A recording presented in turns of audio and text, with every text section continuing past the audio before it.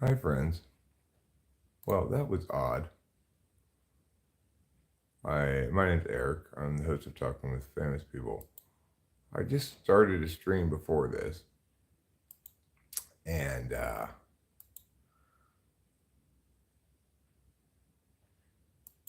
had a little problem getting started, I guess. But then it did start. As soon as it started, it told me I had been streaming for 45 minutes already, even though I just started the stream. So I don't know quite what to make of that phenomenon. I've never encountered that before.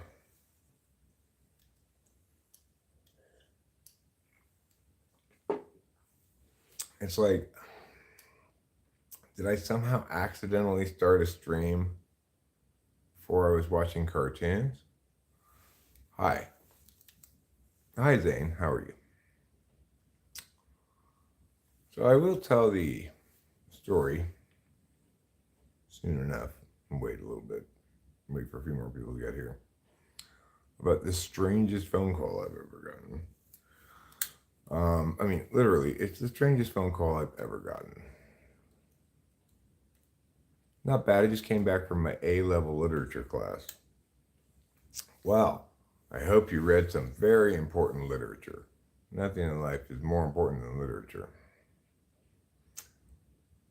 So, yeah, anyway, I don't know how that could have happened that I opened the app to start the stream about, I don't know, 10 minutes ago, titled it this title, and then tried to go live and failed to go live.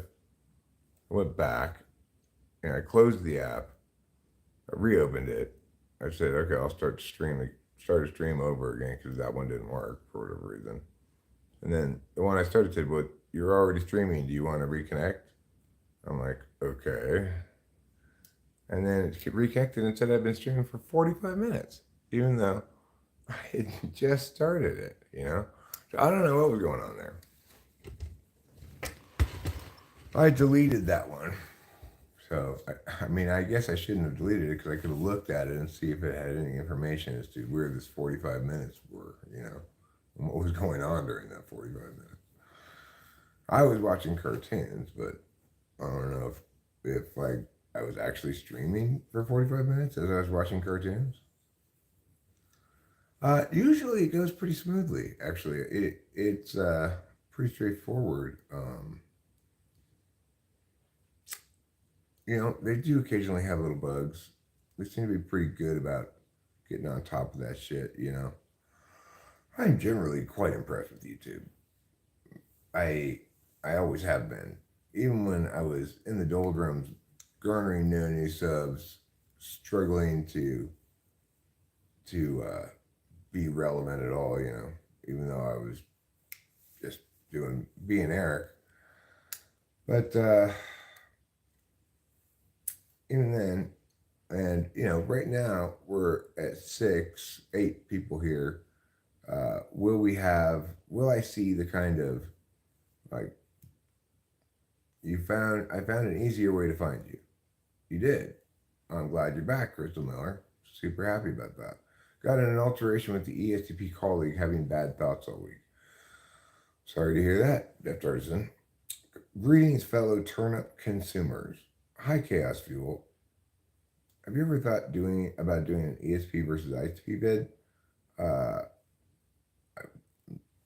sure, I've probably thought of it, but I've not yet maybe done that. Okay, I'm going to tell this story about the strangest phone call I got last night.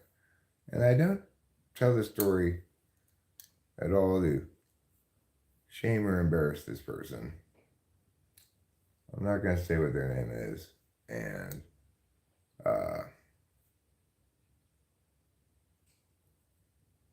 but anyway,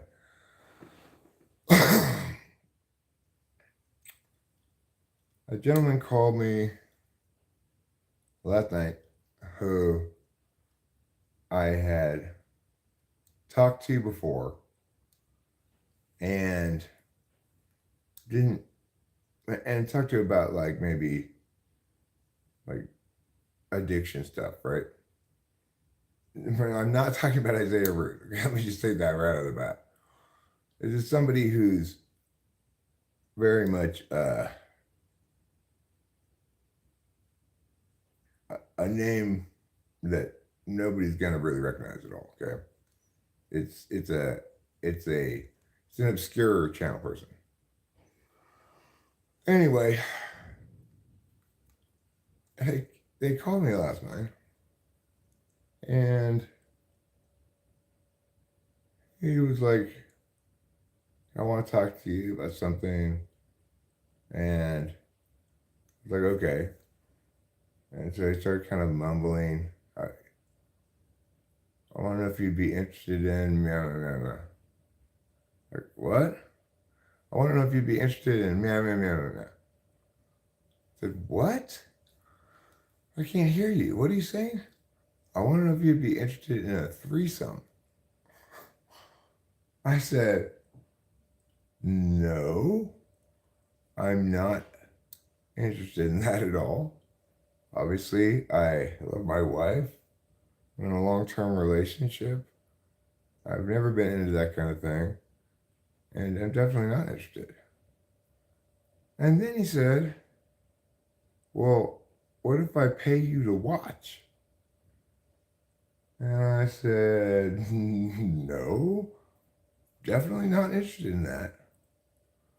And then finally he said, well, can you send me a picture? I said, well, what do you need a picture for? You can see pictures of me all over YouTube, looking at any video. And then he said, not that kind of picture. And I said, no, obviously not. No, what do you, and he said, I'm sorry, I'm really sorry. I said, like that's okay, I guess, but where would anybody get the idea that I would be interested in anything like that?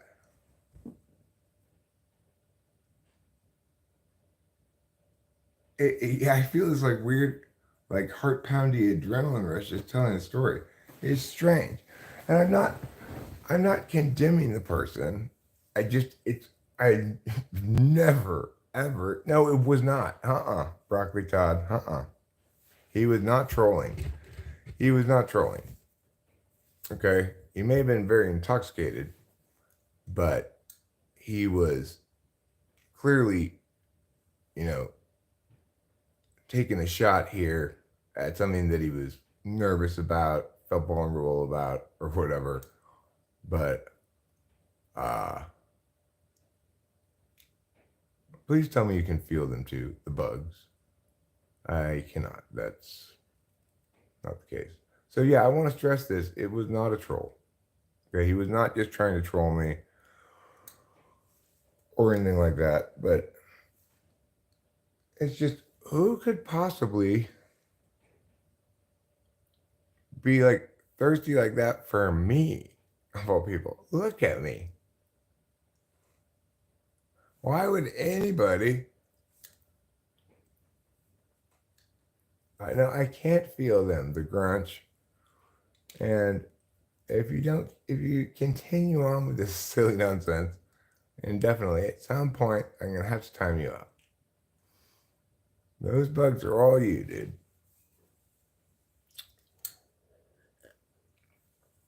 But I've never even imagined I'd ever receive a phone call like that. And no, it's not scary because it's like I could tell that he felt very vulnerable about it or whatever. Um, he apologized, but it was just so not a troll, not dangerous, but the strangest phone call I have ever gotten. And obviously, somebody who's not hearing what I say and understanding that they should take it at face value, you know?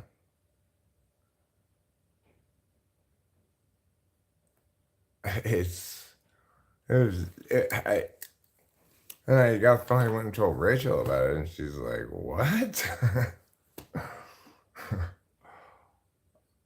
Hey, yeah, it was the craziest phone call I've ever gotten. No, he's not gonna call her. He got permission from me to call me before I talked to him. Psychosis bugs from smoking methamphetamines for 2 months and no sleep happens. It's okay. Smoke more methamphetamine, the bugs will not go away. Yeah, well, you're probably way too thwacked out if you're actually experiencing that, the grunge. You need to do less meth. I agree with Jacksonville Kid here. Anthony Venture, you want to tell us about your call? I mean, so I'm not worried about him like harassing me or anything. I think he probably feels a lot of shame and regret over that call and probably won't call me again or anything. I mean, I'm not going to take any more calls from him because I didn't know he was interested in talking to me because he was interested in me in that way. I mean, I've never experienced anything like that before. I've never even had a woman call me and be like, send me a picture of yourself. Unless things have already moved along a certain direction. Um, like obviously there was before Rachel actually came out to LA, we had a you show me yours and I'll show me mine thing on video conference. But that was because you know, I wanted we wanted to date each other and we had put in time talking. It was clear that was the case and stuff. Adam Ben, do you see me smoking? I'm not smoking. Why would you tell me to stop?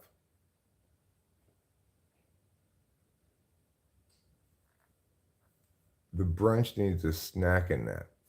Had to make sure it was good enough before you move in. Well, I just wanted to make sure we both know what we were getting. It was more like I think she probably needed to see more than I did. She didn't position it like that, but I felt that would make sense. Random person giving me a referral for work, then the random guy started demanding things that I don't get paid for. I just ghosted him this morning. Weird how our timelines get intertwined with people. Well, I think Adam, Ben, and instrumental conductor, you guys should fight it out as to whether I can smoke or not. If you stop, the bugs will win. I'm not sure how that works. I don't understand bug logic. No, I can't feel them, the grunge, because I'm not super thwacked out. I just need to hear it. Okay, I can feel the bugs. I can feel them very clearly, in my imagination. There are so many of them, I agree. How are you? Says instrumental conductor. I'm fine. I got to watch 3 really good cartoons this morning. I enjoyed each of them very much. I watched Sasaki and Peeps. Then I watched The Weakest Tamer Cleans Up the Trash. Then I uh, watched Free Run Journey's End, which is just so good. Oh my God.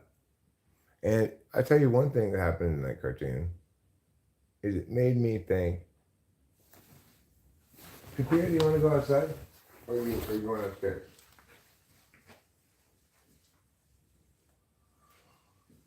Hey, she's been upstairs. It's fine. She didn't want to go outside. um, what was I talking about?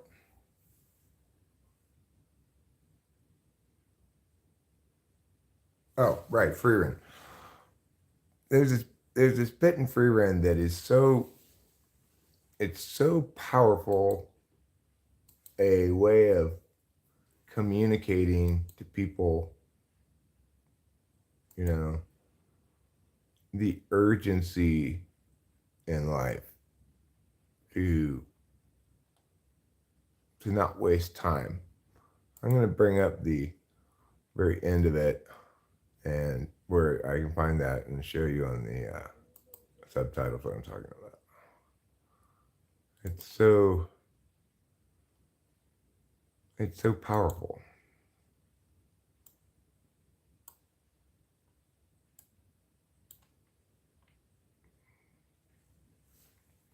All right, here it is. So let me go back a couple things.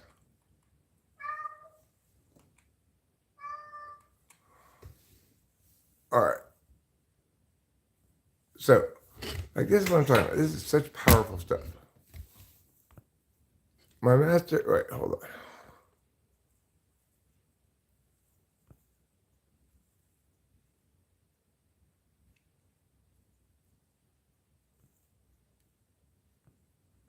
I'll get back a bit. All right. Humans have limited lifespans. They exist much closer to death than we, the elves. We must all make important decisions at several points in our lives, but humans cannot afford to delay. We can afford to wait a century or two. Even ignoring them for a millennium poses no obstacle, as our time is closer to an eternity. So, I think the point of this is that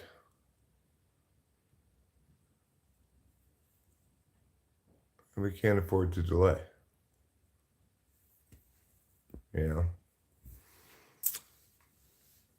When you think about a human lifespan from the perspective of the elves in this show, it really drives home, like, we don't necessarily, I'm not watching the whole thing. I just wanted to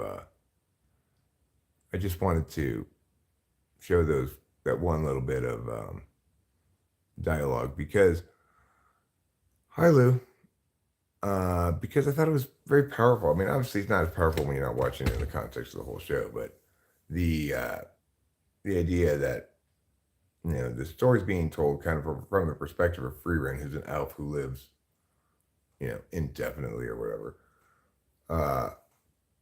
And it gets you to kind of think in that mindset of how different life would be if you lived for thousands of years.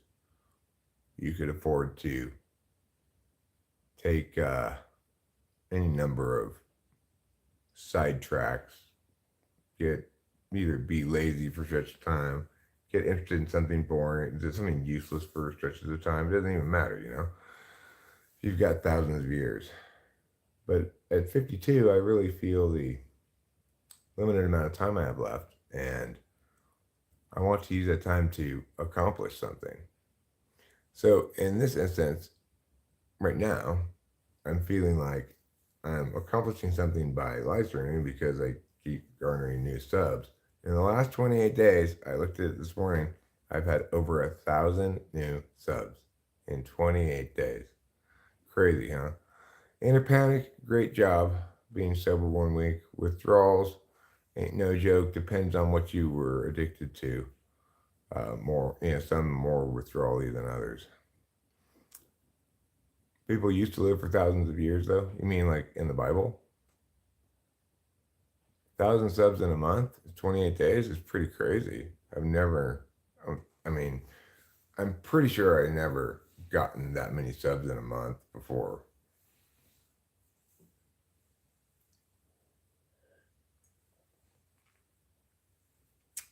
Well, people don't live that long now, even if they did live that long before. Andrew plays, do I have to cover this topic every single day? Obviously, Israel needs to give the Palestinians authority over themselves to stop keeping them in the second-class citizen apartheid state. And that's the number one order of business. So, It's not Israel or Palestine. I don't choose a side like that. I determine, in this instance, what is the correct position, and that's what I always explain. Whole thing is like RPGs. Why would a mage in waist in heavy armor, or why would a tank level up ranged attacks or ignore their mace and sword, etc.? I mean, life's like that. It is kind of like that. You don't want to spend too much of your time working on things that you aren't, uh, you don't, that don't express your maximum talent level. Today I'll be sharing the wise insights of Kim Kardashian for your pleasure. You exist. You are a human being. The sun shines for you when your eyebrows are thick, natural, and amazing. Excellent, Sean L. Well done, sir. My eyebrows are thick and amazing. Maybe that's what enticed that guy to call me last night. Strangest phone call ever. Because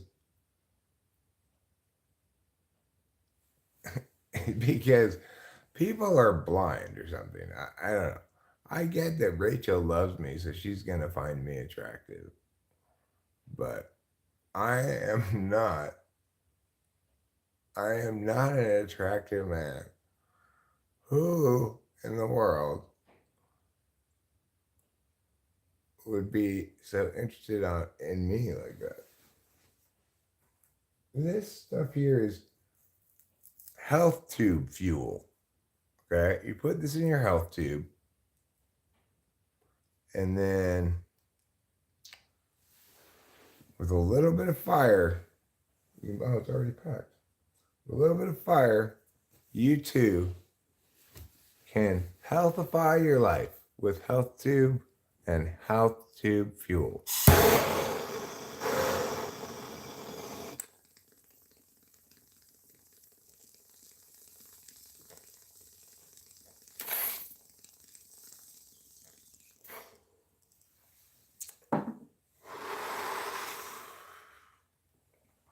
No, I'm not hitting a dab.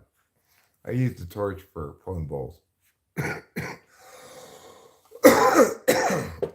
Because it's less likely to clog.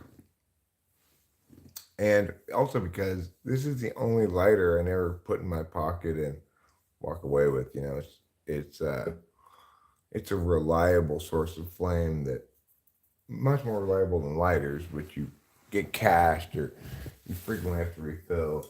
But these just got to get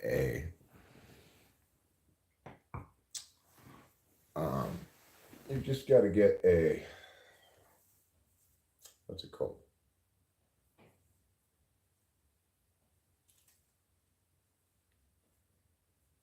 A new propane bottle periodically.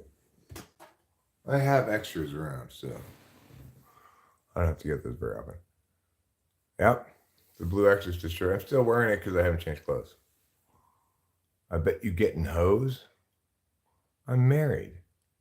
Oh yeah. Please do delete that. I was gonna do it myself, then I pulled up bowl and forgot about it. Or, you know, thank you for that, Lou.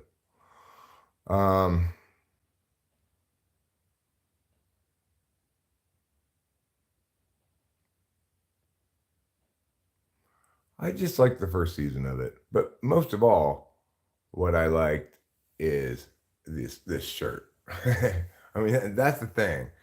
This shirt does not mean I loved Blue Exorcist so much. It means I loved this shirt so much in Blue Exorcist.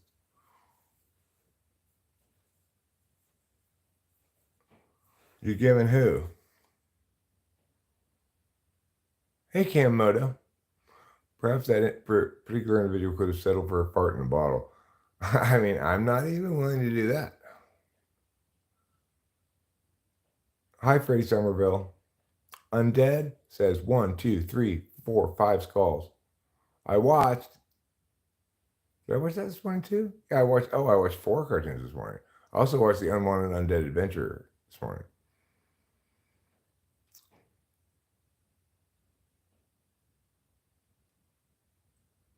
Boba Fett, mind your own SI business. I do, but I also second guess both. Unless you have three. No, no, no. I haven't changed clothes.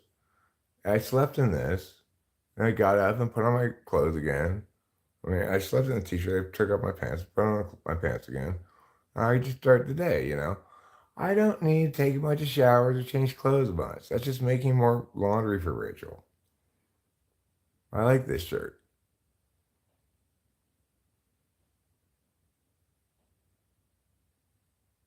Welcome to the big league. My tributary is meeting the greater river. Elaine loves all forms of SI. I'm quite fond of them as well.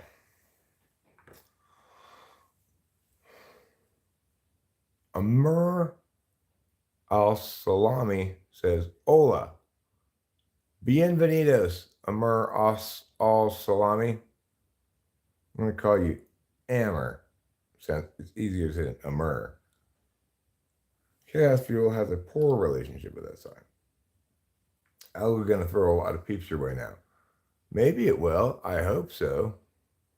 But it's hard to say, Lou. I mean, Boba. Um, Very hard to say because just because I'm over 10,000 subs is not a good reason to conclude that YouTube is going to favor me more necessarily. Anya Forger says, what is SI? It means introverted sensing. It refers to stuff like being sleepy, being hungry, um, going to the bathroom, needing to pee, you know. And it also refers to a frame of reference where you you understand new things by seeing how they relate to your previous experiences. Hopefully that's a good enough explanation. I do have those tags, don't I? It's just typology. You're only allowed 3 tags: typology, psychology, personality. You can put more, but they don't do anything. It's, conceivably I could uh, change the 3 to 3 different ones, but those are the 3 I chose. Hey, where are you from? I'm from the United States of America, also called the USA. And the state I'm in is California. And where am I in the state? Right smack dab in the middle of the state, in Mariposa County. Royal Rajasthan culture. I guess wherever you're from, they have Rajasthan culture. Can you tell us what Rajasthan culture is? I go to the bathroom with NI. I've seen some people do with SC. Well, the thing is, even when you're going to the bathroom, it doesn't mean you're paying attention with SI. For example, if you're going to the bathroom, but you're on your phone and you're thinking about something else, then you're just autopiloting that evacuation of your bowels and bladder. And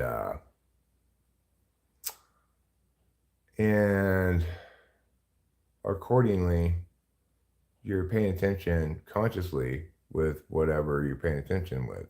So it's like if let's say you're going to the bathroom, but at the same time you're talking to your significant other through the door saying, listen, don't forget to get some milk today. Well, then in that case, if you're talking about stuff that you're remembering and telling him to remember, it's very SINE kind of a thing. Any you could call as, you could say is literally just saying the words out loud. The SI is providing all the data that's being stated. In that case, your SI is split between you peeing and you remembering stuff.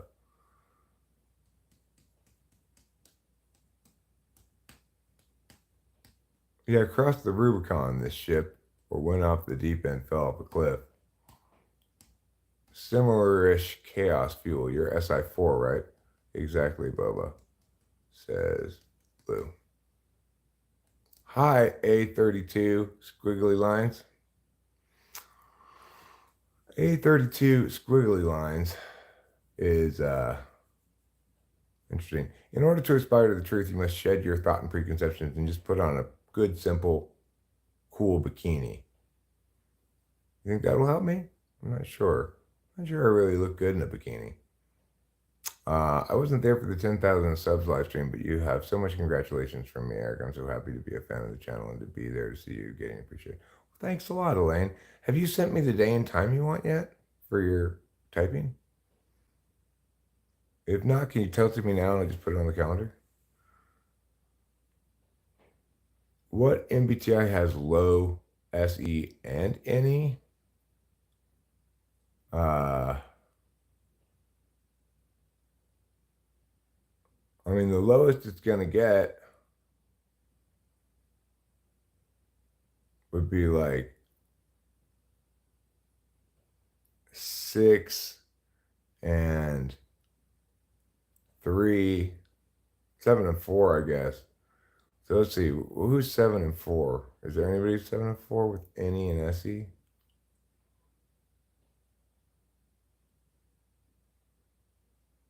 No, there isn't. It doesn't work like that, right? Well, you could have a 4 and 8, like somebody NI fourth has NE eighth, but NI fourth means SE Dom, right? NE third, ESTJ, ESFJ have SE six. So that's not that weak, right?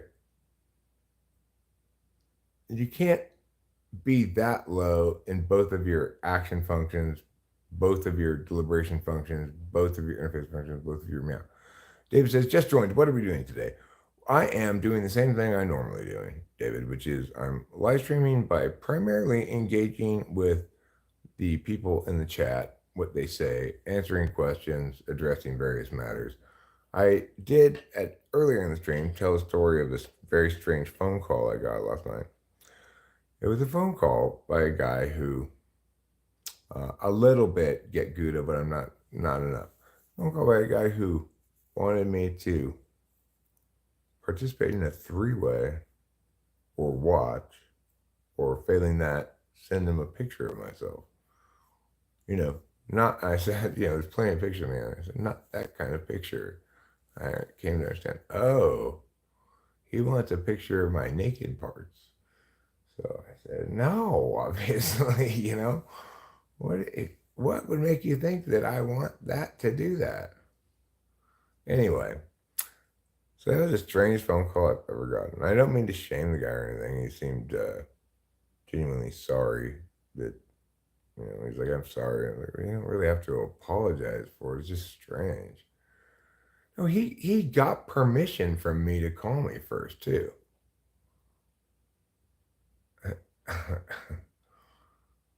So it's not like he just called me out of the blue. I had spoken to him before. I didn't obviously get the first time in the first conversation that were from his texts, which were like, I want to be your friend. Like, I didn't interpret it properly, I guess. I don't know. I just never had anything like that happen to me before. I've never had anything like that happen to me before from any human being, man or woman. Hey, are you giving away free mustache rides? No, I'm not Hulk Hogan tights. I'm not. I'm sorry. Nor am I giving mustache rides away for money.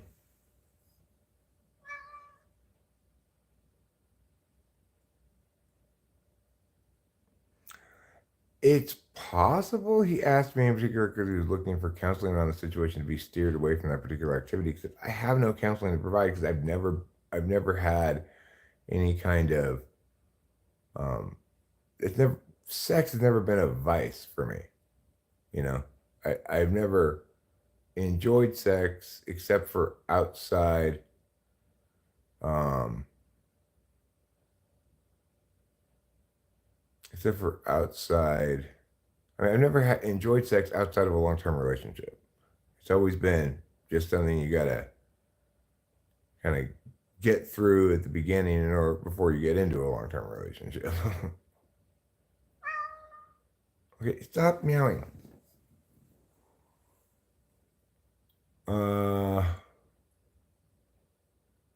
Well, cognitive function of any is associated with highway hypnosis. That happens to me every time I drive, and it's a bit creepy.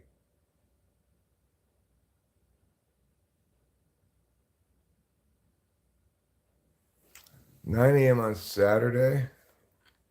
Let me check. I think I might have another one tomorrow morning, but let me see. I've got one tonight at 6 o'clock. You want it at 7 a.m., did you say? 9 a.m. 9 a.m. on Saturday is fine. I'll put you on the calendar right now. Elaine.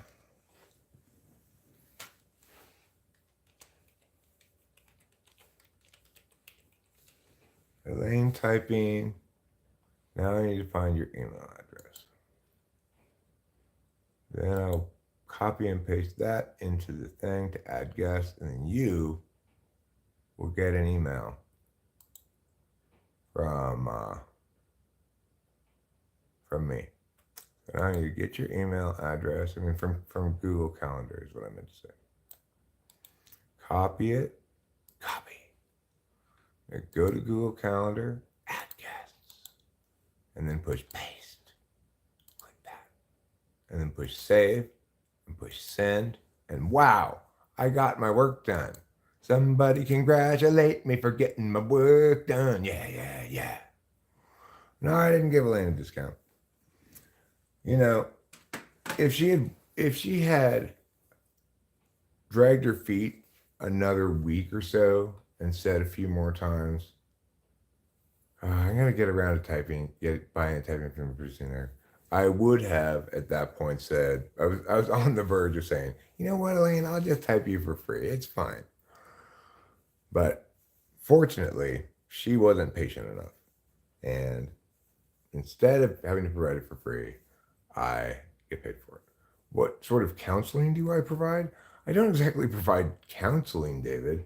I do provide a service periodically to people who want me to tell them what personality type they are, and I have a bunch of tests that I use, and I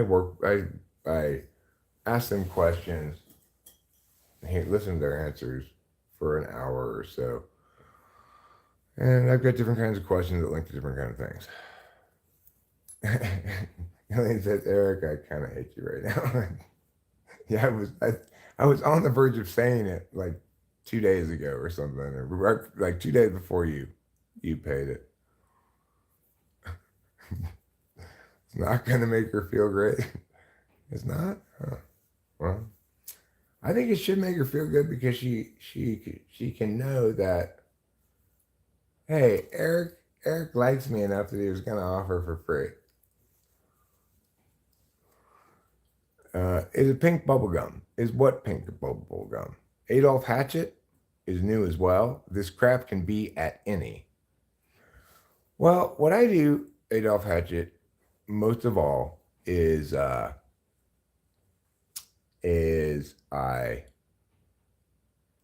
respond to things that people say here.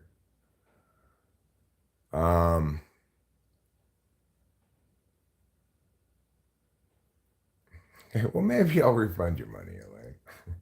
Probably shouldn't have said that, but now that I did, maybe I will.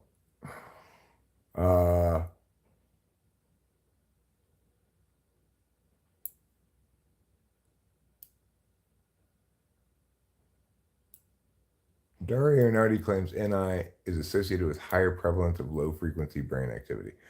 It's possible. It would be nice if we could utilize those technologies in conjunction with what I'm doing so that you have the other half of the equation, Because I don't trust Dario Nardi to know how,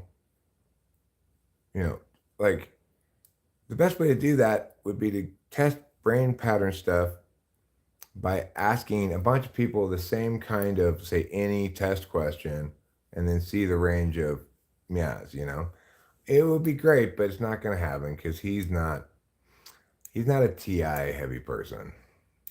I am not dis, says JK. Bro has been mewing the wrong way. What is mewing? I gotta look this up.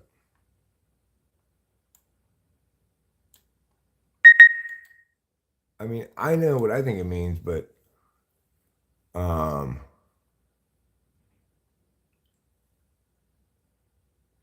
like this,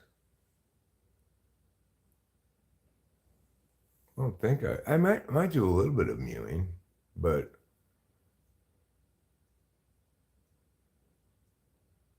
I don't think so.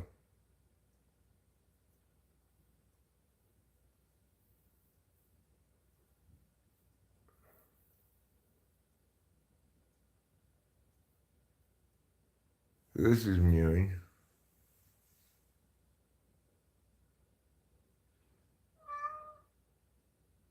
I probably did some of that when I was younger. I don't think I think about it right now. Would you rather smash the hottest trans woman in the world or the oldest woman in the world? I would rather smash neither because I am happily married. Old guy. Shh. What's that second emoji mean? What is going on in that second one?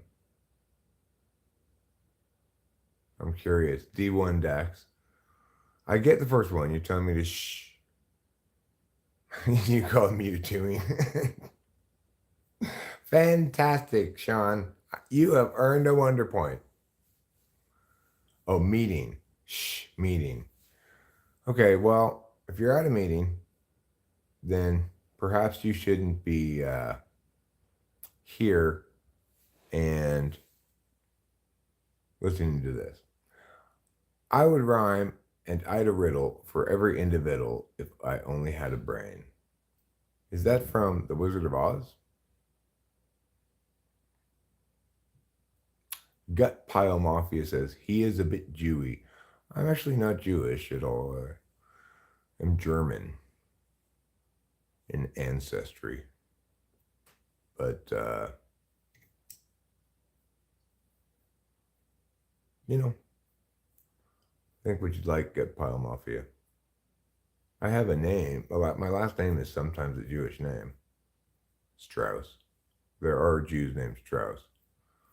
My family don't come from Jewish people. Like my dad's, like my grandma on my dad's side and her parents and stuff. They are Pennsylvania Dutch. Uh, it's called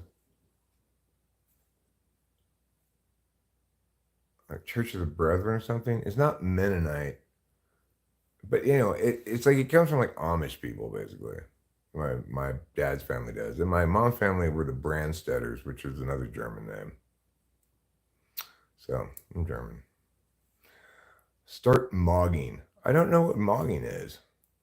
I'm interested in the new slang of the youth, though, so I would Google it, D1 Dax, because you seem to be hip to the new slang of the youths. Mogging means you look better than someone else. Think of mogging as one-upping someone in terms of physical appearance or attractiveness.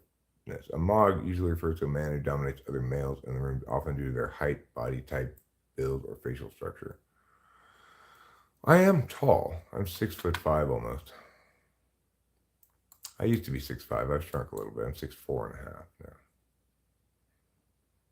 So I don't purposefully mog, but it's because while I'm often I've often been told I'm intimidating by other people.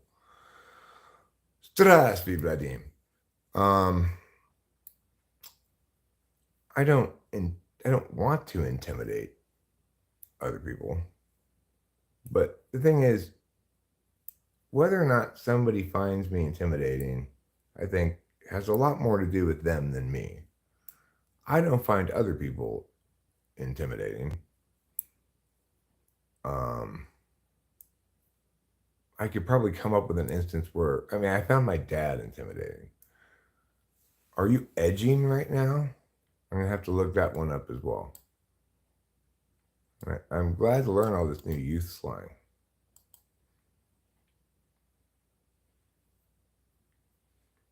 No, I'm definitely not edging right now. Okay, enough. You've asked it. I answered it. You're about to get yourself on timeout.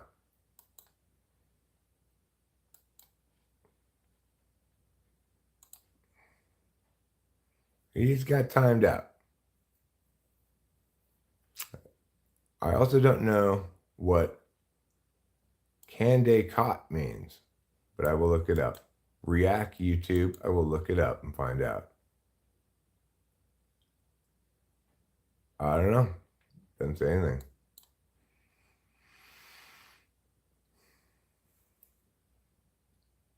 You look and sound like Joe Biden. Pencil 69, you seem to have difficulty with both your eyes and ears. I neither look like Joe Biden, nor do I sound like him. Spiritual Mez says, that's WTF, why would you say that? Physiology works different for men and women, but Joe is camel. Okay, React YouTube, fine. Did you vape any baby gronk tonight? Nope, I didn't vape any baby gronk tonight. What is baby gronk? I'm going to Google it. Find out what people are saying.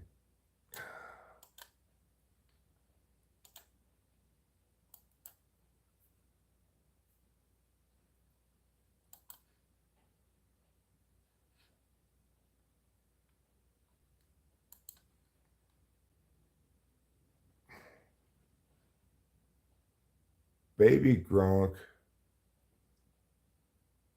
is somebody who's 12 years old. What do I think of modern women? You look like Mike Tyson, but white with no tattoos. Hey, I'm fluidly transracial, okay? Don't call me white. I mean, yeah, I got a lot of Riz, apparently. Apparently I do, as I learned last night. But I don't want to hear no bullshit from you skibbity bomba class. What do I think of modern women? I think that modern human beings include modern women. And I think that what you end up doing in life is you meet and interact with a variety of women, each of whom is a distinct human individual. That is what I think of modern women. So you're black? Not today. I'm fluidly transracial, Pencil 69. Today, I'm, let me see if I can feel out the race here. Oh, I'm Georgian from Georgia in the Eastern Europe, not the state in America. Why are you sad, bro? Why am I sad? Why am I sad? Why am I sad? Why am I sad? Because Pencil 69 won't let me be fluidly transracial. That's why I'm sad. White Mike Tyson is just Tommy Morrison. Good observation, Fly Guy. Sean L says, I like my women like I like my coffee. A momentary comfort in the midst of all the suffering. Thanks, Nietzsche.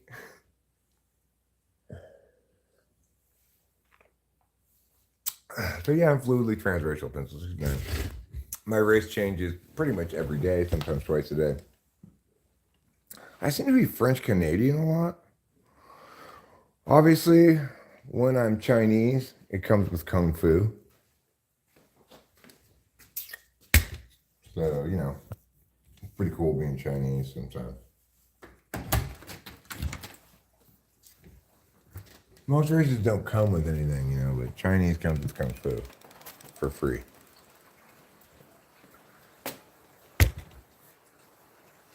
Now, who are you? New to Adolf Hatchet. I'm Eric. The man, the myth, all things to all people, Eric. That is who I am. Bringer of the truth, bringer of the light, corrector of the wrongness, deliverer of justice. I am Eric. Hero of the people, transcendent being of light. I am Eric. All these things and more am I.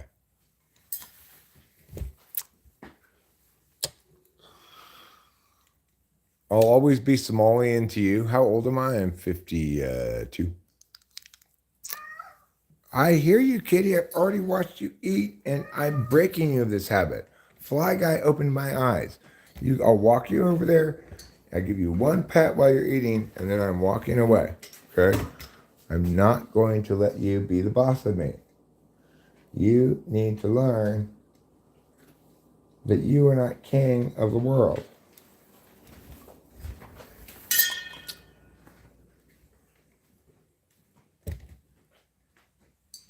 This isn't correct.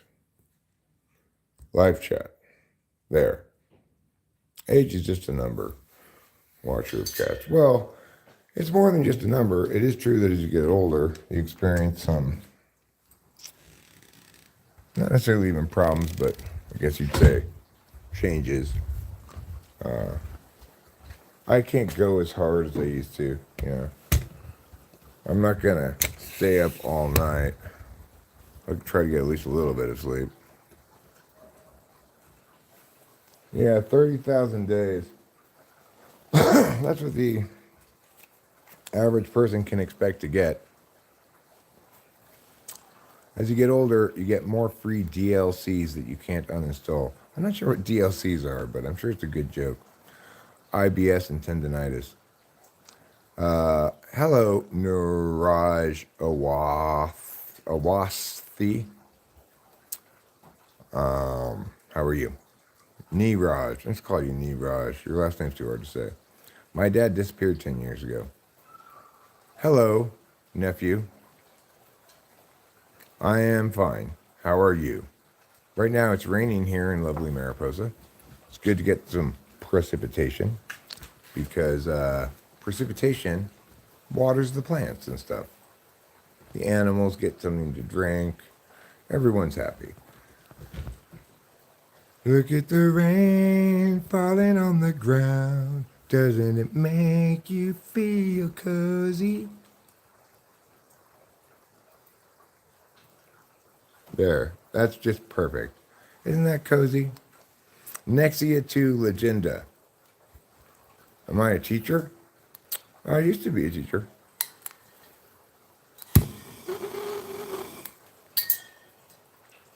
Then I was a debate coach.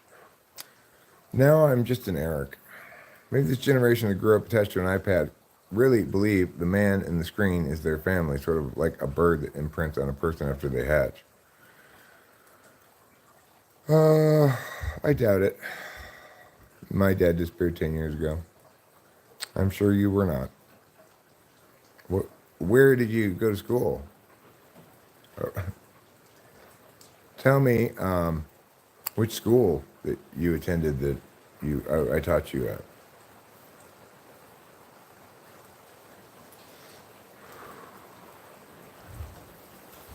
So just tell me which school you attended that I taught you at. I am from... I don't know what that is. I've never had anything to do with that.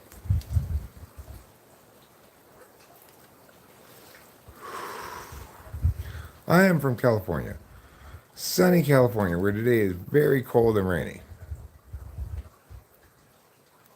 Yeah, I know. Why are we looking at the ground, Sky Gang? Oh, I know. I just wanted to clarify that there was zero chance that he actually was my student. Because, some people want to be spiteful and stuff. I'll put it back on my face in a second. At the moment, I'm using a health tube, and YouTube will age restrict my video if I have a health tube on camera. So Accordingly, I'm having it off camera. I feel that you are living in the past through your head right now. I'm living in the past through my head right now?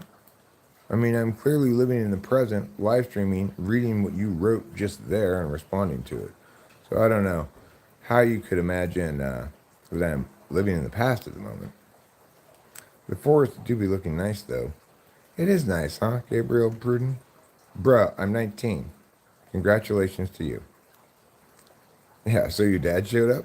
Exactly. That's what I thought when I read that, too, but I just figured, I just let that go.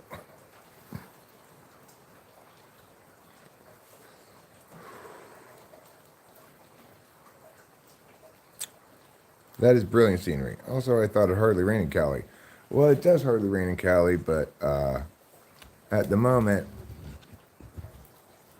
as you can see, across the way to the hill there, we're getting some steady rain.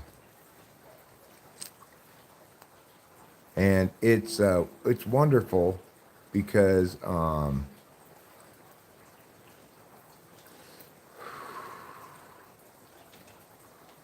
there's no squirrels to be seen right now.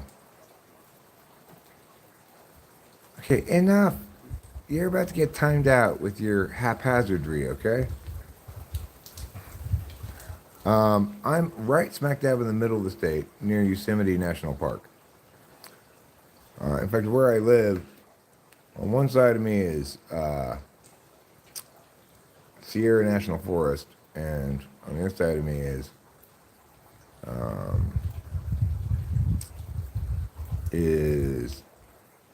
Yosemite. Weed's legal in California. I wouldn't even get arrested. I have no problem revealing my location. It's easy to find where I live. I am not inviting people to stop by randomly, but I live in a very isolated place and I'm armed, so I'm not worried about people, coming out here and meowing. Yeah, Rachel and I actually drive around smoking weed all the time, but, concentrate anyway. I'm living in a first. Yeah, I am living in a first. It's not that forested around here because in a lot of areas right near here, there was a fire that burned a lot of trees. But you go that way towards Yosemite, then get good forest and yeah, well, since we moved here, we had a super wet winter last year, and we're having a nice solidly wet winter this year. Not like mega wet like last year, but still very much above. We're above average now. We had kind of a dry fall. In California, we're all kind of obsessed with water. Do you see any animals in the first? Yeah, we've seen a couple bears, and I've seen lots of bobcats, and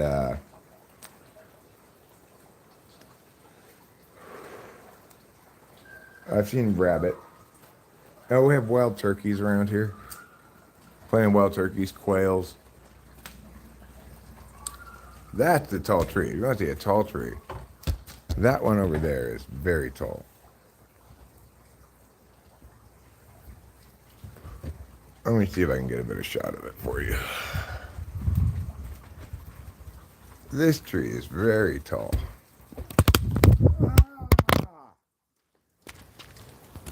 Oh no! Is it okay? Is everybody okay? This tree is very tall. It's a big old tree too. Like, to show you how big it is, here's my hand. Like, I could definitely not put my arms around that tree. And I do have long arms.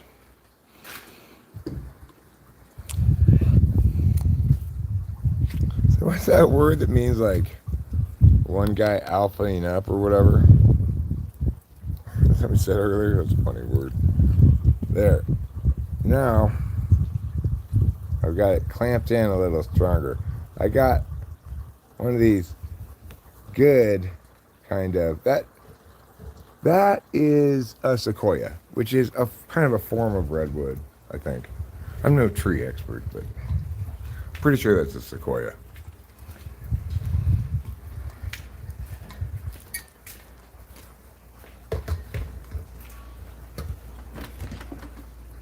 And in fact, this past Christmas, uh, right here where the table and the printer is right now. Well, actually, we put it here. It was too big for there. We put it right there. We had a grand fir that we cut down from our own hill, and that was pretty special, really. I've never had that kind of experience before. My cat's here. I've got two cats. One of them's down here.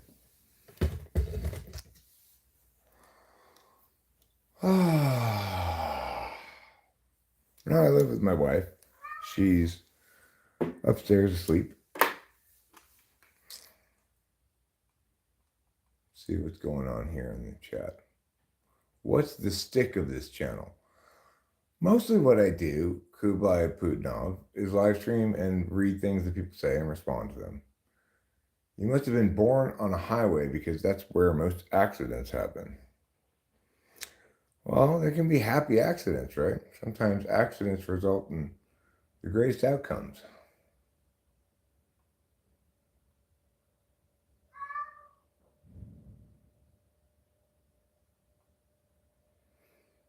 Do they attack me first?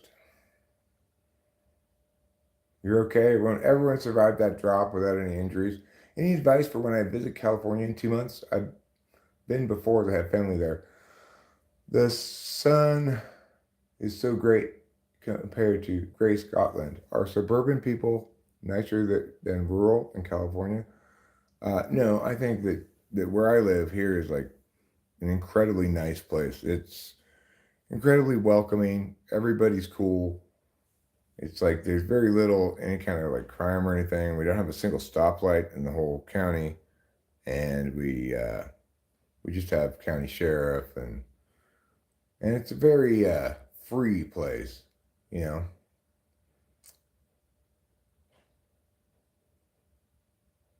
Yeah, well that sequoia is probably not old enough to to be at nearly its full size. It's currently 44 degrees and windy and raining. My dead spirit said 10 years ago says, I am so sorry, I feel sad for you. Why would you feel sad for me?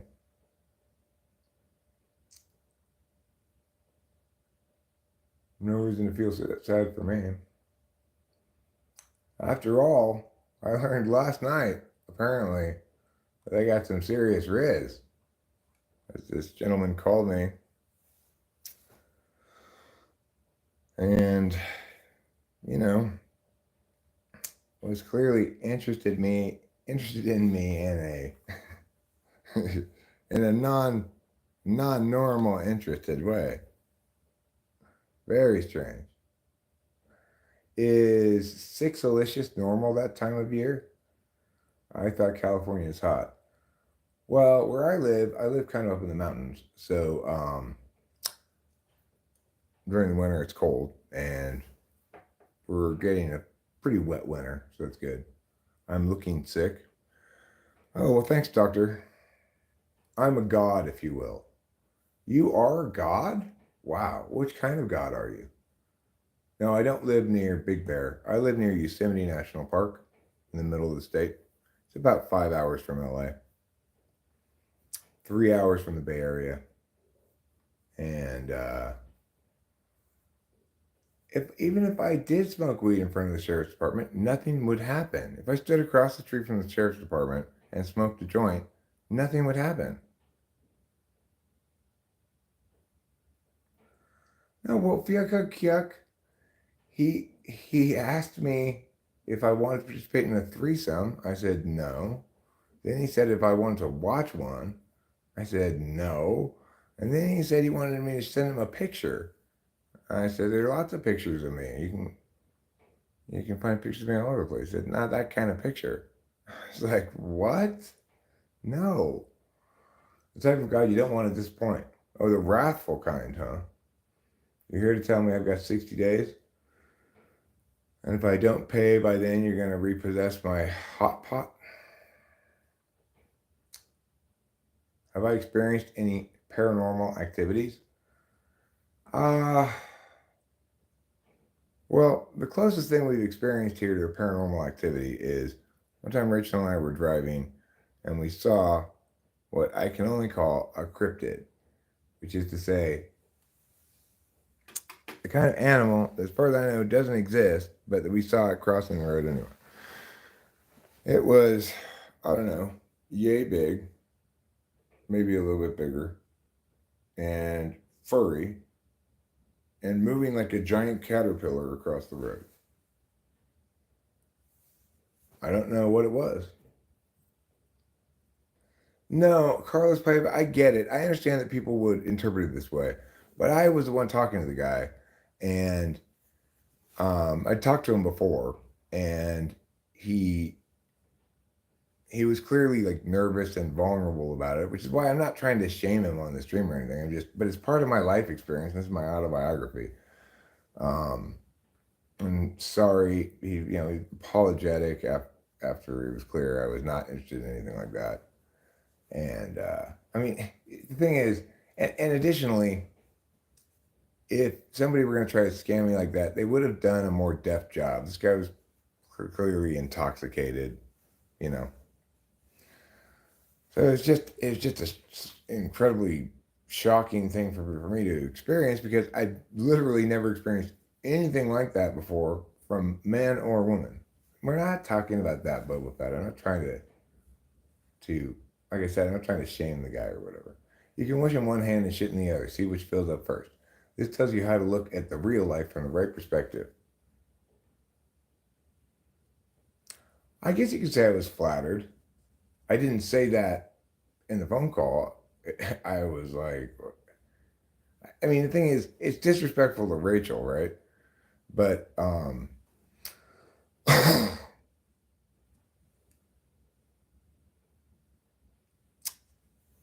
anybody who watches the channel regularly, I'm very straightforward about my relationship with sex. That I am totally monogamous, faithful, and generally find sex outside of a long-term relationship scary. So it's odd that somebody would, um, I guess, think I'm lying about all that stuff. I don't know. No, Joshua, obviously I'm not. Uh, I always wonder if people say that, are they projecting something? Do you feel as though weed has a darker aspect lurking under your subconscious? This is a very personal question, as I got addicted to it. But do you think you may be unaware of a weed addiction you have? Uh, I mean, the subject comes up sometimes, Joshua, as it has in this conversation because I got this phone call last night and I was telling a story about it.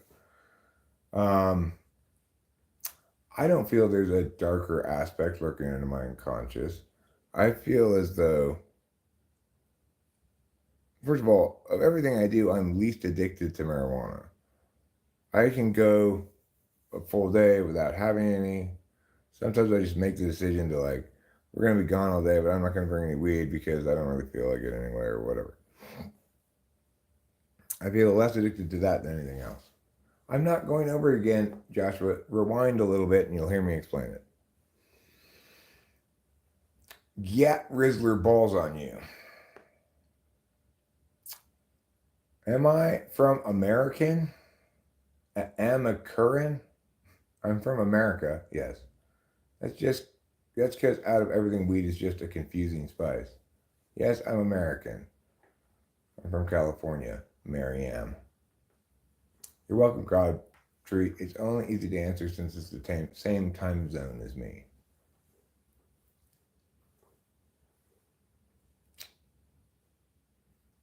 American? What makes you think I'm rich? I'm not rich. I don't rent this house, Joshua. What drugs do you do? What do you got? I'm not answering that question, Drake Bell. Do you think he goes out for 3 days? Sure. I don't think I want to, but I definitely know I could. I have on other occasions. Every time I travel out of the state, I don't have any weed. It's easy. Nope. My income is very small. Guess again. What's going on? What is this channel about? It says Rom Omega Aon. Well, this channel is about Eric, his life, the many things he does. Welfare, no. Again, Drake Bell, I'm not answering any questions about my wiener. You're either rich or got good luck. Well, I could have good luck and thereby have money, but no accurate assessment of things would call me rich, okay? Not rich. Rich, you got $10 million.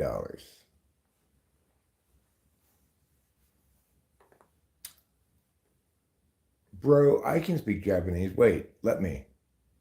Drake Bell, you're about to get hidden and or timed out. Look around. You want to see my house? This is my house. Yes, it's a nice house. But that doesn't mean I'm rich. It just means I own a nice house and good for me. I was not a stand-in for Ron Jeremy. Drake Bell, I don't care how serious you are about asking the questions. I've already indicated I'm not answering questions about that. I don't care how curious you are. I don't do coke. I have plenty of times in the past. Not plenty, multiple occasions in the past. I never got into it. I don't like it. It's not a good drug. It has too short a high, and then you just want more coke. Bye. My dad disappeared 10 years ago. Hi, Blue Elvis. How's it going? Old man, what's some government secrets you know? I don't know any government secrets. I've never been in government before. I do know that here in Mariposa, not just I, but the County Board of Supervisors is rather frustrated with Pacific Gas and Electric for tearing up the roads and then doing a shitty job of repaving them. Thanks, Blue Elvis. I have a NOS tank. You and Callie, we can fill up. I can't do NOS anymore. Okay, I did so many whippets that I gave myself neuropathy. Both my wife and I have neuropathy because of doing too many whippets. So careful about that. Okay, Rick Bell, you can give yourself neuropathy. I am testimony to it. It is definitely that caused it. And you don't want to get that at its worst before it's gotten better over time. But when it was at its worst, there was this, after I did like one more box, because it's been months since I've done them, and hopefully I can handle it again or whatever. That last box, I had neuropathy such that when I put my head down like this, I felt this shooting electricity all the way down my body. You don't want that, believe me. I don't want fentanyl. I have a friend who like actually died from smoking fentanyl and was brought back to life. Were you an addict? I'm a recovering alcoholic, which is to say, I used to be a drunk. I quit drinking a little over 10 years ago. Okay, and I've also spent time in my life as a meth addict. I was a meth addict for several years back in the early 2000s. And I've done it occasionally since then, but I haven't done it in a long time now. I take mushrooms pretty regularly. I have them right here in this thing, in that cookie tray thing. I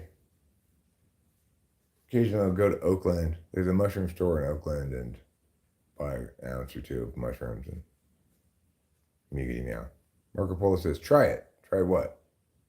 Try the mushrooms?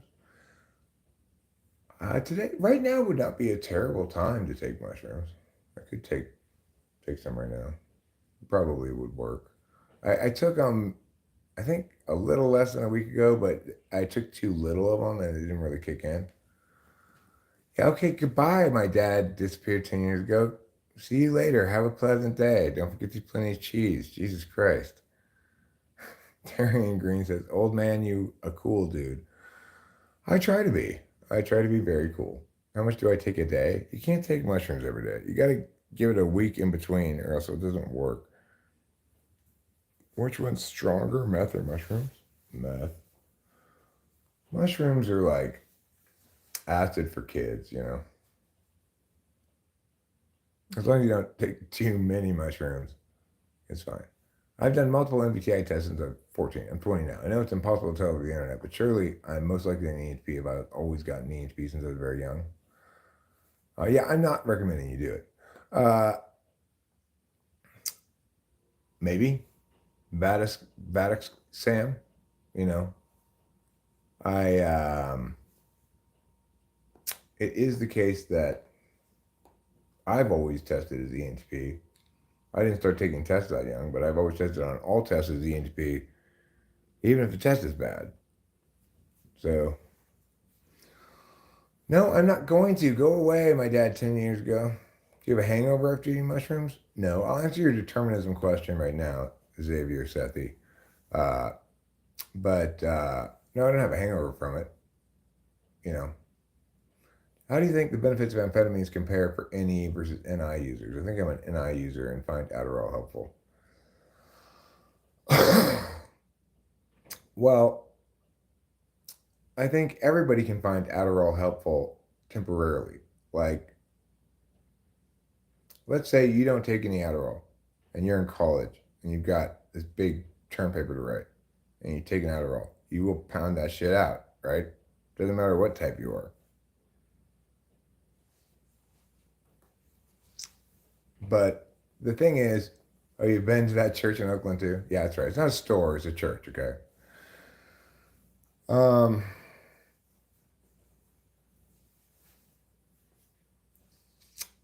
so let me step back a second. This is the thing, the chat's moving so fast, I'm having trouble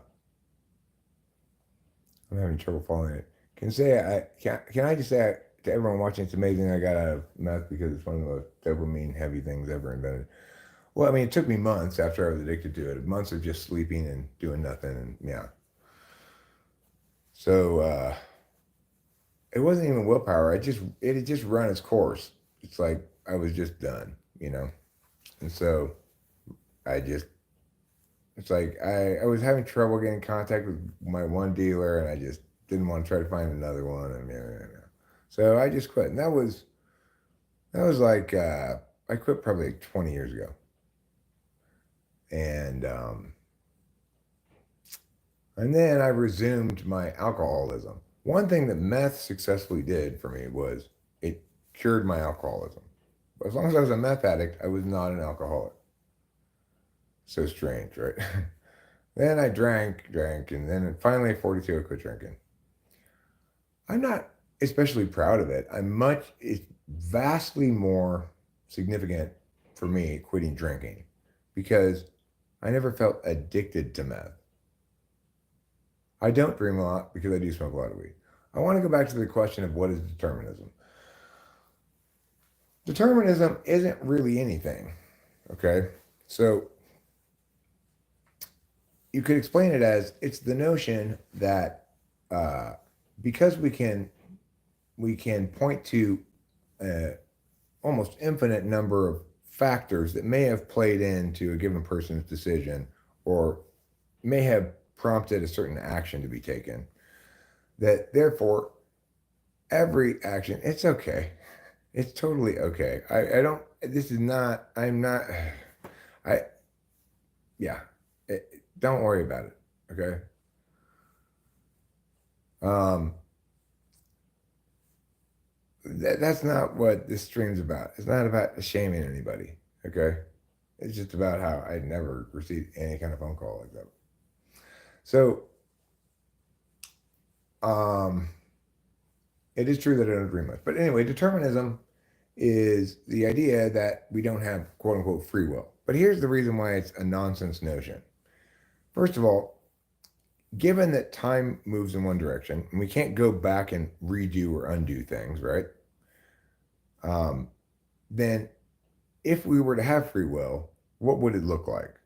Well, it would look like we were able to consider possibilities beforehand, conditionally, and evaluate them on their merits and then make a choice. That's what, at least it appears, we have in the status quo. But most importantly, if in fact determinism is correct, then now I never did anything illegal or immoral to get those drugs. I purchased them with money. Um, anyway,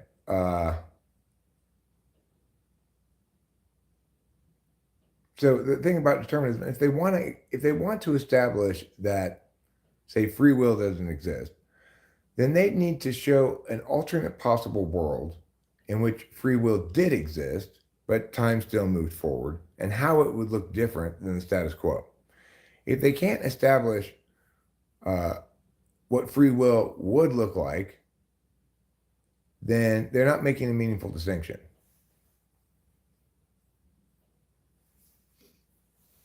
Wow, ssuartscire. I'm not smoking any crack, thank you. Where did you get the drugs from? Which drugs? The weed? I got it in the mail. Determinism is essentially an attempt to remove from the equation of what comprises a human being and what comprises human consciousness, trying to remove from that equation the metaphysical component, you know? So the physical component of life, in a lot of ways, is determinist, in that if I am clumsy and bang into some furniture and hurt my shin, well, that's like kind of you can trace back how you should have been, like why that happened. I tripped over that and then I stumbled and I banged into that. So what caused it is my carelessness and tripping over that. You can be pretty deterministic about physical stuff like that. But when you're trying to eliminate the metaphysical half of things, where an individual has a conscious engagement with life and engages with it, at least to some extent, conditionally. In other words, they consider multiple possibilities before selecting one. Well, that's the metaphysical part of life. And that part is what makes us have free will and things not being determinist. FBI, you're always watching. Good. Tell all of your agents to watch, because I am full of wisdoms and truth that everybody needs to hear, whether they work for the FBI, the CIA, the NSA, or just, the Forest Service. Do you have some trouble recalling some words from the back of your mind? Every once in a while, I'll have trouble recalling a word, but by and large, no. How can you stay standing so stably? It's just more comfortable than sitting at the moment. It's nice to stand up straight. It's kind of like good SI reset. I tend to slump some. This thing is as high as it can go, and it's still not tall enough for me. No, I don't have dementia. My mother died of dementia, so I got to see that whole process. I'm almost hyper aware of anything that might suggest that. I'm kind of terrified of it, really. Having watched my mom die from it, it's horrible. Trust me, you do not want to get dementia. Possibly the worst thing that can happen to you. Like, you don't seem to be speaking with your body so much. Well, I'm not necessarily highly gesticulatory, although I can be depending on my mood. My mood right now is very flat. What's my condition called? Awesomeness. I have the condition of awesomeness. Sometimes it causes people to come in and be like, "You dumb, Eric," because, my Riz kind of scares them. I say, don't tell me that. Just say, yeah, that's probably better. Why are we making determinations of something that's not defined? And the future is not predetermined, and God cannot be distributed by the future because there is no God himself. Well, I mean, I think it's pretty clear that you could, at least in theory, have both God and free will. There's no reason those things are exclusive of one another. And it would be the case that if people have free will, then God would not know the future. And it makes sense that nobody can do what's logically impossible. Since the future hasn't happened yet, it can't possibly be known. And is an INFJ waiting forever to change an uncomfortable cold room by turning on the heat? Lamau. That is true. That is true. How can dementia be prevented? I do not know. My mother did all the things that people recommend to prevent dementia, but she got it anyway. She did Sudoku, she kept her brain active, etc. She got it anyway.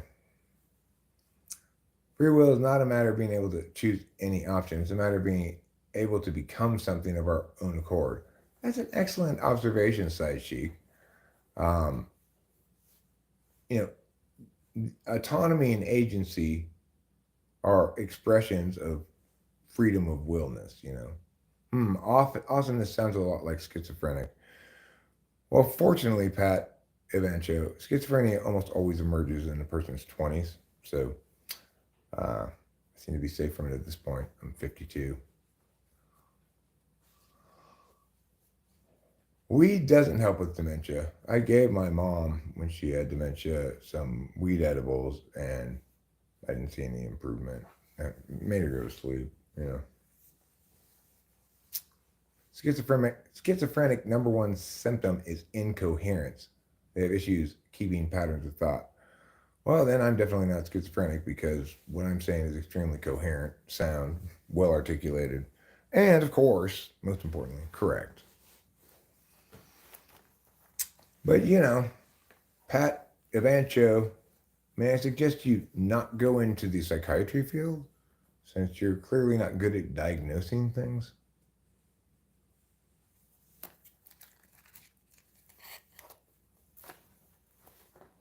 Yeah, maybe it does, Sleazy One. It wouldn't it wouldn't totally stun me if that were the case. Uh, I didn't have any acid to give to my mom. I don't know if I would have given it to her even if I had some. But you know, it's like that's my mindset when my mom had dementia is, well, let's try shit that doctors can't try. Let's try illegal drugs, you know? See what happens. But of course my dad wasn't down for any of that. He didn't think that experimenting on mom was a good idea. Wouldn't we have to have an existence outside of the physical universe to have free will? Well, that's assuming you can collapse all of consciousness down to the physical, but you can't. That's my point. It's like we're half beings of the world and half beings of spirit.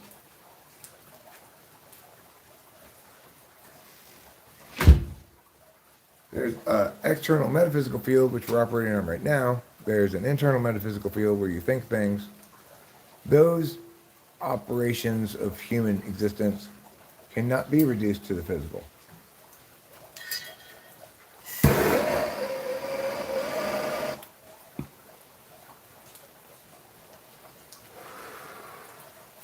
What it do, sir? What it does is everything you want it to do. Dancehall versus reggae. Well, one of them is cool and one of them is full of skibbity wombleclats. Is that what you're saying? There is no spoon. I finally get to see through the matrix. Thank you so much, Sight Cheek. Serotonergic psychedelics may also drive systems level neurotrophin-based functional changes in the brain that could contribute to significant therapeutic effects in dementias. Huh. Well, maybe let's give all the dementia people acid. Dancehall is better, says Earlam. Eric, play it. I'm not going to play it. Through modulation of persistent long-term changes that underlie cognitive improvements. PHUCK Discord. I agree with you, son of Earth. personally. And that's my experience with Discord as well.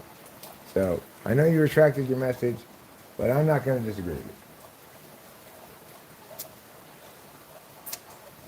I have been diagnosed by Jeremiah Fix as having obstinate defiance disorder. I do not have that. No way. And I'm going to be extremely stubborn about my denial of it. Hard or soft shell tacos? These days I like soft shell because I lost so many teeth. It's much easier for me to eat things that are already mushy. But if I had a choice in all my teeth, I historically, have gotten hard shell tacos.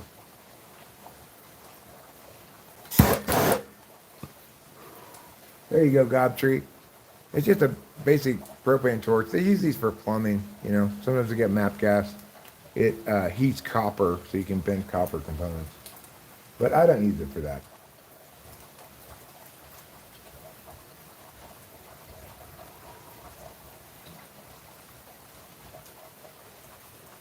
You mean my diagnosis with obstinate defiant disorder is relatable? There is actually a disorder called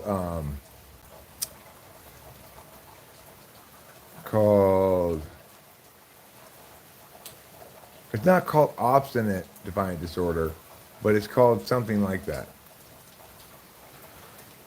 And people they diagnose with it are basically people who aren't cooperative but haven't done anything wrong. It's ridiculous.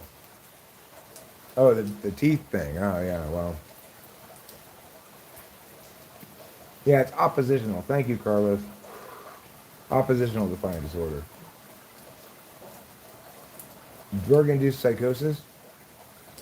Well, there's where that thing to block the white blind sparks. You think I should wear that in order to hide my ugly face?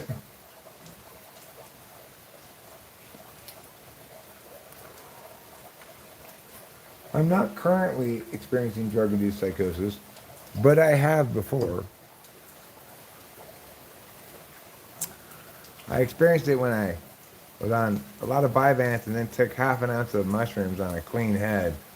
I went a little hard that day. These things happen, you know. I went a little hard on a terrible day when my parents were alive. I was tripping balls, and my dad got incredibly sick, and I had to make the deal with these phone calls with my mother was lost in the system. It was crazy. Silly people.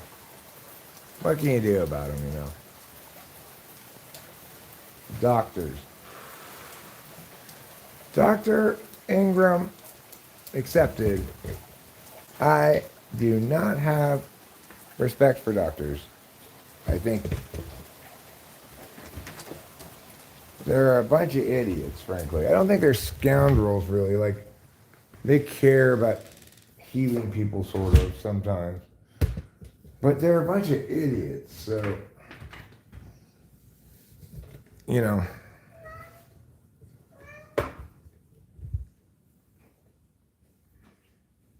Yes, please do like the stream if you haven't already.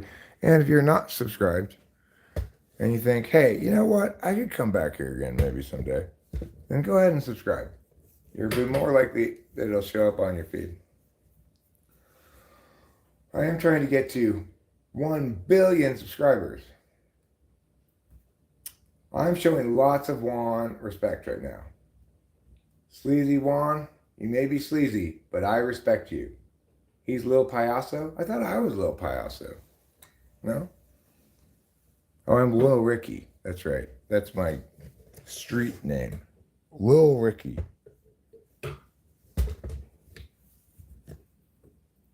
Bring it, gringa. Excuse me, sir. I am a gringo. All right? Because I have a penis. That makes me a man. Yes, all of these little things I've already encountered. The first time I encountered that one, I think it actually might have fooled me for a second. Certainly not the second time or any time after that. Also, Nick keeps coming around. Last name, Gurr. Well, that never fooled me in the first place. And most of these sort of things never fool me in the first place. But remember, I live stream so much that if anybody's coming in with some trick that they heard somewhere else, I've already seen it. So, you're dealing with a professional level live streamer here. I may not live stream in a professional fashion, but I certainly put in the hours. Sounds Polish. What sounds Polish? Kielbasa? Kielbasa are Polish. That's why it sounds Polish.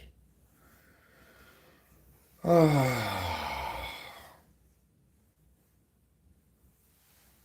feel kind of tore up from a lot of hard living, but I did get a good night's sleep last night.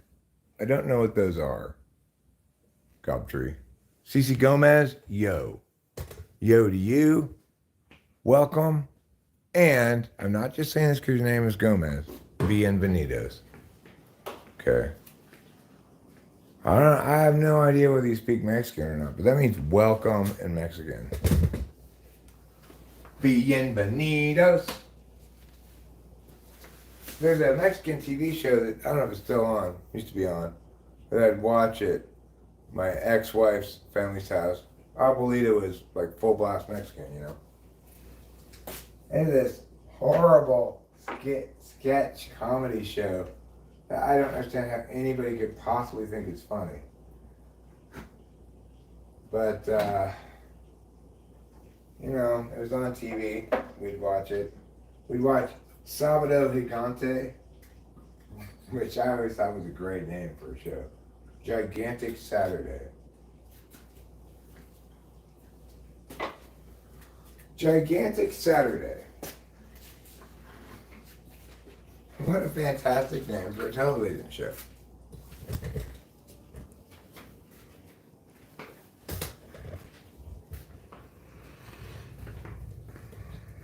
How big is your Saturday? Is it Gigante? If not, maybe you should watch Sábado Gigante on Mexican television. It can help increase the size of your Saturday. Alright, we're going to go in the laundry room now, and we're going to empty out this coffee urn and make new coffee. This coffee is too old. I'm not having it anymore. This is how you pour out coffee into the laundry sink. I like to teach. I like to teach people to do things they already know how to do.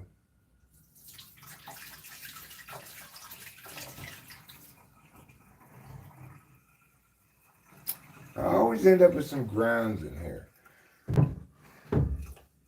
I need to get some more coarsely ground coffee.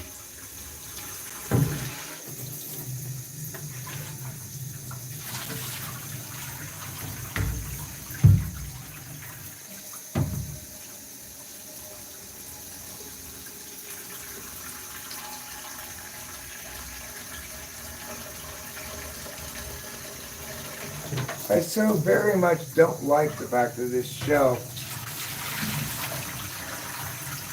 goes over the sink. I want it to end right here. I should just cut it off. It looks like it's got sufficient support that I wouldn't need to move this last support if I cut it off. Here, right here. It should be cut off right there. Maybe we'll do that today.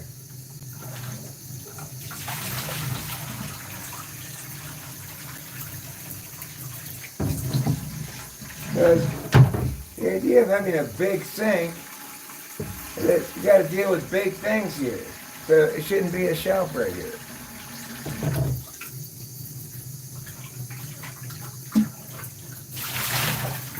Alright, now we're ready to fill it up with water.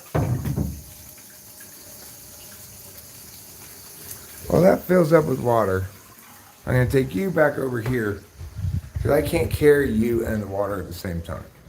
But you're going to get to see me carry the water in through that door there and put it right here on the table. It's going to be a pretty amazing experience for you and everybody else, okay?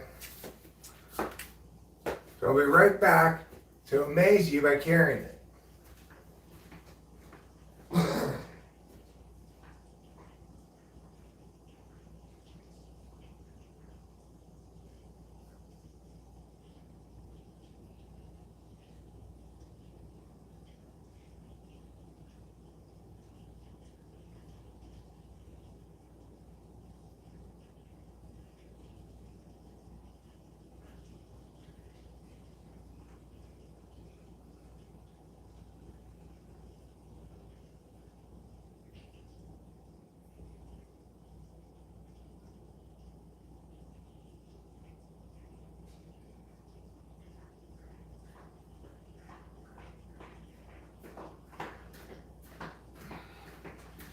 See, here I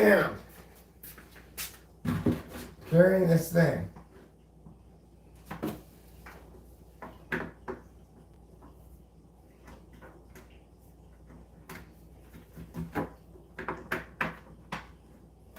Okay, now, the next step in doing this is to put this in here.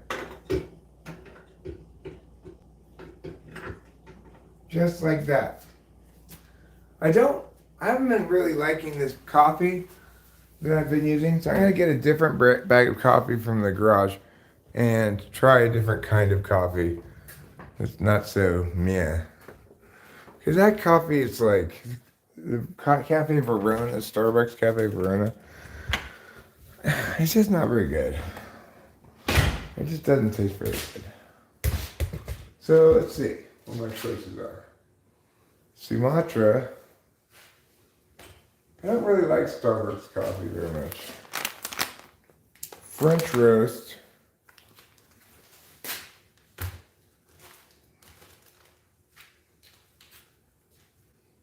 Cafe Loreno. Let's go with one of these Cafe Lorenos. What do you say?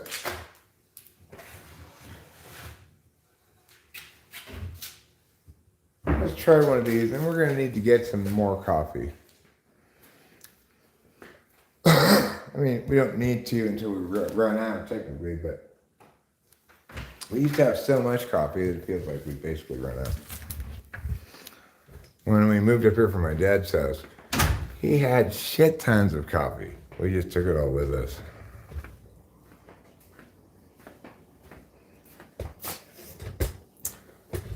Okay, so I got a knife to open up this package.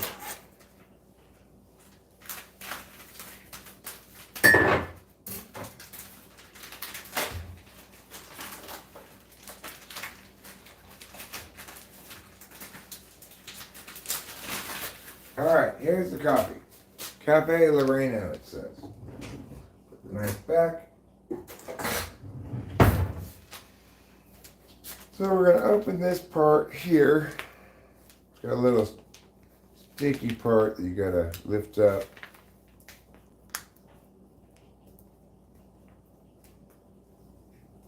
It's being kind of challenging, frankly.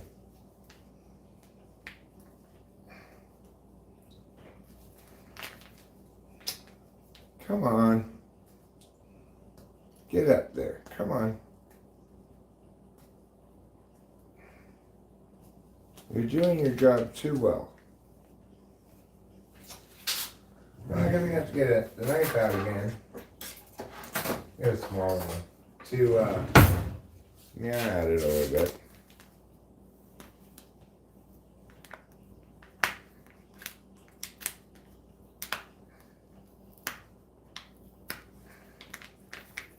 There we go. Ah. Okay. We got that loose. I'm going to open the bag of coffee. I said I'm going to open the bag of coffee. Okay. Your packaging is too good, Cafe Loreno.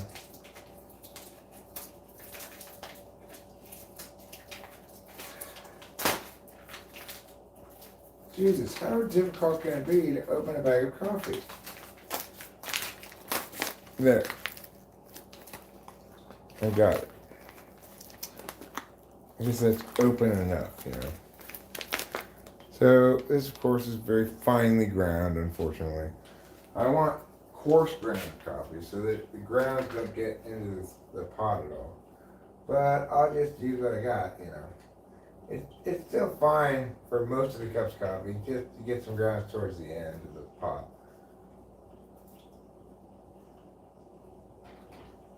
Come on. Pour out. There. That should be good enough. Just kind of push that all around. Make it flat. So that it gets even distribution. All right, there. A nice even distribution. There. Okay. So now that we've got the coffee evenly distributed, we're going to use this sticky thing and close this bag of coffee as per. Now, of course, sticky thing doesn't want to work, right? After all that trouble it gave me, now it doesn't want to work. Well, in order to keep this coffee a little fresher than just meow, I think I will take a piece of this tape here and put it over this sticky thing, which is not sticky.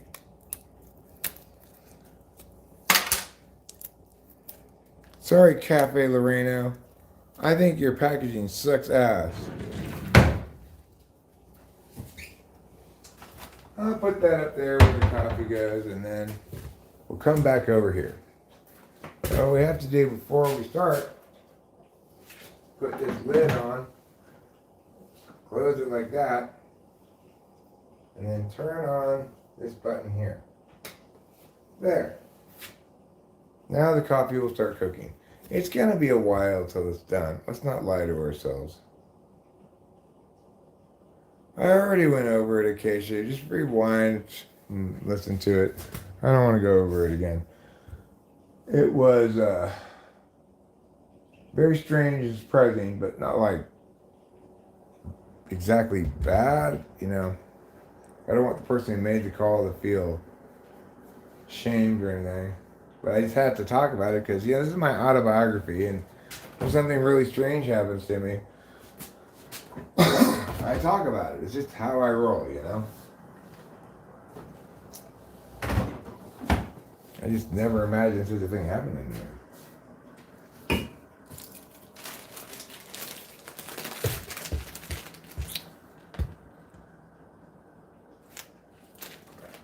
Yeah, you can put it that way.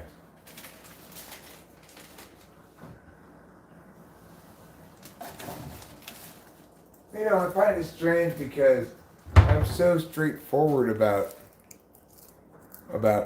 like how I am regarding relationships, sex, stuff like that. That it's an area where I seek safety and familiarity and constancy, and accordingly I have a great deal of value for things like fidelity. And I'm just not that physical, right? It's like sex has never been a vice for me. Never been something that I indulge in. It's just something that happens periodically during a relationship. A lot of times it's like, take me a while to even notice that I'm horny. Like, why do I feel slightly irritated at Rachel right now? That girl with those boobs bouncing around. Something faintly. Oh, I'm horny. I'm such a. I don't have a private face in a public space. I am exactly the same in private and in public. What I say is exactly the truth. I'm not misrepresenting anything. As long as you take the pump out, you can put a ceramic one through the washer and it doesn't gunk up nearly as bad as a plastic fountain. Oh, you mean for the cat water thing? That's excellent advice. I'll keep that in mind. Maybe we'll buy a ceramic. I mean, I put the plastic one in the washer too. We put the plastic one in the washer, it's fine. But I wonder if a ceramic one stays clean longer, maybe we'll get a ceramic one. I have not watched Friday Night at Freddy's. But I really love one Friday Night at Freddy's song. One that goes, "It's been so long since last I saw the day that's on my mind now, and the one I know. It's a great song. It's an unbelievably good song. Delilah introduced me to that song, and the first time I heard it, I was like, okay, I have to listen to that again. I'm not sure quite how I feel about it yet, but I know I have to listen to it again, which is an excellent sign. And of course, after listening to it multiple times, I realized this is a brilliant, fantastic song. I will share the link to it for everybody now. I believe it's called It's Been So Long. It's by The Living Tombstone.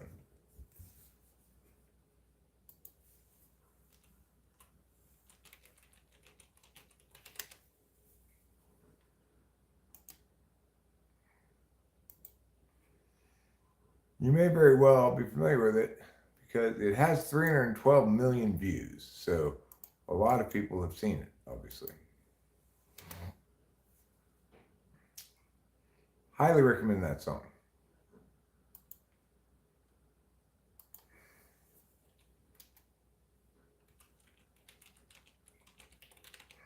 I wonder if I could play that on the guitar. Seems like kind of a complicated song.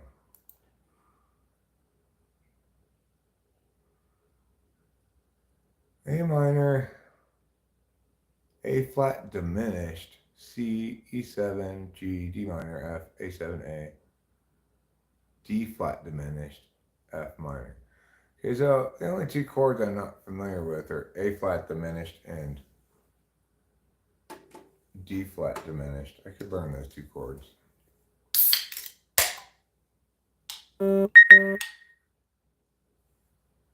I'd like to try to play this song. It's a great, great song.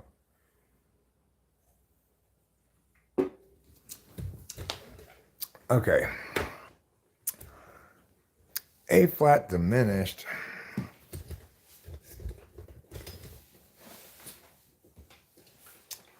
A flat diminished looks like this. Third fret.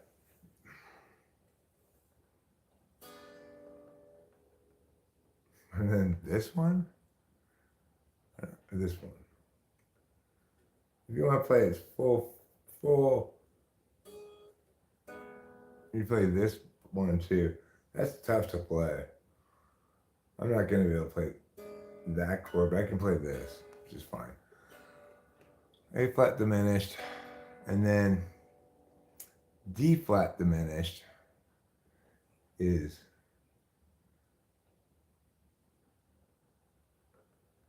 this.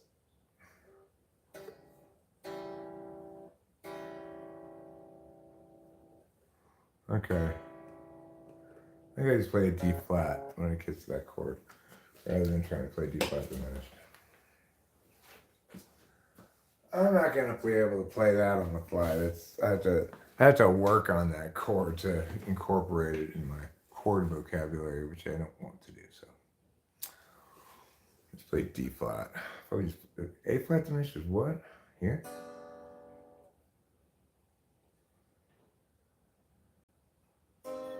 Where is A flat diminished? Third fret, yeah. Like that. Okay. All right, here we go.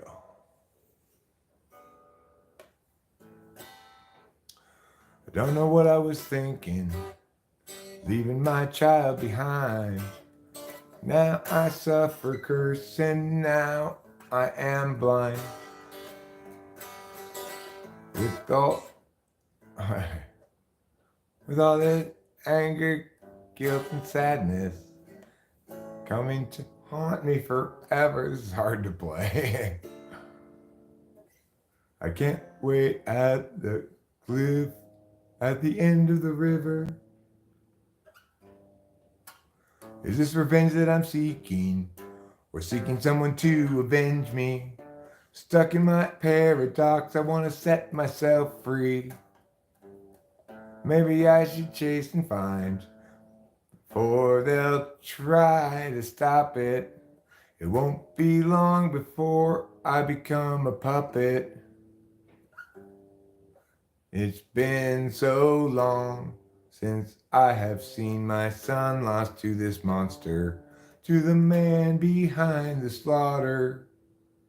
Since you've been gone, I've been singing this stupid song so I could ponder the sanity of your mother. Yeah, it's right. It's tough to sing though, you know. It's been so long since I have seen my son lost to this monster, to the man behind the slaughter. Since you've been gone, I've been singing this stupid song so I could ponder the sanity of your mother. What a weird song. It's been so long since I have seen my son lost to this monster, to the man behind the slaughter. Since you've been gone, I've been singing this stupid song so I could ponder the sanity of your mother. Wow, what a great song. Really well written song. Strange song. Yeah, that's what makes it so great, of course, is that it's strange. What they accomplish with that is, I don't think those are very any lyrics. It says, you know, I don't know what I was thinking, leaving my child behind. Now I suffer the curse, and now I am blind. With all this anger, guilt, and sadness coming to haunt me forever, I can't wait for the cliff at the end of the river. Is this revenge that I'm seeking, or seeking someone to avenge me? Stuck in my paradox, I want to set myself free. Maybe I should chase and find before they'll try to stop it. It won't be long before I become a puppet. It's been so long since I have seen my son lost to this monster, to the man behind the slaughter. Yeah, it's a song that impresses me. Impresses me in how it's written. I don't think they have the right chords for it for, oh my god, my eardrums, that's so bad. Well, it's not my song, Jessa Joyner. Would you like me to play one of my songs? Then you can condemn me for being terrible, right? Because at least you'll be condemning me for my own terribleness. And so I will play for you as a special treat. Sammy Has a Story, a song about a lady who made some big life decisions a little too early in life.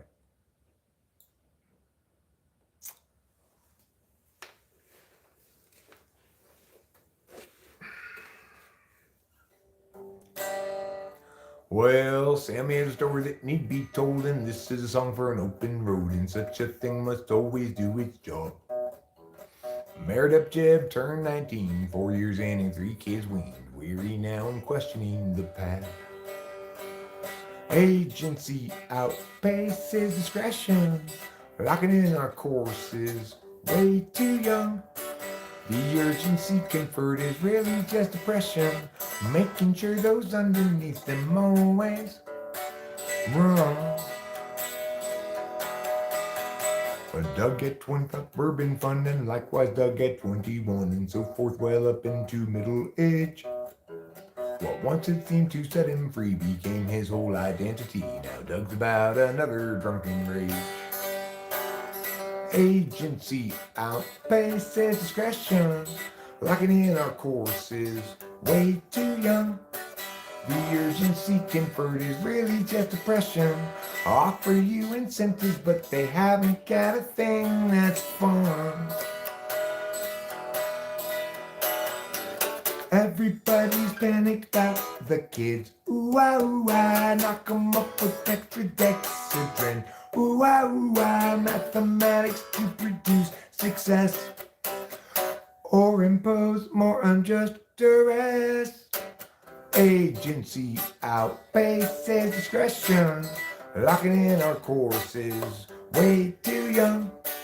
The urgency conferred is really just depression, locking it underneath them always run. Without consent, it's really just depression, about parasites surviving on their wages earned by lying, while they feed their fear of dying. Yeah, let's feed upon the futures of the young.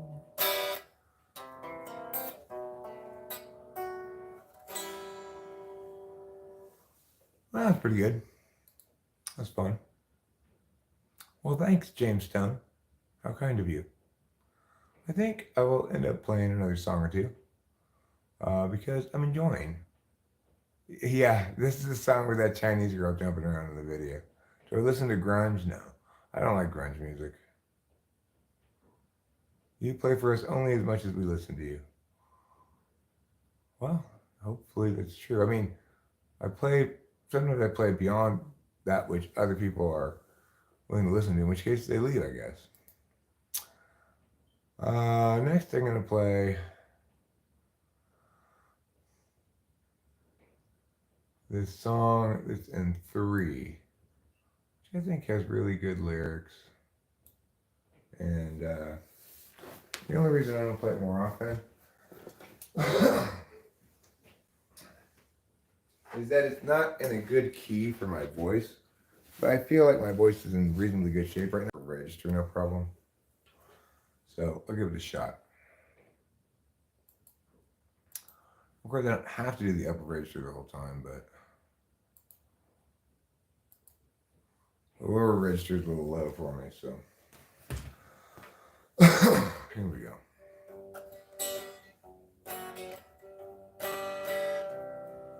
This is a waltz. So if any of you want to waltz, go ahead and start waltzing.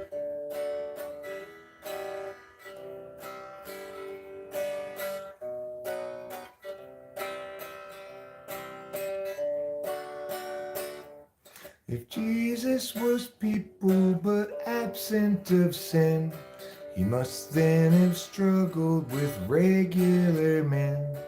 And women, of course, when they too were present, disciples all warily eyeing the lesson.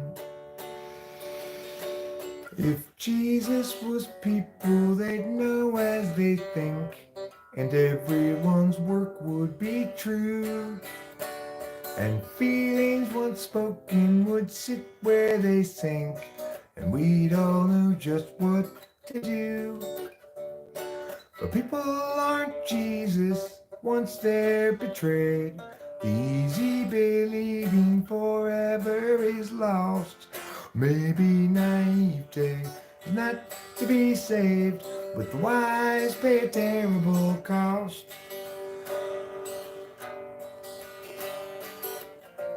The one you thought you knew acts like you never have met. The life you made for two has faded into regret. There's no one unshaken, we all have been shook. But being forsaken don't mean you're forsook. And though in the past we've been hung out to dry, we'll find them at last if we're willing to try. People aren't Jesus once they're betrayed.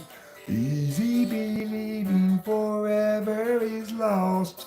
Maybe naivete is not to be saved, but the wise pay a terrible cost.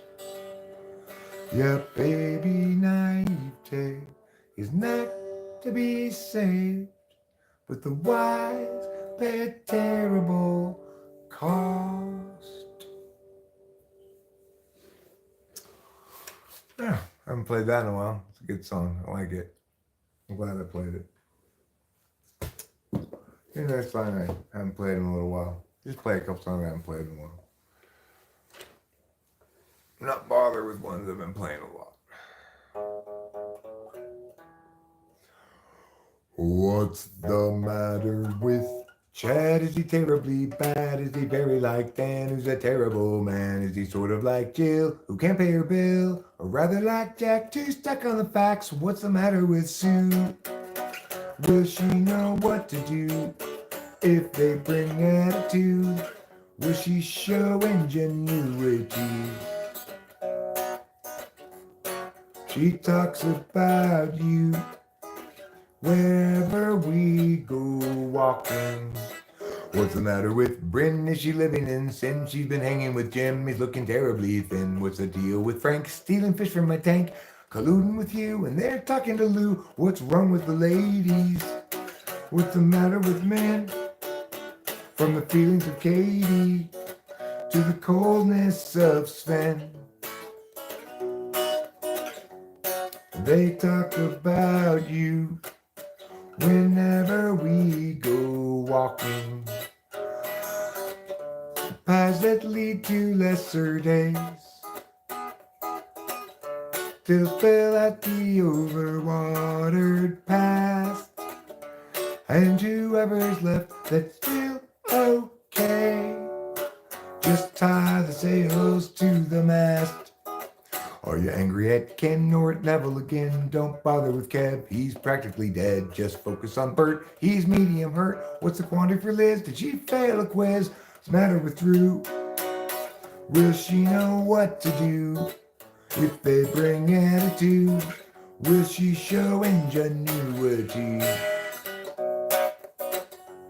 She talks about you whenever we go walking.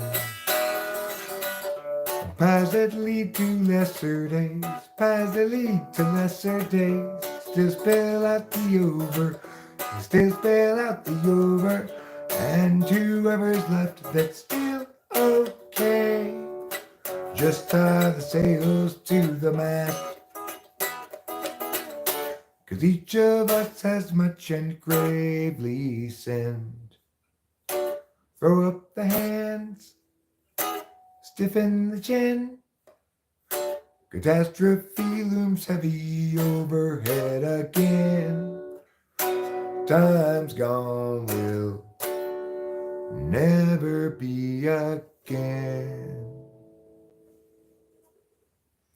Played that well this time. I don't always, but I did this time. Oh, he came here with her. And what's the big problem that you can't endure? You seem so sure it's not appropriate claiming to blame things on Scott.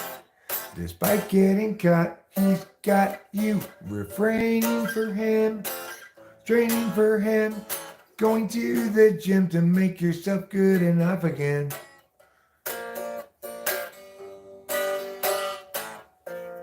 Eric, you put a face.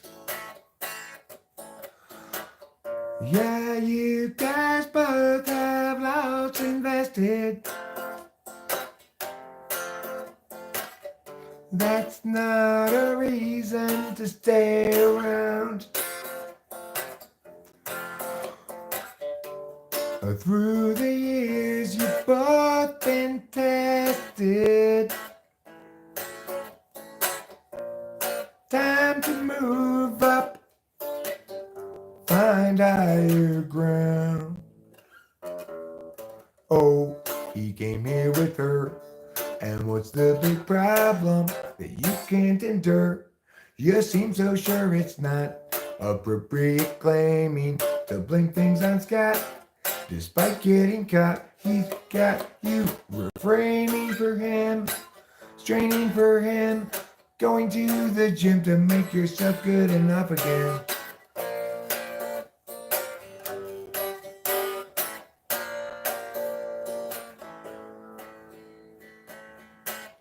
Be done with him.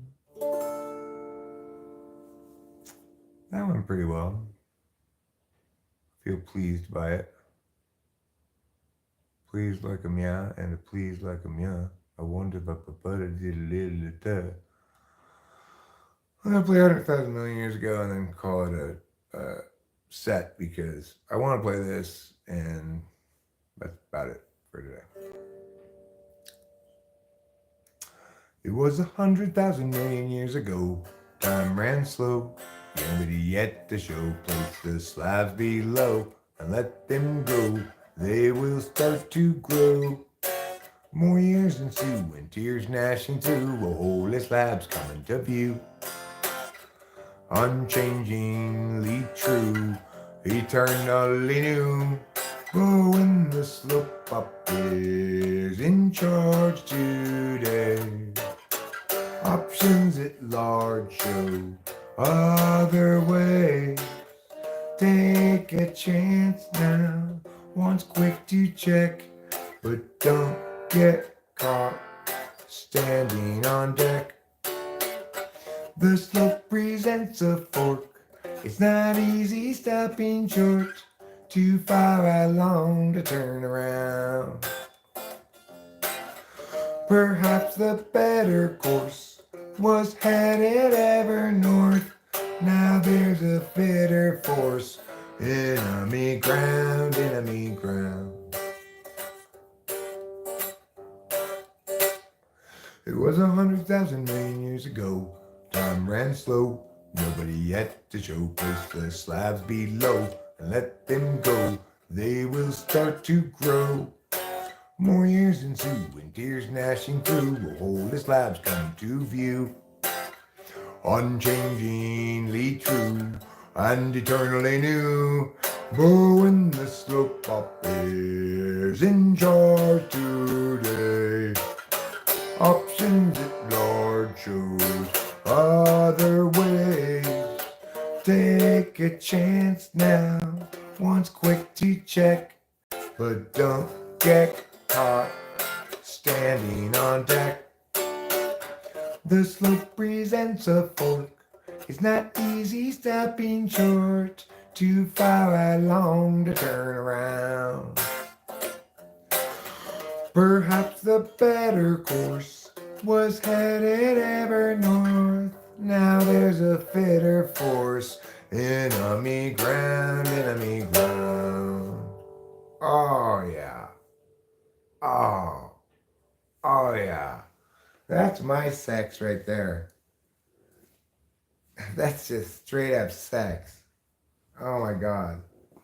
It felt so good playing that song that time. You know, it's not, you don't always feel it. I played it so slow. It felt gorgeous to play. It was like so satisfying to play and sing that. I just don't even know what to say about it. It gave me goosebumps. You know, sometimes I'm playing my own shit and I'm just hating it. Not this morning. I am Gargamel, actually. I'm so surprised somebody finally recognized me. I finally did catch all the Smurfs. I killed and ate them all. Azrael unfortunately passed away a few years ago. Turns out Smurfs aren't good for cats. Kind of like chocolate, you know. But anyway, so I moved out of that castle and I said, well, I guess I got a new cat. I ended up meeting Rachel. We got married. Things have been pretty normal since then.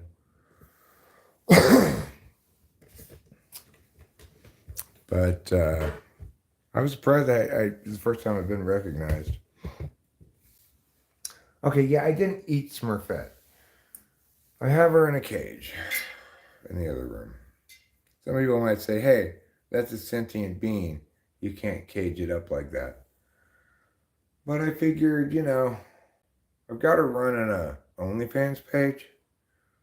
Of course, all the money goes to me, you know.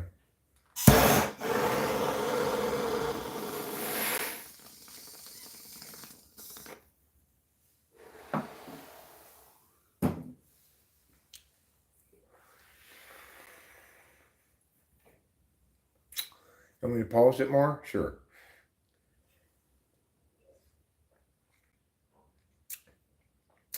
I mean, I didn't play it perfectly that time, but I've gotten considerably more precise on it. I think I executed it pretty well that time. The thing about the polishing part is, as a track, what that song needs are all the background vocals as well, you know? Because it goes like, too far along to turn around, to turn around. Those background vocals add a lot.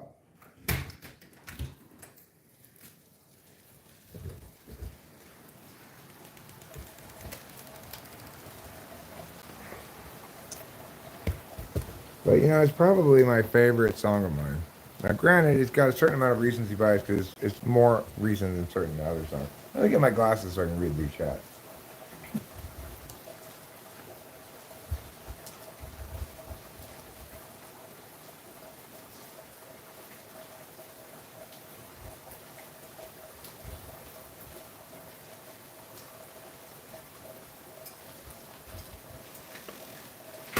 I can read through there too.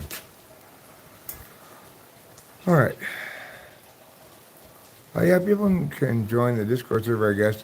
Carlos Paiva is in charge of it, so he does put the link here periodically. Eric, do you think personality test results differ when you're high? No, I don't think it changes how you think or how you pay attention. I mean, it depends how high you are and what you're high on, I guess. So I felt as though when I did DMT, it made me feel a lot more NI. I don't know what to say about that except that's how I felt. Would I have tested differently? Probably, I guess, on DMT. But I'd still be just as good with TI. I'd still have the same capacity to answer TI questions. What's your question about FI, Puck Buddy? Yeah, what is your question? The higher you are, the less oxygen in the atmosphere there is, and less optimality to your brain. I think she means high in a different way. Yeah, please don't spam, Cringe King. That's why you got mad. Because you were spamming. I have a question. That one. Crocodile, as I've told many other people who come in here with this nonsense, I have already encountered all of the tricks that people have. Unless you invent a new trick, there's zero chance you're going to get me. Fuck you on about, Kay? Says Boba Fett. Well, that's not a very polite way of asking that question. Puck Puck Y says, it was NI related. He would be ISTP if he is selfish. They're strong interest-based, more than INFJs and high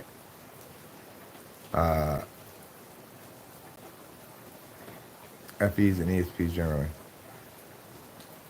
Well, yeah, ISTPs have very active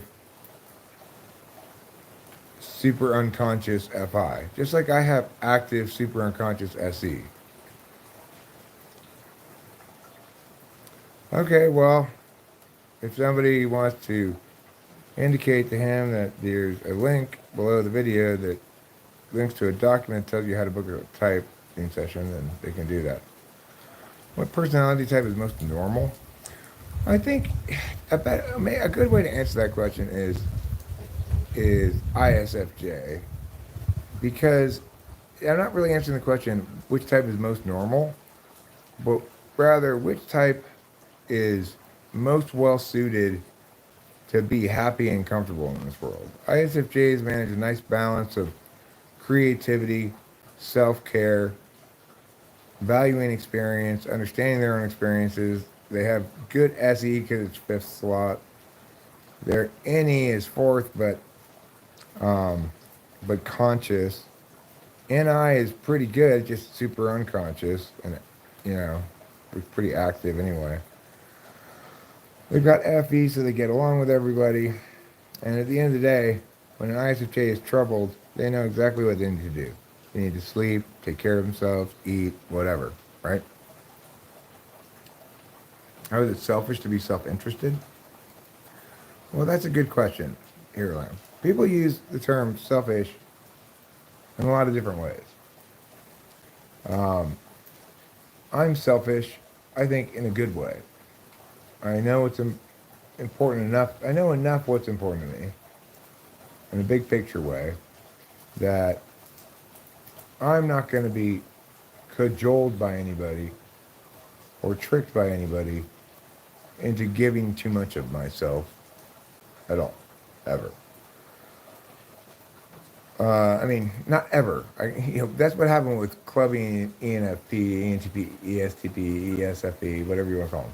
Club ENTP, he successfully / cajoled, FE'd, whatever you want to call it, me into giving him what he wanted without doing due diligence. So it's not impossible for that to happen to me. But it's very unlikely because it has to hit. It's like he was hitting me in my third slot, really. He was using kind of his SE frame of reference to push forward a time frame and a process that I didn't want to engage in. But with the Epi third, I was at his channel, and it was really it was a once in a lifetime perfect storm that I certainly learned a lot from. I will never make any kind of that mistake again. But it is possible to get me, like that. But by and large, I'm selfish in a good way. I'm not able to be cajoled or pressured or otherwise talked into giving of myself that which I do not want to. But then there's another kind of selfish, which is to say, not a team player. So if you're engaged in some sort of activity that involves other people, FE values go, it's important to be a team player to understand how, you know, and to display that you're a team player. So here, let me help with that one, Judith. That looks a little heavy for you to lift. I can carry those. Why don't you take a break, and when we come back, we'll work on this other thing. That's like being a team player, right? I'm still maybe being selfish in some regard, in the sense that I want people to perceive me as I want them to perceive me. And so I'm taking advantage of an opportunity to shape perceptions. And you might say, well, you're not really authentically caring about Judith or something. But like when you consistently default to, oh, if I don't open the door for that old lady, it's going to look bad, then you consistently default to opening the door for the old lady. And so it ends up being the same thing ultimately as if you authentically care about the old lady. I don't remember where I was going with this. What started me on this line of thinking? I don't remember.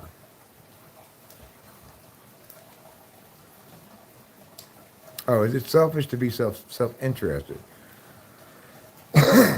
So yeah, there's a difference between selfish and self-interested, and regarding the issue of what comprises actual selfishness in a negative sense, you've got to be a little more specific, right?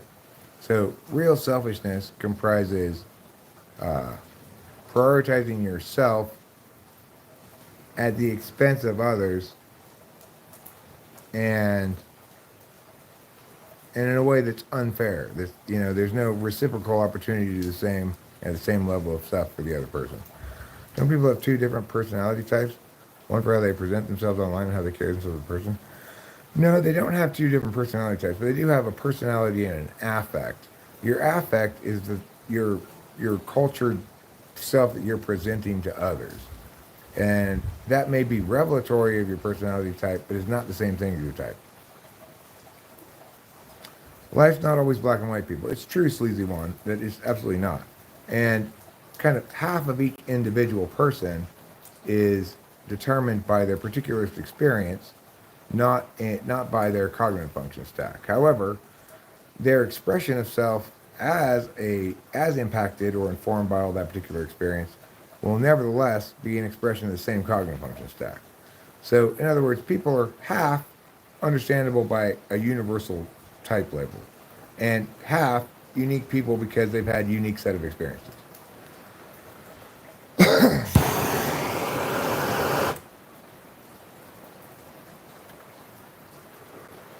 That's why a cognitive function stack can only inform you about so much, right? If well,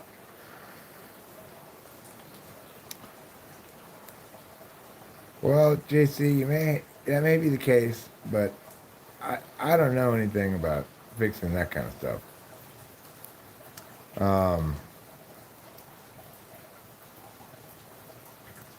So it's like as long as you narrow the amount of stuff that you're trying to be informative about to stuff that cognitive functions meaningfully informs about, and as long as you limit your analysis to underlying processes and don't make a mistake of thinking that because there's some commonality of expression among meow type that you can say, like, ESFPs are the entertainer. Only a fraction of ESFPs actually entertain. Chain Matej says, how old are you? I'm 52 years old. How old are you, Chain Matej?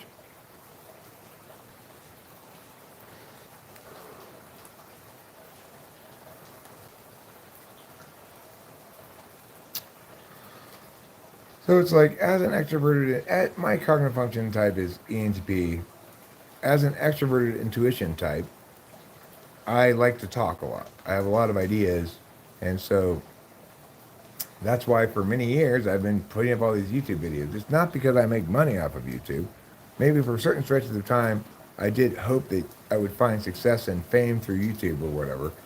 But really, the reason I'm continually putting things on YouTube, whether they be live streams, uploaded videos, shorts, or whatever, is I have a lot of ideas that I generate, and I want to extrovert them, which is to say, put them out on the external metaphysical field, namely the internet in this case, so that other people can experience them and, I guess, tell me who I am in some sense.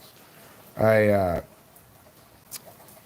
heard in a video a long time ago from an INFJ video maker that ENTPs actualize externally. I thought that was very insightful and correct. So why am I doing this all the time?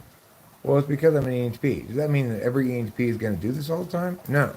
I mean, I didn't start doing this on YouTube anyway until 12 years ago or so. What do I do for a living? I don't really do anything for a living, but I have a income property down the street that we're going to start renting as a vacation home.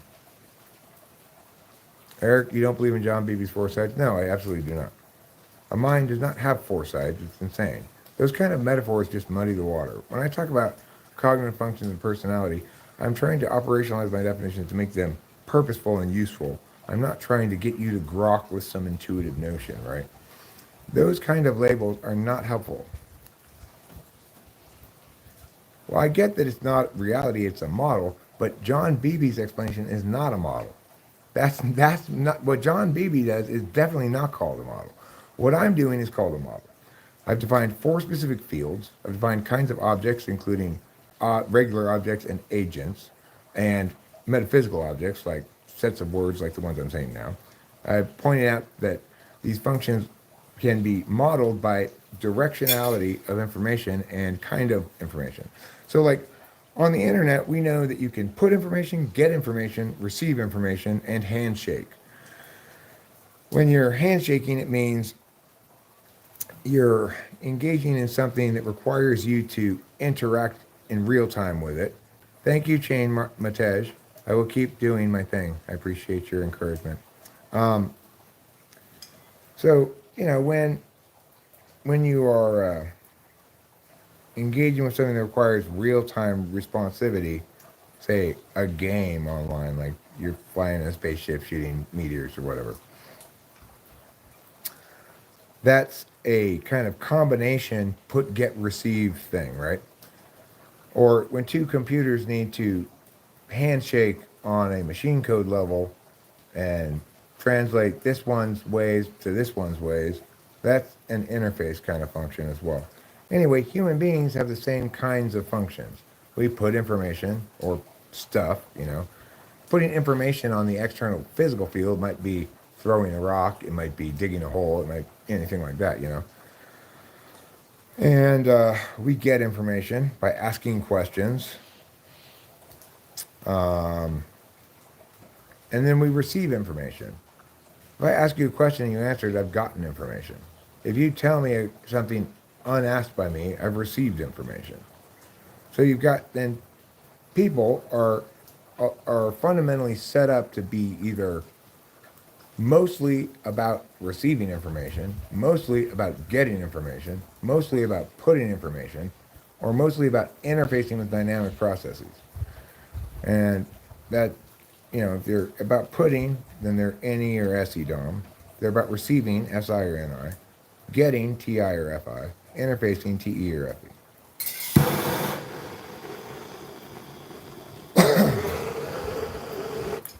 And so it doesn't mean that if you're a receiving type, you never put information.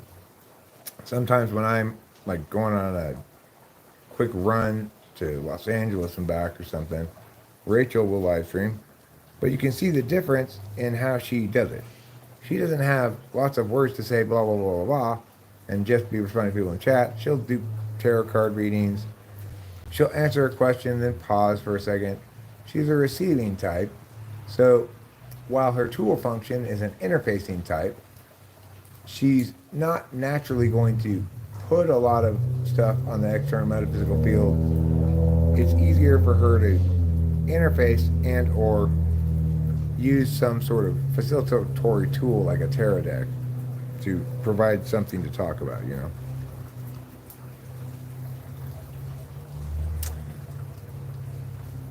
Eric, where do you deviate from socionics? You seem to use a bit of the terms. I do use some of the terms.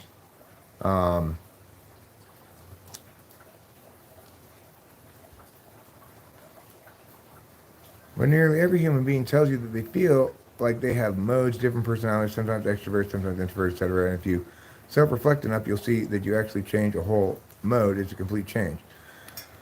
I mean, it is true that you have 4 conscious functions. And what makes your dominant function the dominant is that all the other functions, your relationship with them is defined in relation to the dominant or the tool function, okay? So if I'm, say, reading a book, I'm definitely not extrovertedly intuiting. I'm instead reading a book. But the thing is, whatever it is I'm doing, how I'm doing it is impacted by my function stack. There are sometimes when I do SE shit where, like, if I'm sometimes you'll see it yourself. If I'm live streaming and then I start doing something that requires my attention, I stop talking because I can't do both ways of paying attention at the same time that well, right? My daughter's type is ESTP. So, obviously, also, when something bad happens, a person experiences negative emotions. They may feel a need to, sneak off and lick their wounds someplace, etc. Right? But all of those things are still expressions of the same function stack. They may be, it may be some instances where, for example, after my dog died, I really hyper focused on SI stuff for about a week. But the thing about that is my hyper focused SI stuff, it doesn't it still is 4th slot SI, right? I may be attending via that at a much higher frequency rate than I do normally. But I still have the same SI. I still have kind of the same scatterbrainediness, even in that context. I'm still not SIing as well as an SI DOM would, right?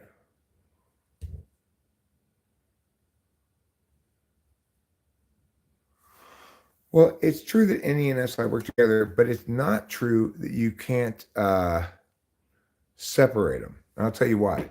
Because I can demonstrate for you right now NE based on SI versus NE based on SE. So here's NE based on SE, right? Once upon a time, there was a bottle of pet carpet cleaner that sat on a mantle for so long it got tired. So it started talking to a little flashlight. It said, "Hey, what's the deal with that orange lighter there? Is it dead? Is that why it's falling over?" And the flashlight said, "No." Right? So this is NE predicated on SE, okay? And And then I can also do any predicated on SI. But the idea of the cognitive function of extroverted intuition is that it's able to generate disparateness. So in order to make any, let's say, um, somebody gives me a story starter. Once upon a time, two rabbits were humping in the woods. Uh, Finish the story.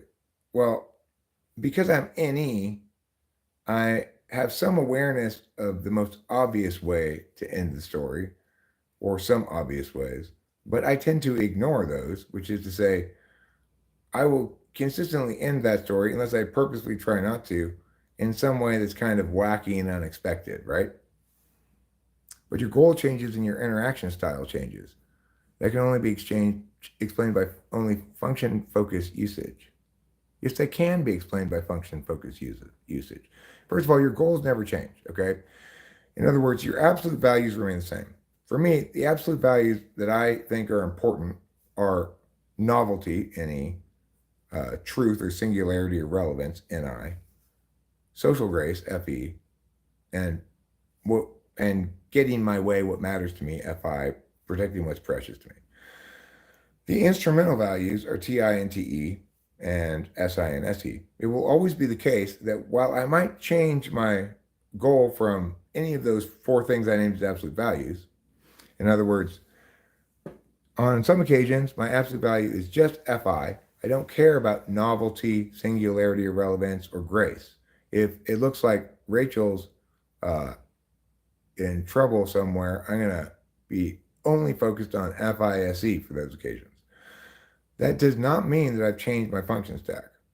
It means that because my FI is polar, it takes something dramatic like that to kick me out of my natural stack and pay attention in ways that are more or less unconscious.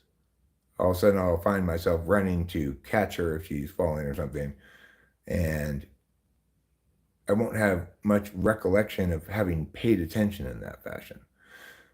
Because the function stack doesn't tell you how you will always pay attention, but instead it tells you uh, in totality that if you are to pay attention in that way, because of your stack being this way, it's going to take this level of significance to reach the threshold that crosses your attention.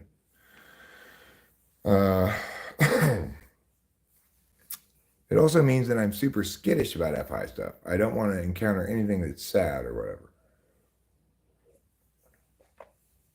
On other occasions, my goal may be social grace. So I may be feeling angry about something here in a stream, let's say, but I want to be graceful in dealing with it so that people think I'm cool, right? In that case, I'm prioritizing FE over FI. They're both absolute goals. FE is the conscious one. It's much easier and much more common for me to prioritize that as a goal. Now, MBTI doesn't explain everything.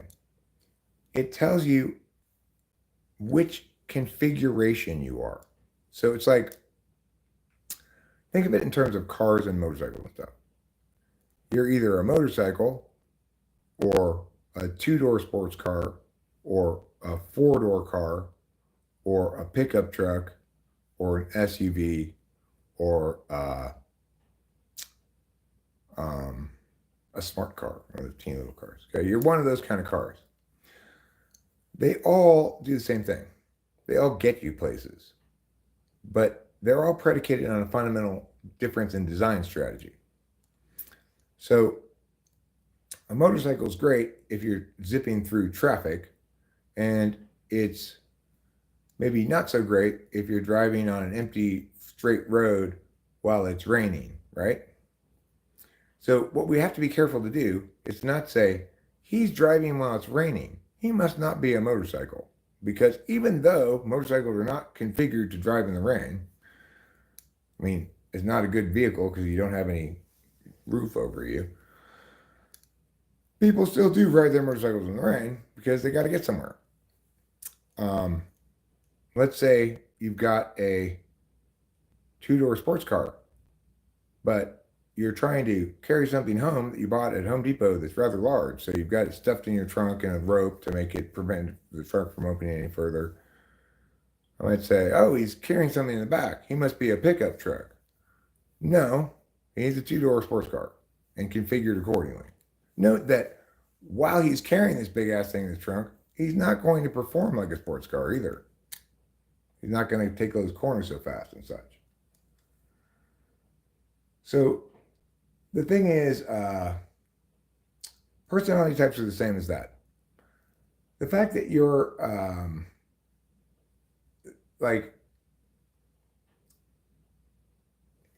it's going to define how you engage attentionally with certain kinds of information, but it'll never tell you which kinds of information you're going to engage with.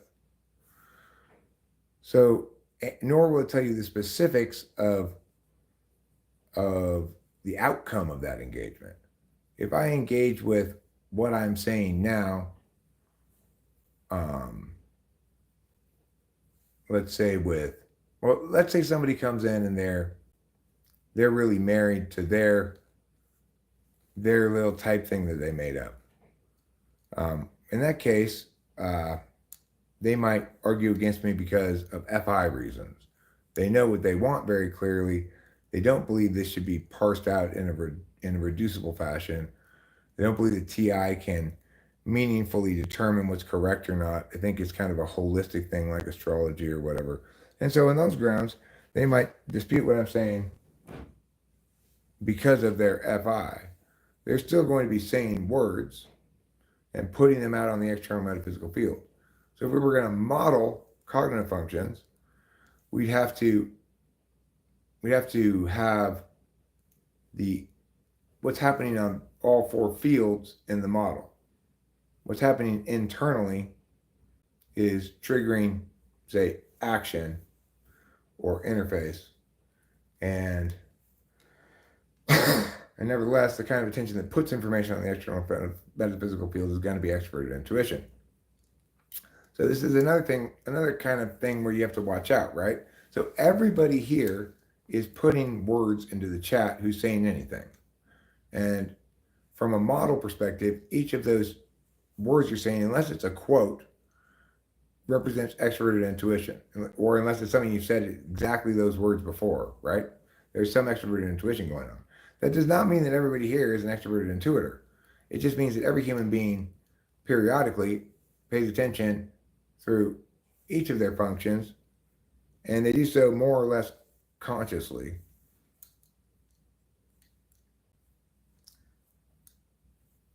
Puck says, a personality is deeper. It's not about you. It's about you, not your processing. Well, here's what I always do when people say that personality changes over life, it's fluid or whatever. I like to show them the video of me at 17 years old when I was interviewed by Apache News, the high school TV news station. And they asked a question about a party, a new law about parties, where people were supposed to call the cops before they have a party, etc. So by looking at this video, we are returned to the central question that needs to be asked, which is, why am I still the same guy, fundamentally, as I was as a little kid, as a teenager, despite having all of these experiences that could have shaped me infinite possible ways, and having lived many more years since 17 now than before 17, and having the opportunity to have all of those experiences shape me, determine who I am, etc., why am I exactly the same?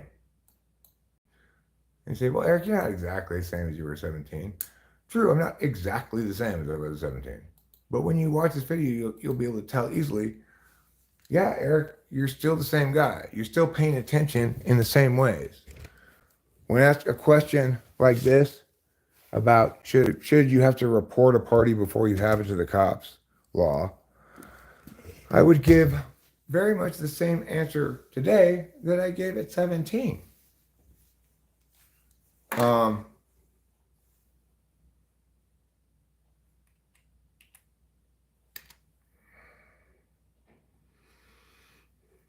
So let's open this up and we're going to show it show it in the tab. I've shown this to people plenty of times before because I think it's very informative about this issue of how fluid a person's personality is. Remember also that I did not know about personality types at the time. I had no knowledge of cognitive functions or anything. I didn't learn about personality type until I was like 30 years old, just basic MBTI stuff. And then I didn't get into cognitive functions until years after that, until like my 40s, right? So there's no way this could be some kind of self-fulfilling prophecy. I do not remember this. Somebody shared this video with me on Facebook. I had no recollection of even doing this. So this is as pure an example of somebody's personality not changing throughout their life as you're ever going to see.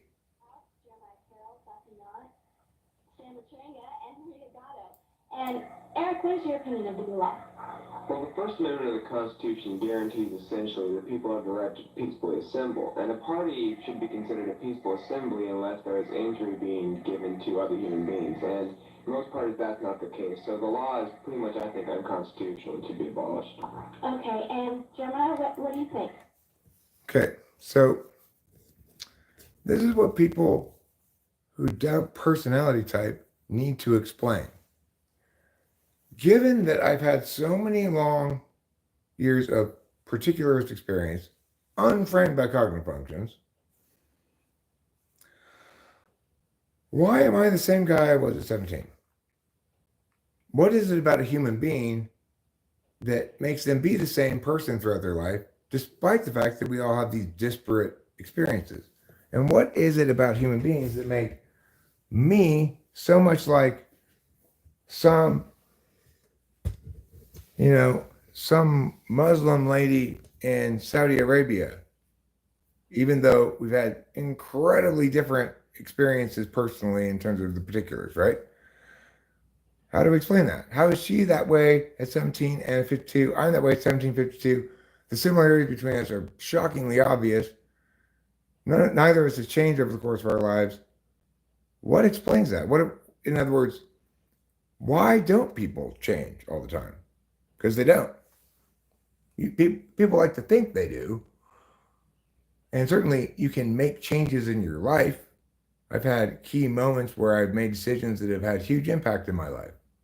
But my personality didn't change. I never wake up one day and Rachel acts like me and I act like Rachel. Why not? What is it that's staying the same exactly? Well, the thing that's staying the same is your cognitive function stack.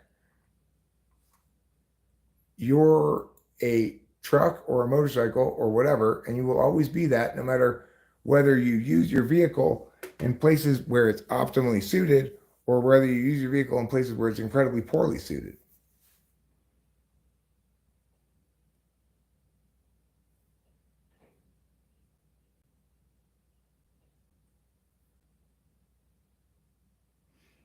So let's see. See what people are saying. The thing is, it is true, though, that for everybody you know and meow, that they never wake up one morning and they act just like their spouse and their spouse acts like just like them. But why not?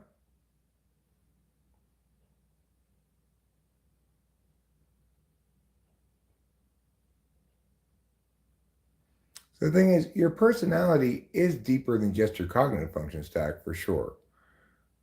Your affect, the changes in you, the ways that you do change, those are part of the unique part of yourself that makes you a unique human being, and they aren't really part of your personality.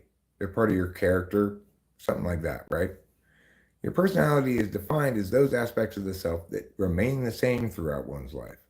And it turns out that how one pays attention, one's primary mode of paying attention, secondary mode of paying attention, they're like right and left-handedness. They just are part of you. And so as an NETI person, I have, as far as I can tell, always been NETI, probably at birth, but I can't remember back that far, I've always been very wordy. I've always been Geological. I've always been interested in philosophy and stuff like that, and just extremely word oriented. I read endless amounts of books as a kid.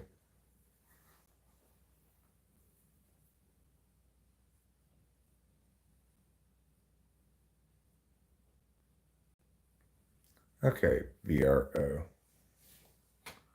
I don't know what all that means, but I'm going to remove that comment. Slime gang. I don't know what the slime gang is.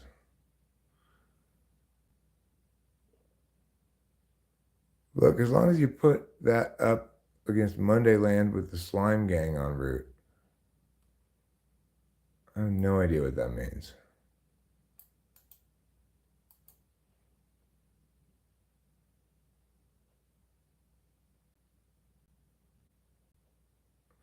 Slime gang, a colorful journey of self-expression. What is slime gang?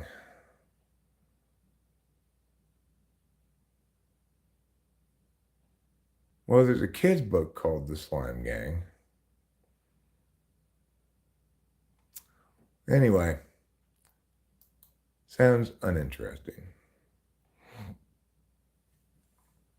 I think we only got 3 personality types: morons, idiots, and assholes. I won't assign them, but you can pick and choose. How are morons and idiots different, though? Are morons just people who are dumb about shit, whereas idiots do dumb shit? I mean, if you're going to do a trinity like that, I think I prefer dicks, pussies, and assholes. I'm a dick. In that trinity, if you're going to try to trinitize with idiots, I see.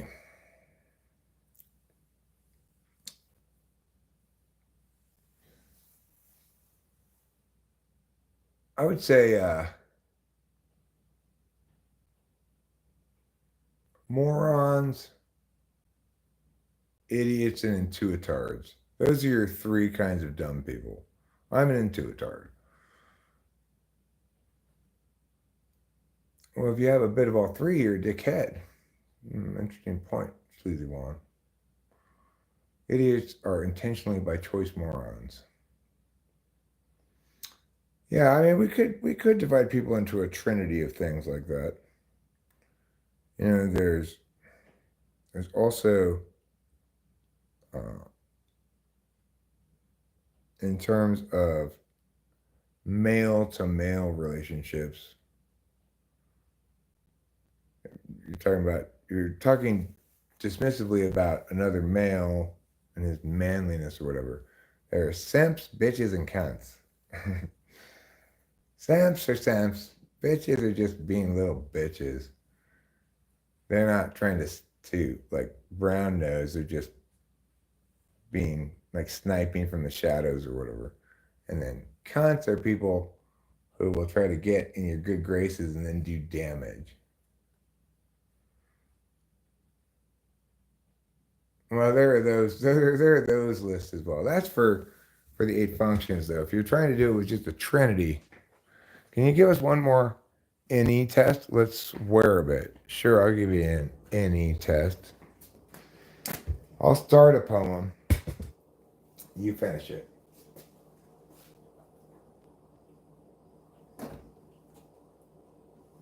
When you're hungry in the morning for a treat,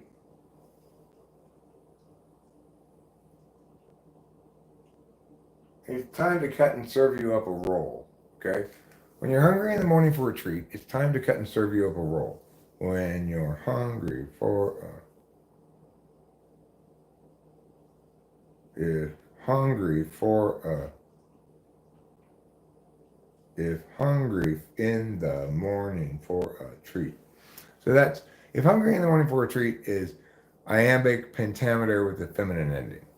And then the other one, then cut and serve you yourself, then cut and serve you up a tasty roll. And cut and serve you up a tasty roll, that's iambic pentameter regular. So if hungry in the morning for a treat, then cut and serve you up a tasty roll.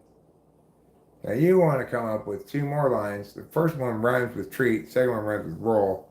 Each of them has either 10 or 11 syllables, and the accent pattern goes da da da da da da da da. Okay? That's your goal. That's the test. That's your plan. Make the best poem in the world. If anybody can even produce two lines that rhyme and have the right meter, even if they didn't make any sense, I'd be impressed. I'm gonna have a cinnamon roll. In fact, I think that I will eat two of them because I am hungry and a bunch of sugar sounds pretty good now.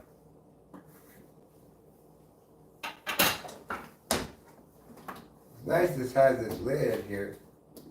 Keep things fresh. Okay, now I'm gonna get a fork, go back over there, eat. When I'm done with all that stuff. Is this on? Done yet? Oh yeah, it's done already. Good. Swell. The coffee's done. How nice. How fun.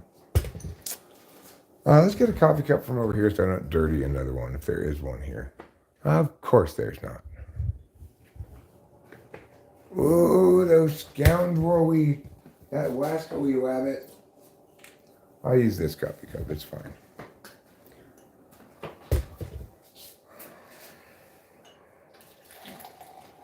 If hungry in the morning for a treat, then cut and serve you up a tasty roll.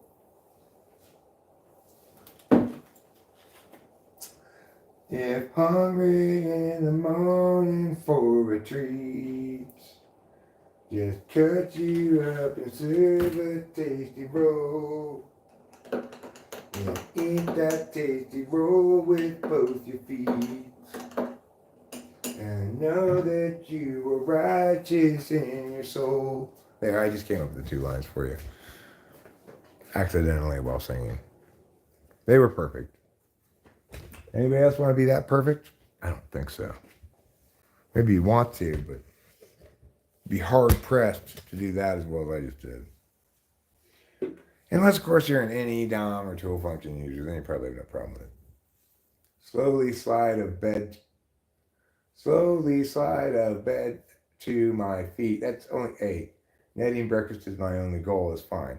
It is in there. Slowly sliding off my bed to feet. That would work. And then netting breakfast is my only goal. That would work. But you did leave out a couple syllables. But still, great job, Acacia. Turn up the tunes and jam to the beat.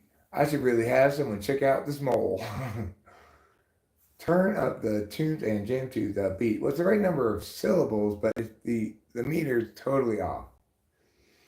I really should. That meter's off in the second one as well. But still, you did accomplish a rhyme and got the right number of syllables. So good for you. If I were testing any to check for polar or something, it seems as though one of the best ways to test polar NE actually is to provide analogies. It seems that any polar struggles with analogies. So, guitar is to amp as toaster is to... What's the answer? Guitar is to amp as toaster is to my mom's face? Yes, your mom's face. That's correct.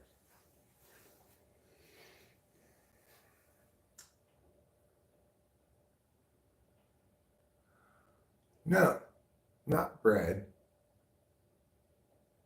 Oh yeah, okay, bread works.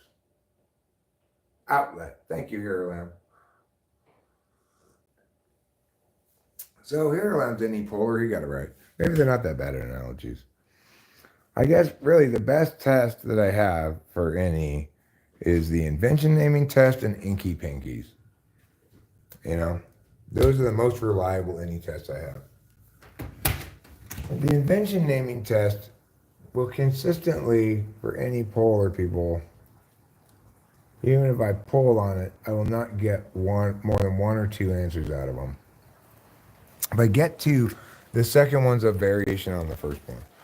So like that one ISTP guy I typed, I had an invention that was frozen food with a fork that was encased in ice inside of it. So when you microwave it, the fork is defrosted exactly the right time as the food. So anyway, he's named it. And the invention name was frozen food with fork. When I pushed for another one, he said FFWF, which stands for frozen food with fork.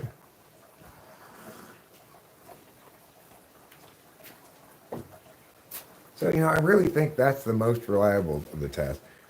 Inky Pinkies, well, lots of people struggle with those. It is true that probably any polar struggles more, but it's hard to definitively interpret someone's struggle with those as any polar unless I do a bunch of them and they struggle with all of them. So it's really a combination of specific tests that I use to determine any polar, but also the way it is talking to them. The way that if you ask them a question, they'll give you the answer, a very concise version of the answer, and then just stop talking, even if it's an open-ended question. That's the most powerful indication of any polar of all.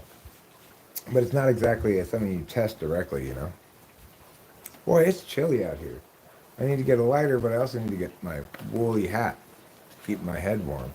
Otherwise, I might catch hypothermia. If anybody comes around me, then they'd have to wear a mask because I wouldn't want them to catch hypothermia from me.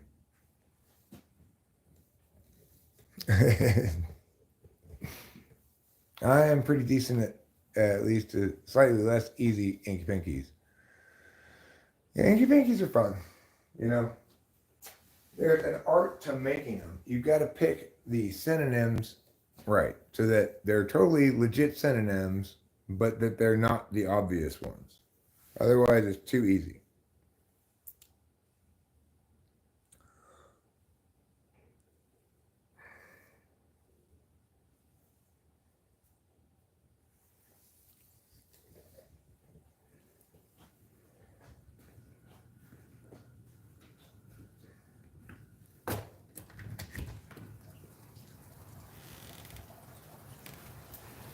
Whenever I start trying to think of Inky Pinkies, I fall silent. Then my extroverted intuition is going on exclusively in my head. I'm trying to think of rhymes for certain things, etc. Yeah, I'm loading when that happens. What do you think of Norm Macdonald's type? Sleazy Juan says he's probably an asshole. I just wish we'd have a better trinity than the ones you provided. Morons, idiots, and assholes. I guess your morons are like your sweet people who like, hey sweetheart, you want another cup of coffee? You consider them morons. That's kind of like a little bit dismissive of nice people,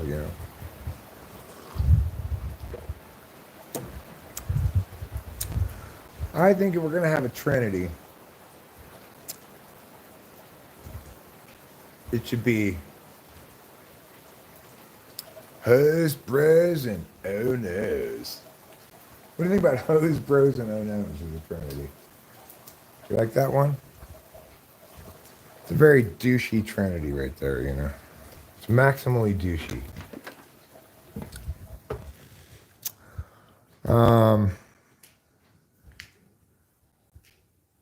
We could be sex, drugs, or money. Pick your poison. Sex, drugs, or money. I like drugs. It's nice to have money if you like drugs, but, what do you get off on? Sex, drugs, or money? It's definitely drugs for me. Anybody else want to chime in whether they're sex, drugs, or money? Drugs include alcohol, of course.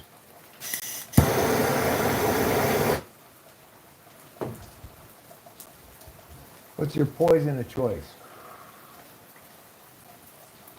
What makes you go, oh yeah, that's good? Positing a big check, bunch of drugs, or humping a bunch of people.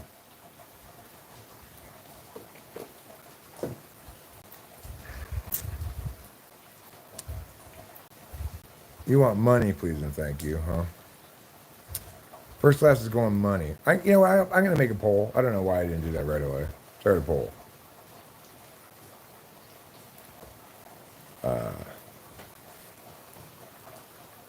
Why can't it? There. Okay. Pick your poison.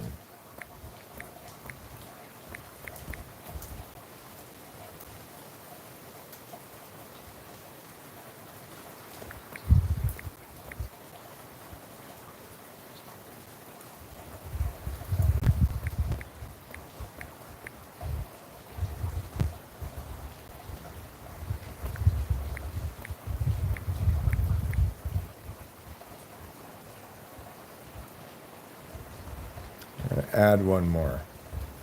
This would make it difficult for me. Because really, I want this last one. All right, now you got, this is not a trinity. This is a quadrinity. So you've got four choices. Sex, drugs, money, or fame. I pick fame, actually. That's what I would like to have. A lot of fame. So much fame that life is so interesting that I barely even am interested in doing drugs because I'm so interested in what I'm doing. I could imagine that happening. I mean, it would still be better with drugs, obviously, but fame usually gets you money, but not always. Fame is one of those that has a bit of all three, though.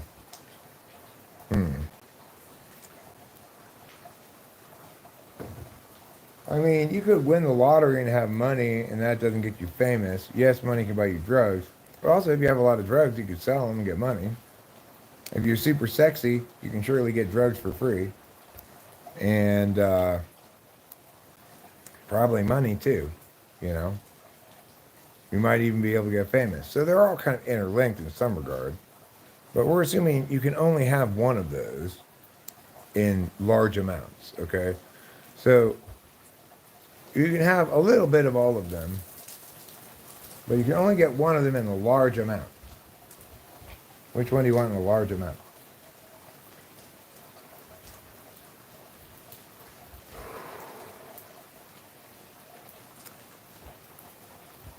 And so if you choose money, then you can't use it to get famous, sex, or drugs.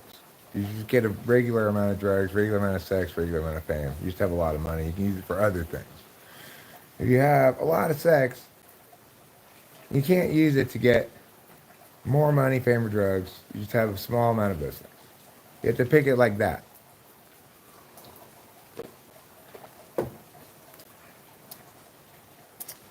Okay, don't consider, in other words, the instrumentality of each of those things once you've attained it. Only consider what you'd like to have a large amount of if you could only have a large amount of one of them.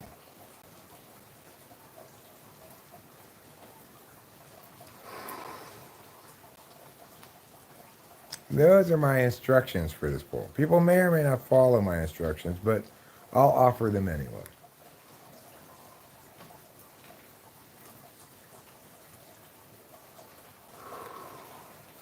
I mean, I could have put power on there too, but I figure money is a form of power, you know.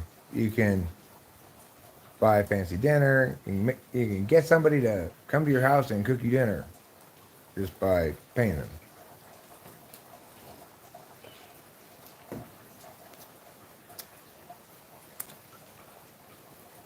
I'm glad I met you morons and we're having this deep intellectual chat. Well, thanks, Sleazy Juan. And I'm hopeful that you can get me drugs. Just kidding. I'm not actually really looking for any drugs right now. If I were looking for them, I'd be looking for DMT, ketamine. That's really it. It's the only thing. Maybe ecstasy. I wouldn't mind doing ecstasy. I haven't done it in decades. The last time I did it, and it was really good. It was wonderful. But the next day, I was like twitchy, and I felt like maybe I'd done some kind of neurological damage. So maybe a little sketchy about it. I haven't done it ever since. But I'm willing to try it again now. I wouldn't even mind doing acid if it's not too strong. It's a tricky thing about deciding to take acid is you really have to trust that the person who's you're getting it from knows how strong it is.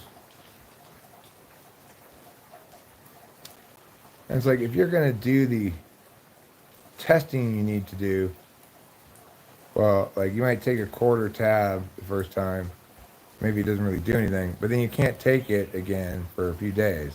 So the only way to really do any testing is to have at least 2 tabs of it. And then if it turns out the first tab tests out real weak, then you're going to wish you had taken both tabs. So you better have 3 tabs if you're going to test it, you know?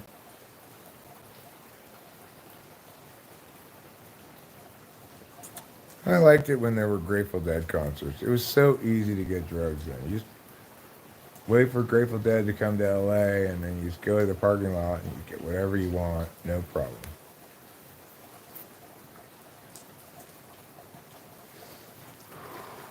For some reason, it's hard to explain, cops all around the country just turned a blind eye to what was going on at Grateful Dead concerts. Just, well, you know, so they're all selling a bunch of acid and other stuff, and so what? Big what? You know, it's crazy. When I was back in LA, yeah, I'd go to a rave. True.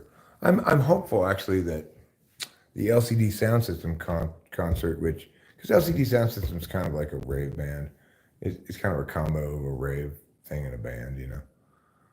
Just bring a fent test kit.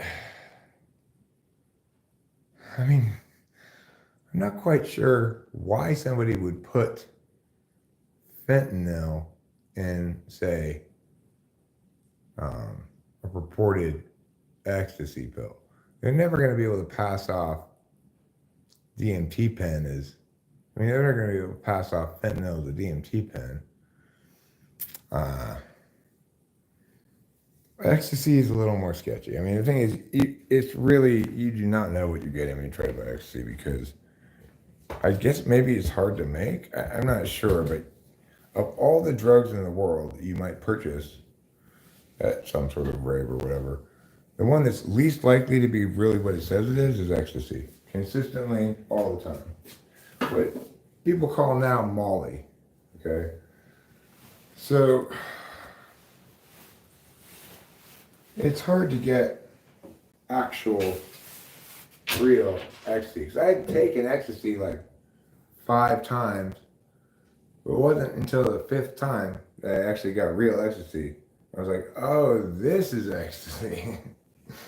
After that, I never took it again because, like I said, it made me twitch and I felt like, oh shit, I've done some kind of neurological damage. The twitching went away, I was fine, but, you know, I'm glad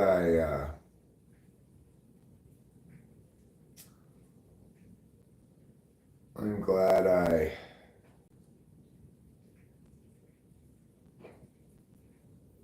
I'm glad I didn't do it again for a long time. I haven't done it again ever, but I would like to do it again.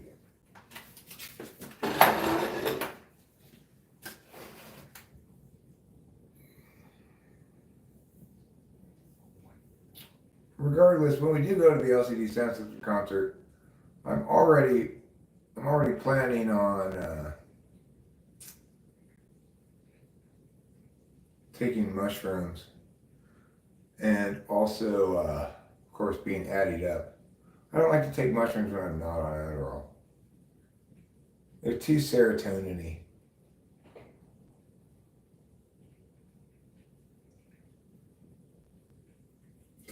You need a little amphetamines to counteract all the weird serotonin body stuff, you know? I still didn't eat my cinnamon rolls. I got distracted. I made that coffee to drink with the cinnamon roll. and then totally forgot about them. So I need to go get those and eat those because your body needs to be fueled by more than just amphetamines, or else you get tired. It needs food as well. Calories are an important part of a daily breakfast. Not just coffee and cigarettes and amphetamines. I mean, sure, that sounds like a wonderful day, but it'll be even more wonderful if you take care of yourself by eating. Right now, I'm taking care of myself by pooping. I'm very proud of my butt. Did a good job this time. Pooped out a nice, big, solid poop. Should be just a few wipes, hopefully. We'll find out right now. Obviously, the ultimate test of a poop is how many wipes it takes. A good poop requires minimal wiping, you know. Like the first wipe, there's not even anything on it. You wipe again to make sure and there's still nothing on it. That's your top level poop. It's about a 4 or 5 wiper, which is not bad at all. Not bad at all compared to the horrible poops I was having yesterday or the day before, I don't know which. Those poops were 1,000,000 wipers. I had to do 1,000,000 wipes to get all the poop off my butthole. This one was tidy from the get-go, but just, you know, wasn't entirely wipe-free. Wasn't that tidy, but not a mess at all.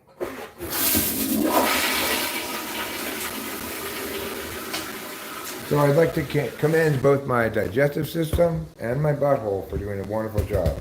No, I didn't wash my hands, okay? Because, like I said, it was a clean poop. I didn't get any poop on my hands or anything. And since it was clean, my fingers did not spend too much time near my butthole. So, there you go. I love me a big booty shorty. You do, huh? You love you a big booty shorty. Has it been replaced by your adult dick? Bird turd. Avian fudge log. If you have fame, you have money and ass, but also drugs. But the point is, sleazy Juan, remember this. The rule on this poll is you get to have a large amount of one of them, but you're only going to have a regular amount of the other ones. You can't use the large amount of one to get more of the others. Okay, we're pretending that's the case. So you have to choose just one you can have a large amount of.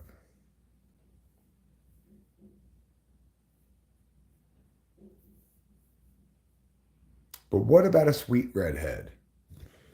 Well, that would fall under the category of sex. Let's see how the poll's doing.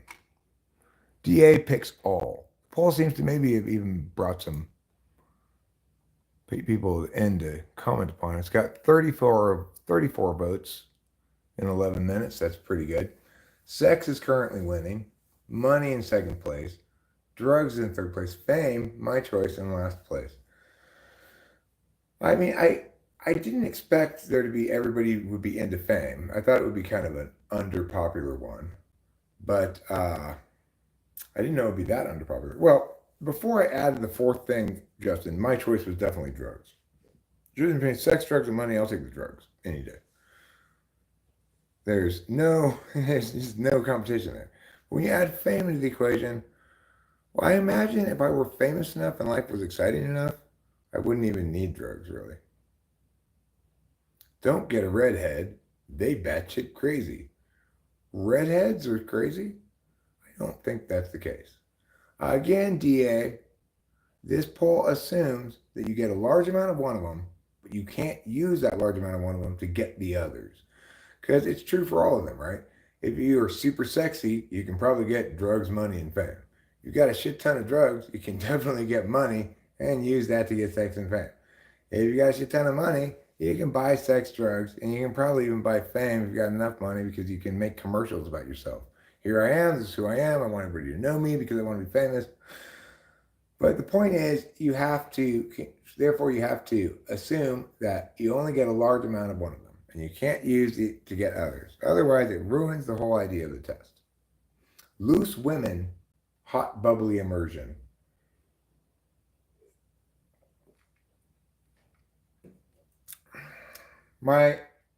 Again, Eric, you've left your coffee someplace, you've forgotten about your cinnamon rolls.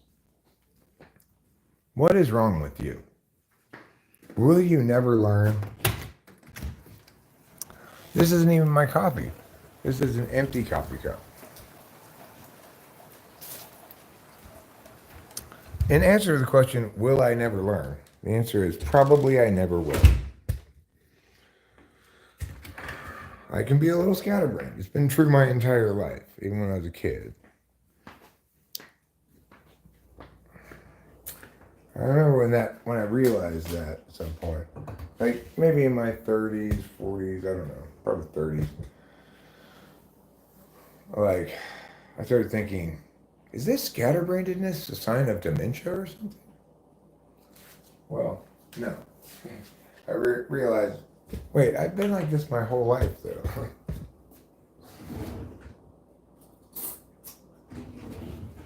So it's signifying nothing. Full of sound and fury, signifying nothing is the probably overrated William Shakespeare once said.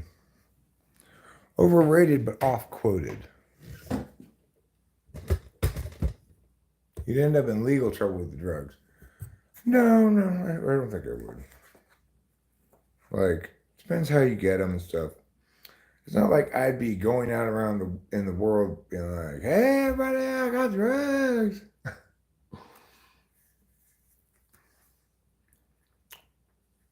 I'd be doing them here in the peaceful comfort of my own home.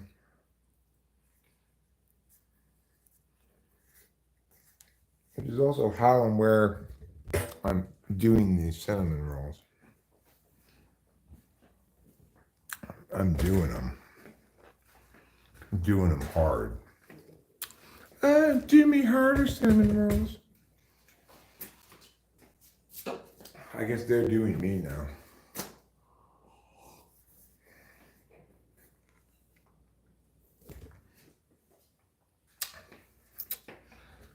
Do me like a filthy slut, Eric. Okay, I will, cinnamon rolls. I'll do you just like that.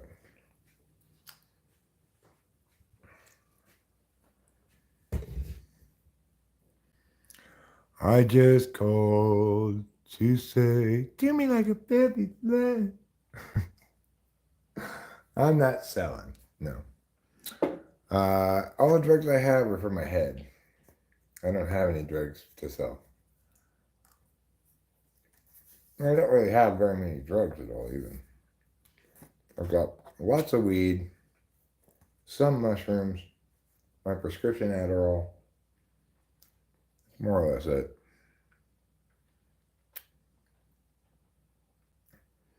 I guess in theory I might be able to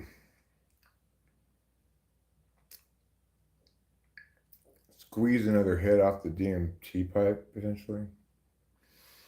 If I were to open it up, scrape it all, and put it on a bowl, but it's like not even worth it. It's not, I can't even get like full blast on it, so forget it. No, I do not do fentanyl. As I mentioned, I have a friend who like literally died from it, but was brought back to life from smoking fentanyl. I've never tried it, don't want to.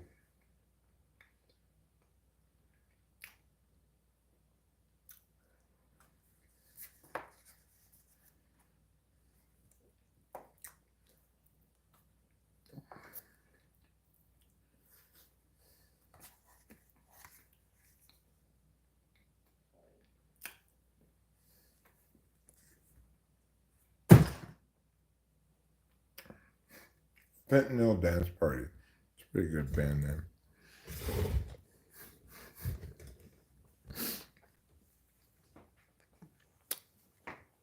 Well, I don't care what King Midas wants. Do I look like somebody who cares what King Midas wants?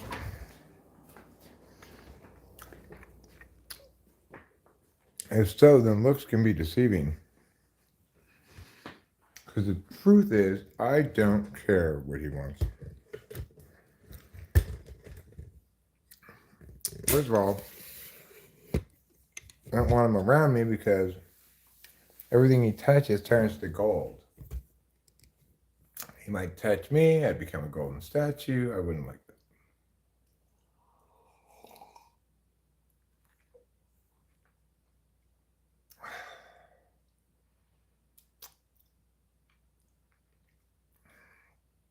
A thought pocket.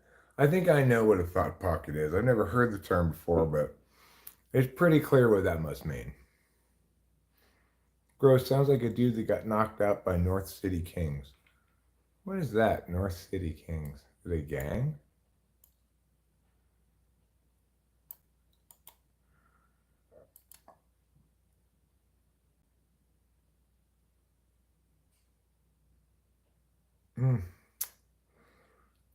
I don't see anything that says North City Kings when I Google it. So I guess not.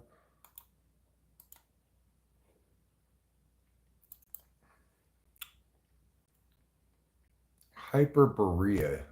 What's hyperborea? You guys using a bunch of words I don't know.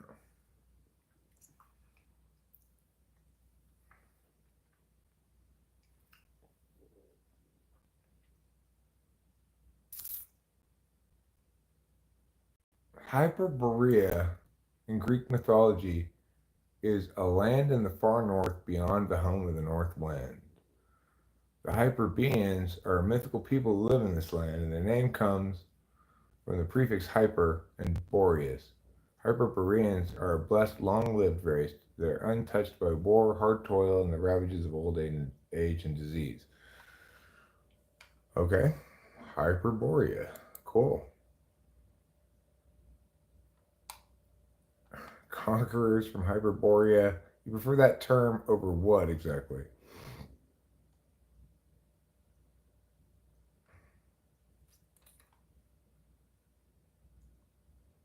Carlos Pimp says the first two are pretty dependent on the third. Again, for new arrivals, regarding this poll question, we are imagining that you cannot use your large amount of one of them to get more than a normal amount of the other ones, okay? Because it's true that you could use any of those things to get any of the other things, but that's not what this question is about. Inky Pinky, aggressive canine toilet. Hmm.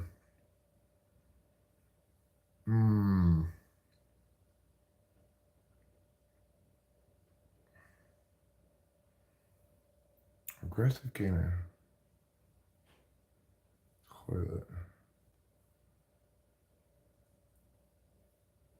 Look, man, I told Donald Trump not to inhale Elon's soul at the blunt rotation. Was his loss real? Really? Well, that was nice of you to morning VRO. You like Captown Emer? I have no idea what that is. I will Google it, and once again, I'm sure nothing will come up. I'm going to stop Googling these shortly.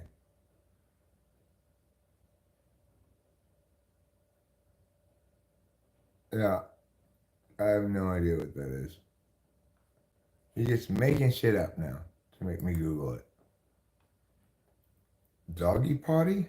That doesn't really rhyme.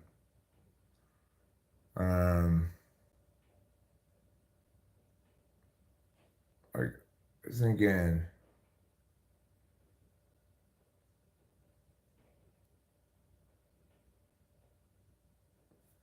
It's a Kazakh band, huh?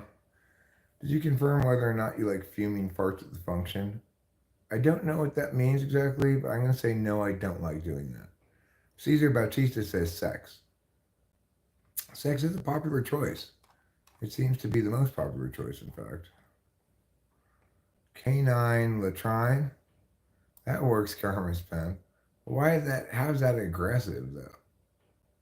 I think it's a specific breed of dog, like pit bull, or I'm trying to think of a two-syllable dog that's famous for being aggressive, like Doberman Pinscher, Rottweiler, but two syllables, you know?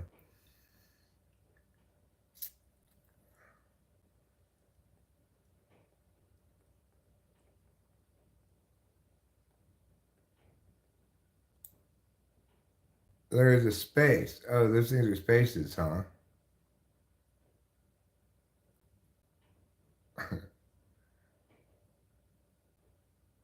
What the fuck this pool, Grandpa? Well, Reaper, this pool is a pool of awesomeness.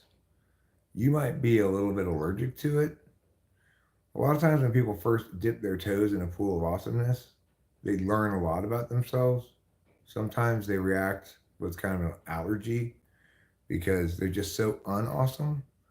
But on the other hand, uh, other people, they find once they get their foot in the awesomeness for a while, they're like, wow, this is super awesome. Alex plays, says, remember me, remember me. All right, I will remember you. God, I hate vole cells. What are vole cells? Is that different than incels? The incel uprising requires careful preparation at the headquarters. Volcel, a member of an online community, typically a heterosexual man who abstains from sexual relationships.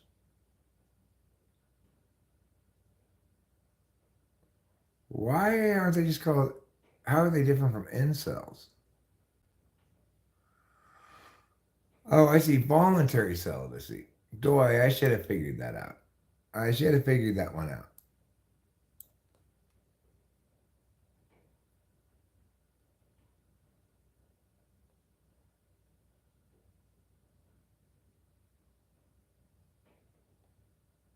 Pit bullshit hole. Is that right? Pit bullshit stool. Okay. Well, normally Anky Pinkies include 2 words, not 4 words. Take off my beanie. Okay. There you go. It's a little chilly today, I had it on because I was outside a little while ago. And, it's raining. It's what temperature is it? 48 right now it says, but it feels a little colder than that. And yeah, Dr. Disaster, you please put your beanie on. It's a good idea. And tell the rest of your skibidi bombaclat friends to do the same. You shave your head with a razor? I don't. I just lose my hair naturally. I do use a clippers to give myself a haircut and a beard cut at the same time. And then I recently did so, and I used number 3 on the clippers, so not too short. Tim Pool, a famous political commentator, is known to always wear a beanie. Completely broken, prowl about. Inky Pinkety.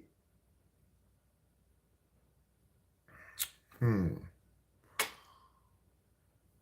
you know Colas and Americana are on YouTube? No, I do not. VRO. I hate the barbershop takes too long. Well, I used to go to the barbershop before COVID. I've not gone since because I realized it's so much more efficient and doesn't cost anything to just do it at your house. Popper Stalker, it's Inky Pinkety. Okay? And that would be completely broke, not completely broken.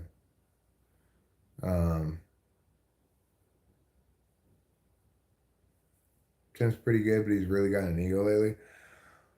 Shattered, pit pattered. That's excellent, Ruben, but I bet that's not quite it. Regarding the ego thing, people have told me I have too much of an ego for the entire time that I've been doing YouTube. So it doesn't necessarily link to success. Some of us just, I mean, I don't know.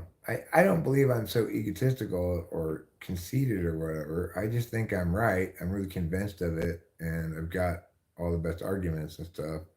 That's never going to change. So I thought if in fact somehow my current level of weird success, gaining subs, new people around stuff continues indefinitely, and I start getting big, well, that would be great, but it wouldn't.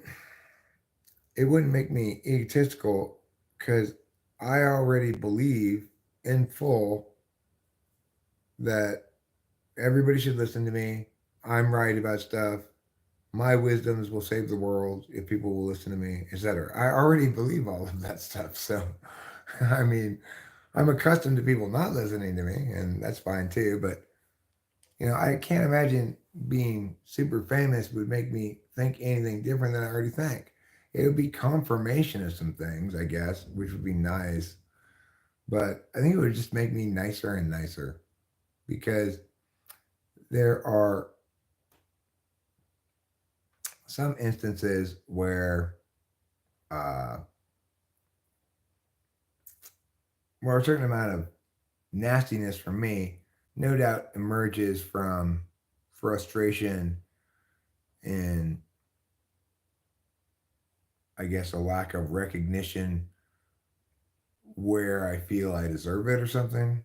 It's not super important to me that I get recognition, but I mean, it is in some ways, but it's like I get frustrated sometimes when people come in and display kind of zero respect for all the work I've done and assume that their random thoughts are are more likely to be correct than my conclusions that have been made on the basis of shit tons of thought, work, typing people, etc. It's a little frustrating. Tim won't let some of his guest speaks why invite them. Right. Well, if I were to interview somebody, I would try to keep very much in mind that that's my job. Then my job is to interview that person, hear what they have to say, etc. I've gotten a lot of practice keeping my mouth shut, not dovetailing off of shit and typing people because my job there is to type them. It's not to tell them about myself. Hello from Tel Aviv, Israel. We love you here. Thank you, Tel Aviv, Israel. I love you too. I love your Tel. I love your Aviv, the whole thing. Rachel, my beloved, darling, angel, special beauty pants. You have awoken and you are here. I'm so happy to see you. And I hope that you meet the new day with delight, smiles, and joy. I don't know what type Gemini is. I don't know him well enough. The first Inky word's kind of borrowed from another language, but we use it.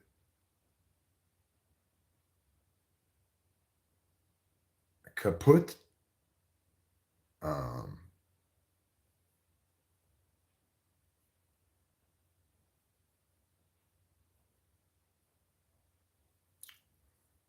Fubar. I don't know. Okay, so I gave up on yours. It seemed too hard.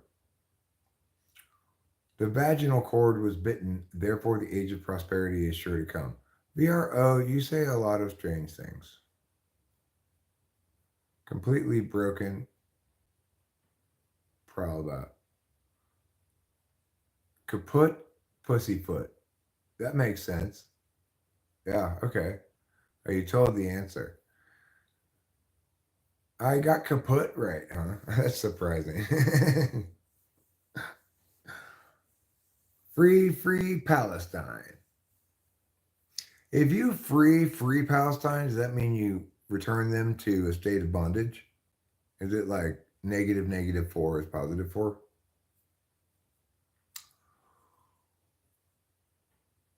Pussyfoot is to beat around the bush. You're right, Ruben R. Acacia, you use the word pussyfoot wrong. That's not what pussyfoot means. It doesn't mean prowl about.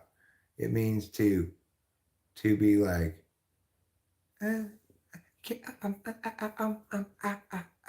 I stop pussyfooting. What do you want to say? Like that. Oh, you think pussyfooting means prowl around, huh? Are we gonna have a definition more? Let's find out. I'll Google it. I like the term pussyfoot. I like Steve Martin's poem. Don't be a pussyfooter. Nobody likes a pussyfooter. Act in a cautious or non-committal way. Or, definition 2, move stealthily or warily. So I guess Acacia's right, Ruben, and you're wrong. I mean, you're not wrong because you just said what you thought. I was wrong because I agreed with your thought.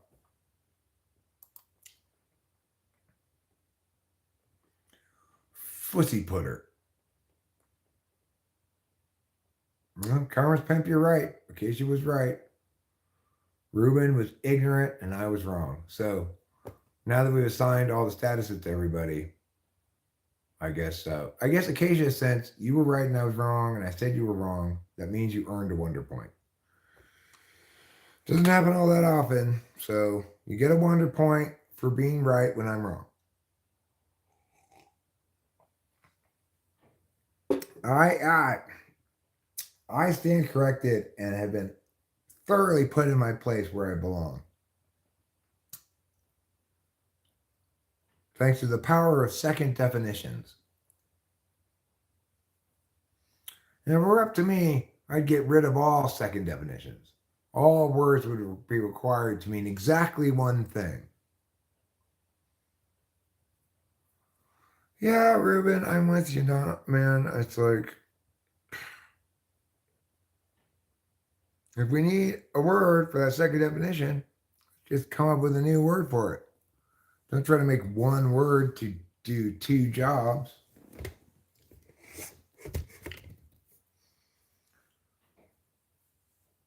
And let's get rid of homophones while we're at it. I don't want any dear thing. Like Dear John versus those are some deer on the lawn. No. We need different words for all those things. Dear John should be pronounced DR. And regular deer should be pronounced deer. So there, we fixed one thing. You have no milk, you can't make coffee. Do you have any non-dairy creamer?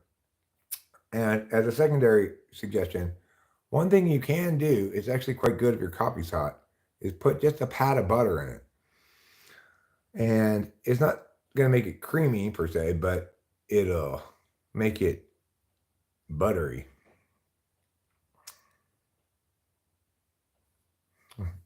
New Groove, our current society doesn't even do that.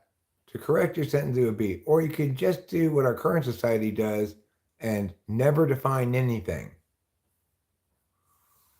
Oh, you do have creamer. Well, non-dairy creamer is the best way to cream your coffee in the first place. You want to put a lot of non-dairy creamer in there, and then wouldn't hurt to pour a little dollop of regular cream in it as well. Does that mean you have to replace the milk with water? No, you don't.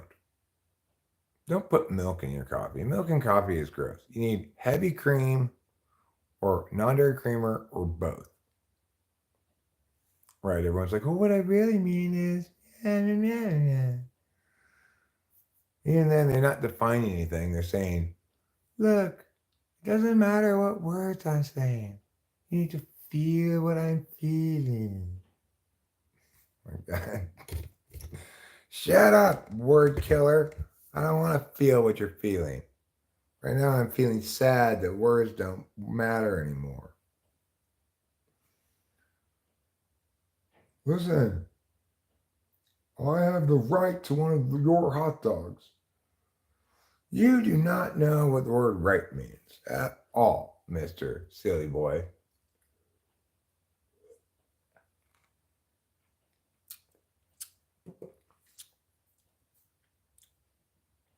Yeah, but even if you were talking about physical pussyfooting, I would imagine it to be like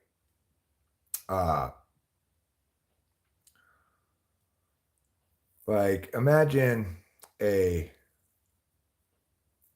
rabbit, or maybe it wouldn't be a rabbit, like, I don't know, let's say a pig, a wild pig, and somebody set a trap, and they're very warily walking around the trap before they commit to eating the thing.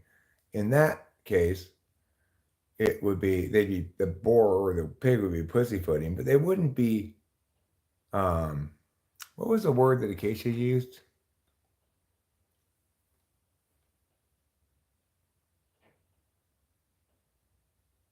Let's see. What was the word that Acacia did use when she said it meant pussyfooting? Prowl about. Is prowl about really qualifies that though? Okay, fine, it does. I can see the point, Acacia, but you were purposely making it hard by choosing that one.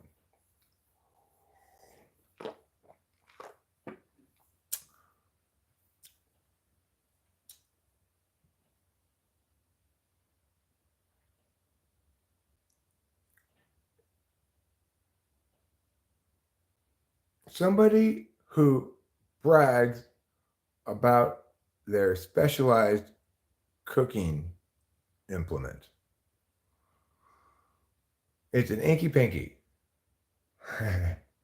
Why you use it against me? And then you go right and use it against me. Here's an easy one, okay?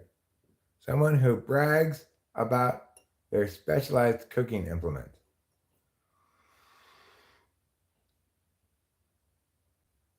Somebody who brags about their specialized cooking implement. It's an inky pinky.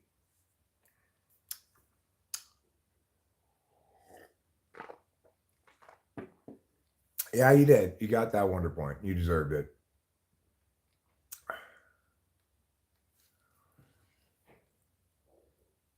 Hi, Bob. Bob says, hi, brother. Hello, Bob. How are you doing today? I hope your day is going wonderfully. I hope you're enjoying every minute.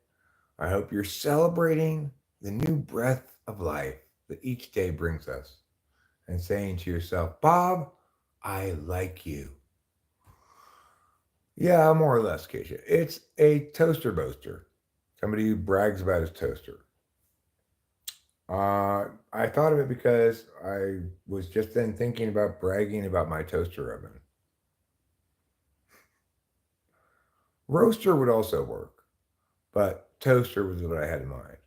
Toaster boasters. The toaster really should come first because to be a toaster boaster is to boast about your toaster. To be a boaster toaster, you're a toaster who brags, right? So it really should be toaster boaster.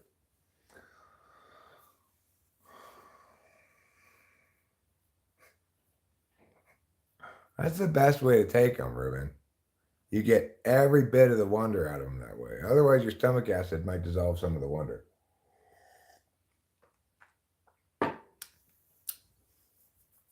So yeah, I'm about ready to brag about my toaster oven. We brought this toaster oven over from the other house, and I have not regretted it one time. Okay. It's got a bagel setting for toasting bagels. You could put toast in there, and bread, and make regular toast. The possibilities are endless.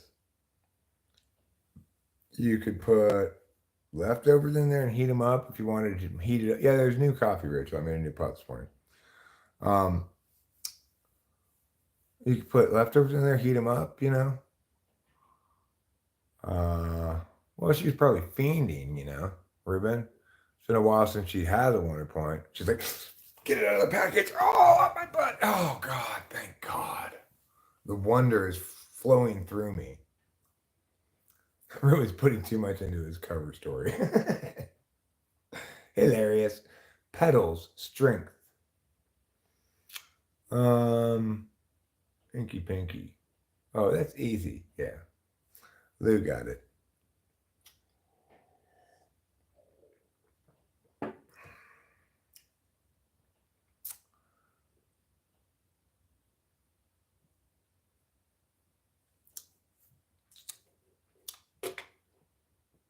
I'm gonna look something up. Maybe I got a good Inky Pinky for you.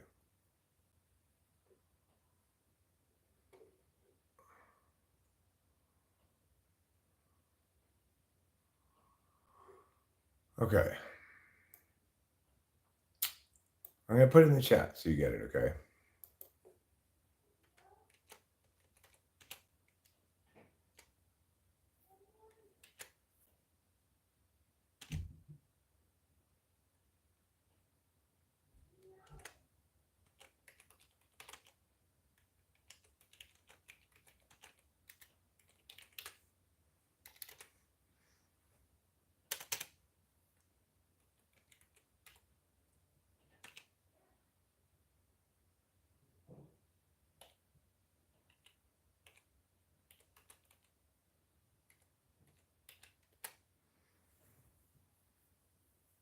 All right. Ball of fruit made into bread. It's an inky patankity. An inky patinky. Host ghost. Ruben nailed it right away. This one's a little bit harder. You might have to do a little Googling.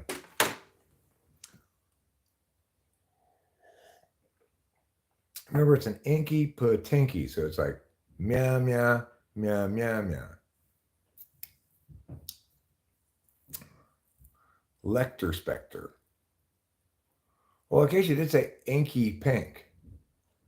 So that can't be right. You should have said inky pink. You said ink pink. Acacia. Yeah. Oh, I see you already corrected it. I should have looked down further before I busted your chops. You corrected yourself before I could correct you, thereby invalidating my correction entirely. Let's see how the poll's doing. 118 votes. Wow, look at that. In 44 minutes. I think I'll give it another 16 minutes. Let it be up an hour, 15 minutes now. Because it seems to be attracting voters from outside the stream even. We'll see how many votes we get in an hour, you know. Banana bread does not rhyme, Jeremiah Fix. And ball does not mean banana. And you also misspelled banana. So a lot of problems there. This one's going to be really hard because no, it's not a generic word for ball. It's a proper name, okay?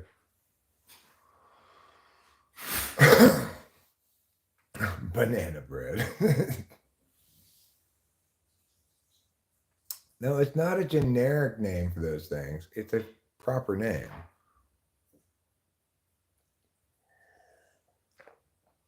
You might have to do a little Googling. I had to Google to confirm it.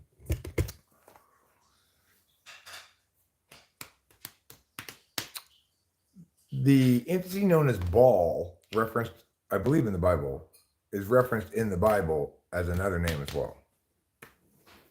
Not Marduk, no. I'm not sure if Baal is named in the Bible specifically, but the name I'm thinking of is another name for him. I'm assuming he's a dude. I'm not really sure about the gender of demons. Do demons even have gender? Did angels have junk? They don't have belly buttons.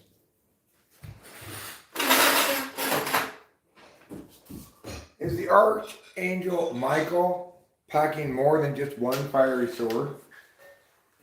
That's what I want to know. How many fiery swords does Michael actually have? One in his hand and one in his pants? Or not? No angel experts around here? Did anybody get what I'm talking about? No. Probably nobody's going to get that one. Benny says hello. I will tell you the answer shortly in a little bit. Can somebody get rid of Benny, please? I could do it myself, I guess. Benny, I will say to you, there's many people come in here. If you have some sort of trick, believe me, I've seen it before. I've heard it before. It probably didn't even fool me the first time. It's not going to fool me this time. Like, come up with something interesting. You remember that bit of 8 Mile where Eminem's like, here's a pencil. Go home, write something down, make it suspenseful. Or something like that. That's how I feel like saying to these people when they come in with their recycled thing that was dumb in the first place.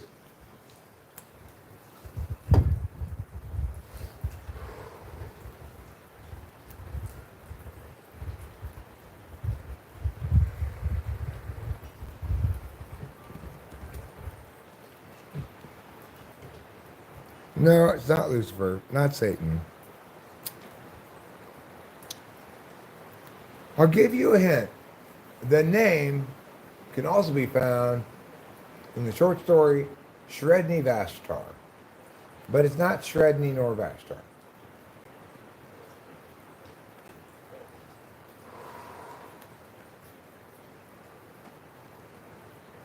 It's not Beelzebub either. No, that's not it. That wouldn't be two syllables. Remember, it's a two-syllable name.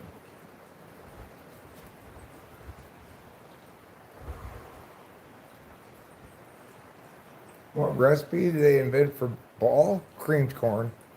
Ball was the origin. The origin story of creamed corn links directly to Ball, who said, "I don't want to bite all these little yellow things off of this hard thing. You cut them up and smash them up for me." And since he was some kind of demony guy, everybody listened to him. All right, I'll give you the answer. It's Rimmon persimmon. Rimmon is the other name for ball. And the kind of fruit you make into bread is persimmon. Persimmon bread is primarily the only thing people may use persimmons for. Because they're not good to eat straight off the tree at all. It's not like an apple or something.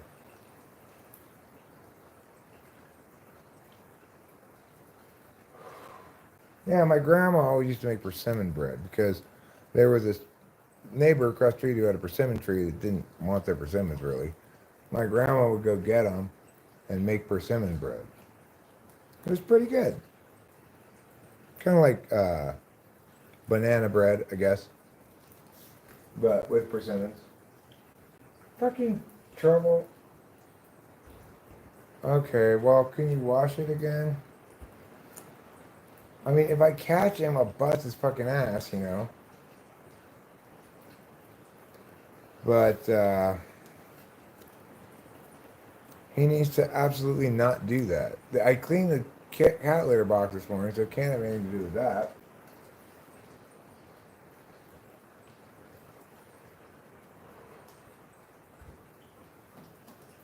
I mean, no, it's not a bladder thing. He's going to that specific spot to go pee when he could just as easily go through the cat door and out into the garage to the litter box.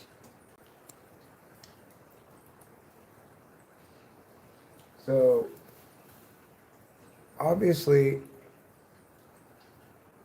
I need to catch him in the act sometime and bust his fucking ass.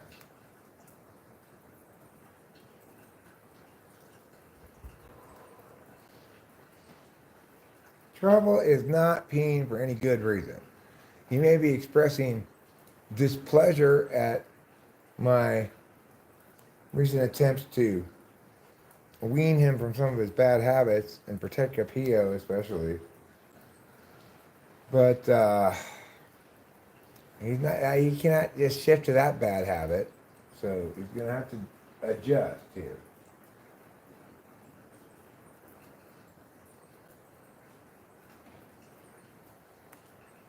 Yeah, okay, I'll clean the bathroom floor there, Lou. Fortunately, it's in the bathroom, so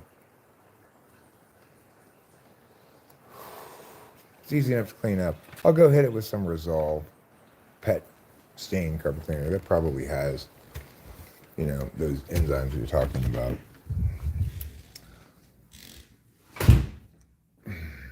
That fucking cat.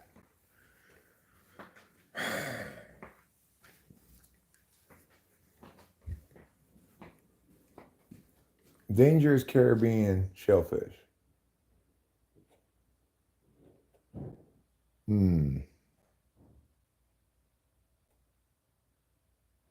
Inky, Pinkety.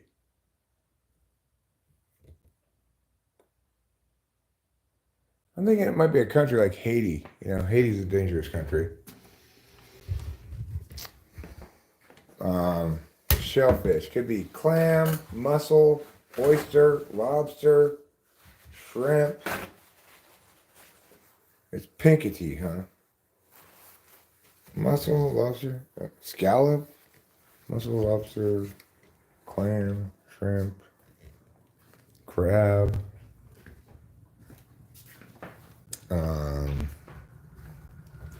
Crayfish, crawdad, crawdad or a crayfish. Rachel, Yes? are you going to the bathroom? I'm just changing. Can I squirt over there? Sure. Because Lou said if he smells some residue, that might bring him back to the same spot. Okay. So I'm going to try to get any smell away. Rachel, can you mute that? Sorry. Sure.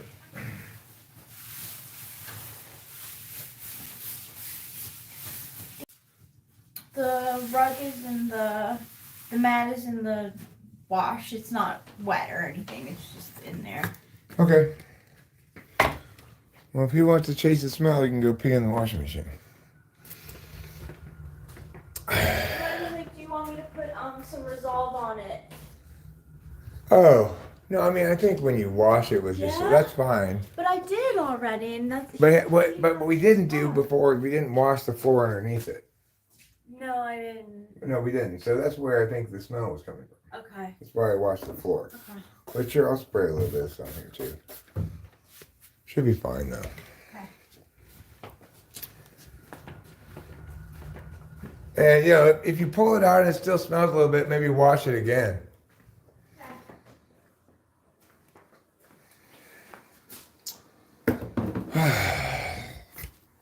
Boy, that cat, I tell you, he has made such a significant impact on our lives, mostly bad. Super expensive to even consider taking to the vet because he has to be sedated because he's such a wild cat, you know.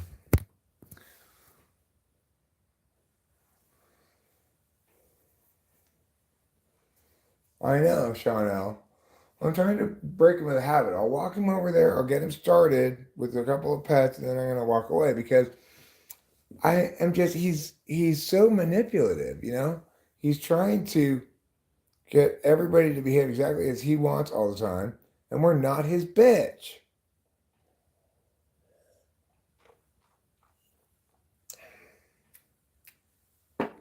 Yeah, I think he did. I think that is why. He's mad because I'm trying to make him behave. He's like, you can't check me, motherfucker. I'm trouble. Anyway, hopefully he will learn that he's not going to be able to get away with that shit. No, I haven't heard of it, Carlos Paiva. Sure, I'm very much not interested at all. I can tell by the music and yeah.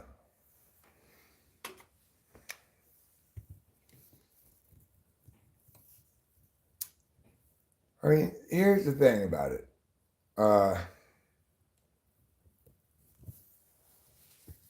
Anybody starting a typology channel, talking typology stuff, unless they're saying, I learned how to do this properly at defensible typology, and now I'm going to relate everything that Eric says, then they're just talking out of their fucking ass, right? The work's been done, but it's hidden. It's hidden on this channel among a sea of bullshit.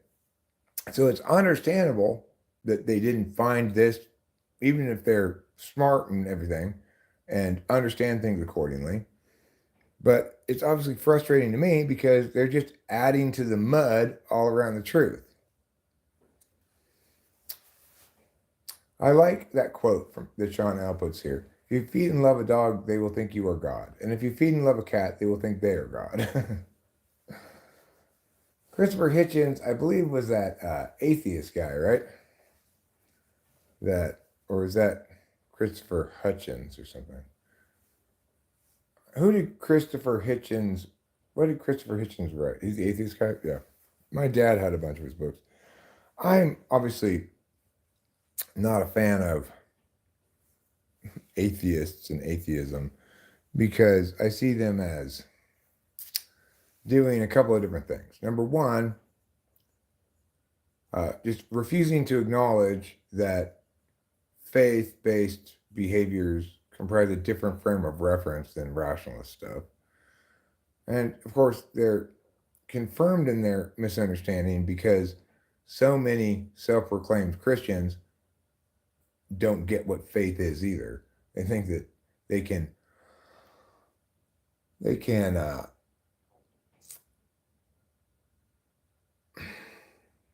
they can establish that they are correct about God or something, which of course is insane and runs counter to the definition of faith.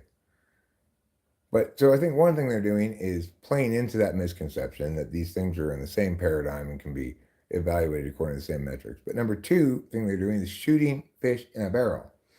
They're arguing against the least intelligent people they can find. They're finding, dumb Christians with dumb understanding of things and arguing against them.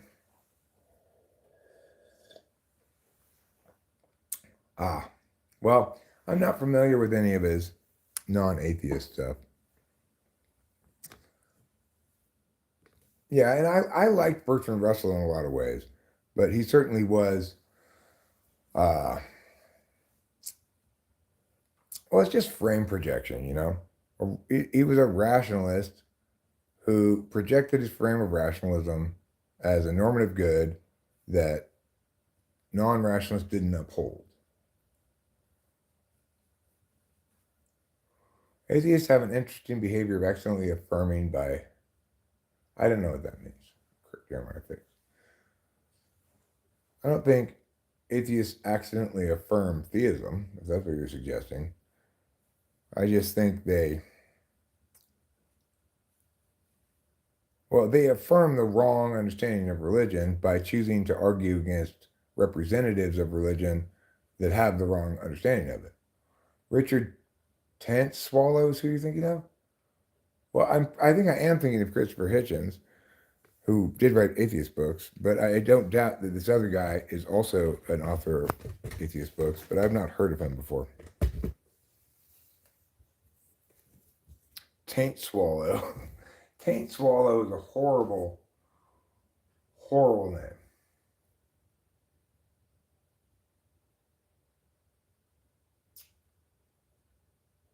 Sir Taint Swallow. Is there really a person named Dick Taint Swallow? I cannot believe it. I refuse to believe it.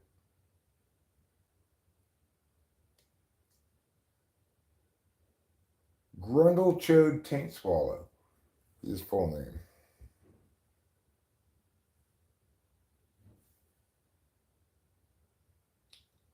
I was not thinking of Dick Taint Swallow, actually, but a good guess, I guess. All right. So what's going on today? Do I have any plans? Am I doing anything specific? Am I going to get anything at all accomplished? We got quite a bit accomplished yesterday, so I don't want to overdo it on the accomplishment tip, All right, I think we're going to end this poll now and see what wins. Got to be over an hour at this point. Have I had lunch? I had 2 cinnamon rolls for a late breakfast. Yeah, 1 hour ago, 138 votes. And the winner is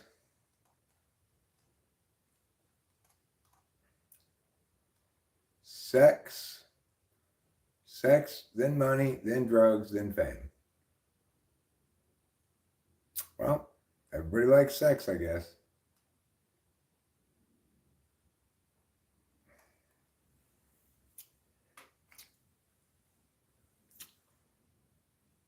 Oh, Cameron's not coming up till next week. In theory, he might be here at the same time. Vacation and Ruben are here, but Cameron will be staying here at this house. Got that Neil Young song, "Don't Say You Love Me," stuck in my head today. Sorry to hear that. Oh, wait, what happened with Cameron? It's just the weather's too bad today. He decided not to come up today. He's going to wait a week, I will be able to handle fame just fine. If I ever get famous, everybody will see in no time flat that I'm exactly the same person. I think that fame does mess people up if they get famous too young. I am not too young to get famous. I agree with you, Casbah. I didn't pick sex. I would have picked either fame. I would have picked fame, but originally I had three choices. I would have picked drugs for sure. I got Xavier Menacongus, Kevin Bernega, Fireboy, and Dr. Changman as the Nightmare Blunt rotation. I don't know who any of those people are. But the Dream Blunt rotation, I like that idea. Pick, 4 celebrities that you're going to pass a blunt around with. Like, who am I going to... I want Amy Sedaris there. She seems cool. I may have given different answers the other day. I'm going to give me a new answers this time.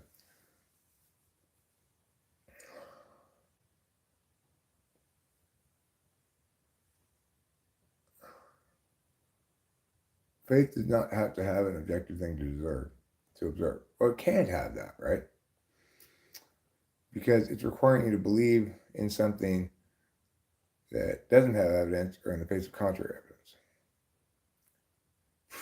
Been here, done that. You mean you already smoked a blunt with Amy Sedaris? I'm jealous. Okay, I want to smoke a blunt with Amy Sedaris. I need 3 more celebrities. I'm going to go with, you know what, fuck it. I'm going with Britney Spears, just to make it interesting. Oh my God, I'm Britney!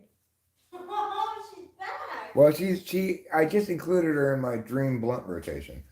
So Dream Blunt rotation is you pick like 4 celebrities that you want to pass a blunt around with. I put Amy Sedaris, I got Britney Spears. Amy Sedaris, I like that. Britney Spears would be just to mix things up, make things interesting. Okay. So that I can hear her say, "Oh my God, I'm Britney!" And then, see, who else am I gonna include in this thing? I don't dislike Sleazy Juan's selection of Norm Macdonald. Norm Macdonald, but I'm assuming we get to have dead celebs. First I'll do it without any dead celebs. Okay, first I'll do it without dead celebs. I'm gonna include. John Mulaney. No, I'm gonna take Martin Short. Martin Short is definitely over John Mulaney, definitely. Yeah, I was thinking Steve Martin, but Martin Short would be more fun. He would be more fun. Britney, Martin Short, Amy Sedaris, and. So you have 2 ENTPs, and ESFP. Oh yeah, I've got 2 ENTPs in there. I didn't even think about their type at all. I do believe that both Amy Sedaris and Martin Short are ENTPs. But Martin Short could be... No, he's got to be ENTP. He seems so ENTP. Yeah. All right, well, so what? I got a couple of ENTPs in there. Let me see if I can get somebody who's a little bit more chill. Right now we have, including me, 4 extroverts in this group. I'm gonna do an all extrovert group, okay? So I'm gonna get another extrovert. What a smoke ring that'll be. So it's Amy Sedaris, Britney, Martin Short, me, and I'm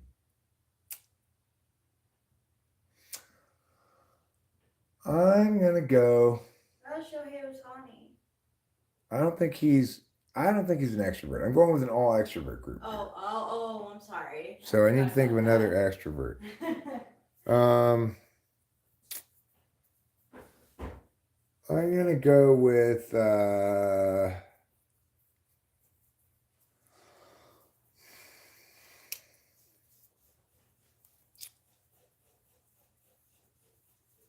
gonna go a little out of the box here, and I'm going to go with Travis Kelce. Whoa! Oh my gosh, we have possibly 2 ESFPs. Yeah, 2 ENTPs. That's what I was thinking. A little symmetry there. I could find another ESFP. I like Travis Kelce. He seems cool. Yeah. I think he'd be cool to smoke a blunt with him. He probably would. And then, Brittany would start dancing. Come on, everybody, let's dance. No, Brittany, we're fine. Oh my God, I'm Brittany. You know what? So your astrocompatibility is like I think it's like affect, physical. There's 4 categories that you get hundreds with her. So maybe you and Brittany would be able to communicate. Maybe she'd get me to dance and I could get her to think. All right, now I'm going to do my 4 introvert dream blunt rotation, okay? All these ones are going to be introverts. I'm going to start with Edith, whatever her name is, that INFP comedian that I like, who says having sex with her is like having sex with a slice of pizza. That lady. Okay, so I'm going to go start with her. Edith Bronklowski or something like that. Start with Edith. My second introvert I'm going to include, thank you, Acacia, Esther. Esther Pavitsky. I'm going to start with her. She's an INFP, so she's an introvert, okay? Esther Pavitsky. She's funny. I like her. My next introvert is going to be Carson Daly. Carson Daly seems very cool. He's obviously an introvert. I'm going to go with him, Carson Daly. Now, my next introvert. So I've got Carson Daly and Edith Pavitsky. My next introvert will be a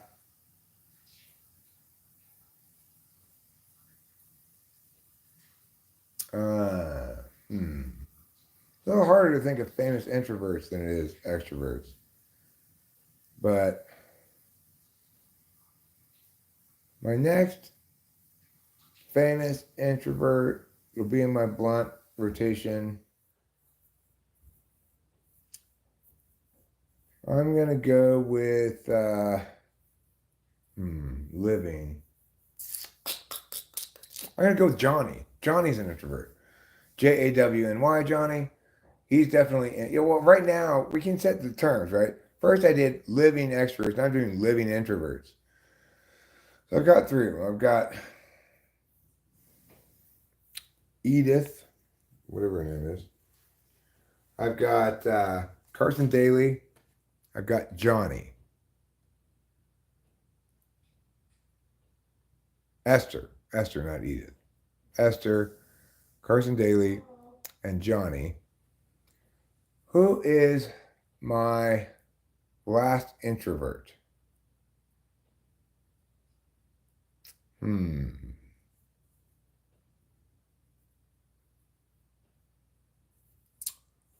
I think I'm going to go with, I'm not entirely sure she's an introvert, actually.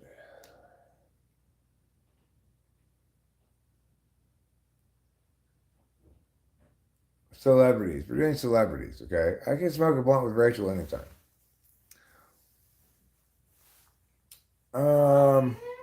What's that? I'll be there? No, I said, Acacia asked if I want to include Rachel in my dream blunt pass circle. I said, I can smoke a blunt with Rachel anytime. This is supposed to be celebrities. That's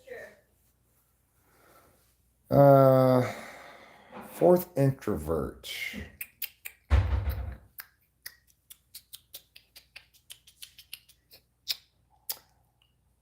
That's a tough one. Obviously, extroverts make more of an impression, right? So even when you have famous introverts, you're maybe a little less likely to think of them. I don't know who Nick Offerman is, not well enough anyway. I'm thinking about going with Fiona Apple. Ooh, that's a good introvert. She's an introvert. I'm interested in her artistic process, at least. I want to tell her how she needs to stop with the excessive extrovert intuition. Just let herself write good songs. They don't have to be all weird or different or whatever. I think she's INFP, yeah. And I think she needs me to tell her how to make art. Because she made such great shit a long time ago. And she's come up with some other good stuff occasionally. Oh, is she? Think Fiona Apple is a narcissist?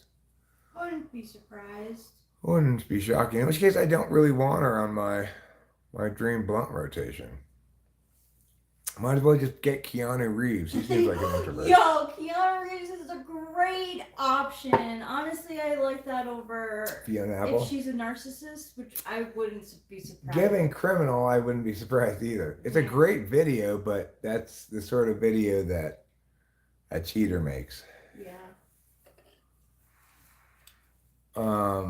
So yeah, I'll go with those four: Carson Daly, Keanu, Edith, Esther. Esther?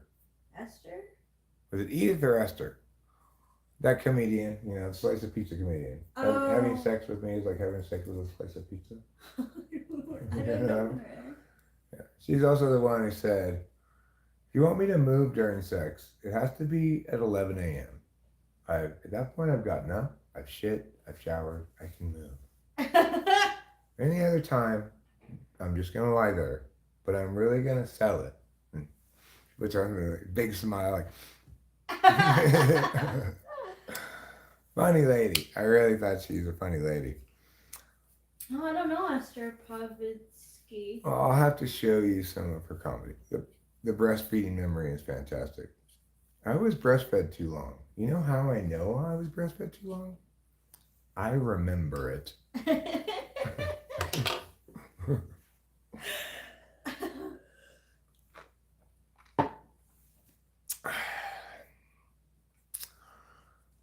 So, those are my dream. Yeah, Hot for My Name is the name of her comedy special. So,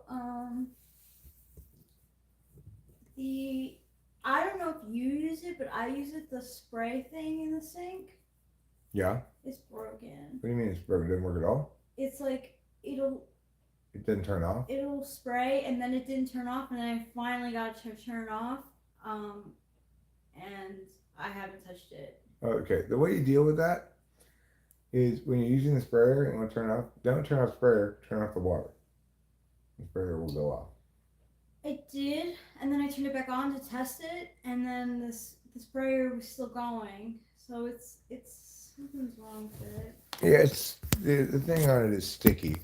I could probably WD-40 that and solve the problem like that.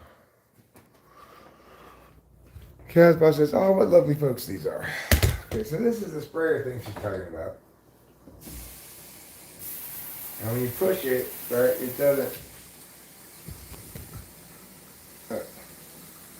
So the water's on, I turn the sprayer on like this. And I let go of it and it continues to spray like that, right? But if you just wait a second, it'll turn on. Rachel, you want to come look at this? Yeah, is it going? It's working? Yeah, it works fine. It's just a little sticky. Don't know what I did. It's just a little sticky. So watch. I'm pushing this.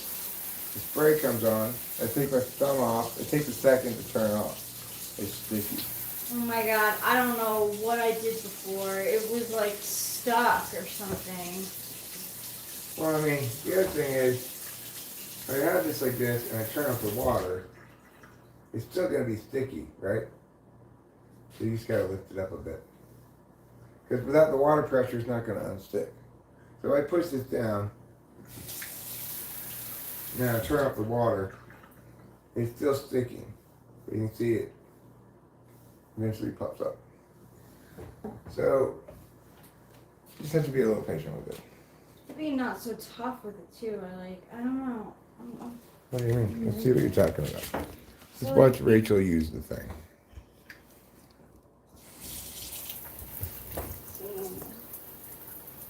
Oh, now it's working. It wasn't working at all before. It was like totally loose. That's great. Whatever. Okay. Whatever. All right, cool. As long as it's working. Just, it had a momentary. Oh, it had a bad day at work. Yeah. Yeah, I'm gonna have to smoke a cigarette. I'm gonna get my coffee. Looks like an old faucet too. Could be some sediment buildup. Yeah. Oh, there's 100% sediment build up. Well, and the other thing is, I need to replace the water filter outside. Like the water pressure's gotten a little weaker. And when we bought the house, the guy said that when the water pressure gets a little weaker, change the water filter. There are extra water filters and the tool to change it, but I just haven't gotten around to doing it. Why is the phone call strange? Uh, you know, rewind like to the beginning-ish and you'll hear it. I've gone over it multiple times. I don't really feel like discussing it again. It's not a big deal. It was just something that never occurred. It never happened to me before. And it seemed very strange to me because, like, I'm very clear about who I am, what I'm into, etc. all the time. But as somebody pointed out on the stream, a lot of people have a private face they don't reveal to the world. So it's not inconceivable that I might have secret interests that are different than what I say about myself online. It just isn't the case. What I say, what you hear, what you see is exactly what you get all the time.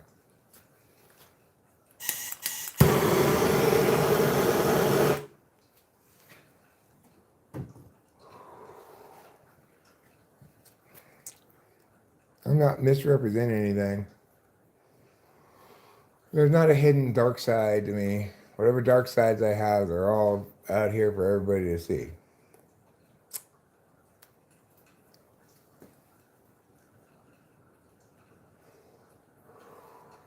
Mr. Kartoffel hates glitter because it gets everywhere. I also hate glitter for the same reason. It gets everywhere. Bro, you need Islam. No, I definitely don't need Islam. Okay. So, not only do I not need it, I also don't want it. And you trying to suggest that I should have it makes me want to spit on it and push it back in your face.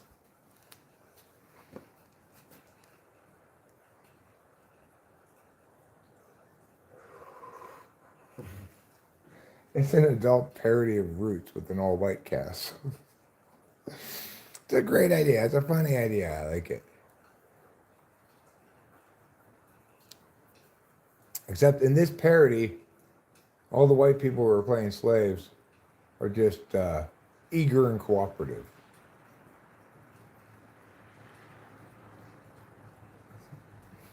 Made by the Committee for Southern.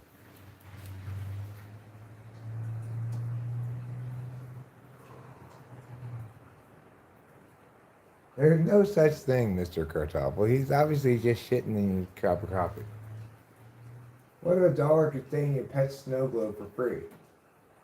Good question, Acacia. What would you do then, Mr. Kartoffel? If you could get a pet snow globe that had $1 in it that showed it to you for free money, would you want it?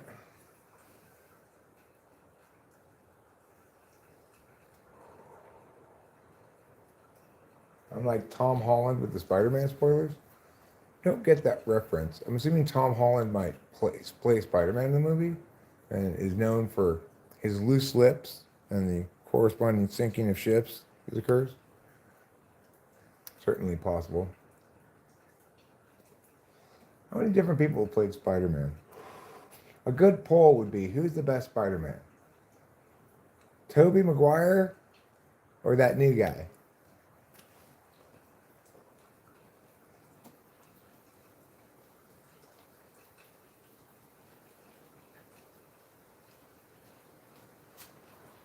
BRO confusedly says, let me tell you, man, the squadron leader was not appreciative of there being no gang affiliation at the headquarters of Changtown. Okay, well, those are words. The grammar of your sentence is correct. It sounds and looks just like a real sentence.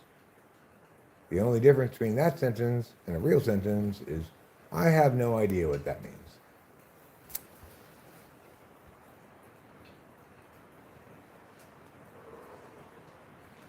So how many different Spider-Mans have there been? Has Tom Holland been a Spider-Man? And I know Tobey Maguire. Are there any other Spider-Men I need to put on the poll?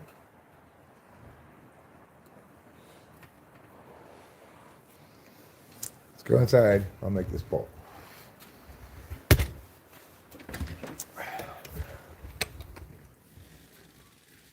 Andrew Garfield. Okay. Andrew Garfield, Tom Holland, and Tobey Maguire. Which makes the best Spider-Man? Let's find out what the people think. Poll.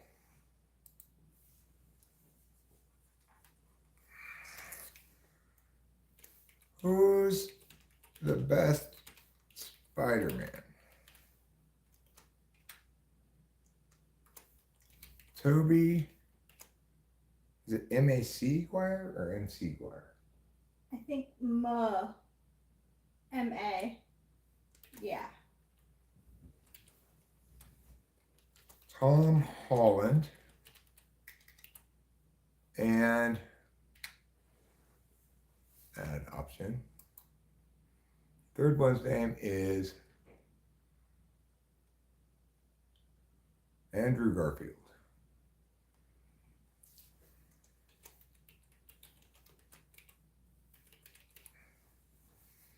Okay.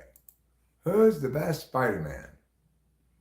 Tobey Maguire, Tom Holland, or Andrew Garfield?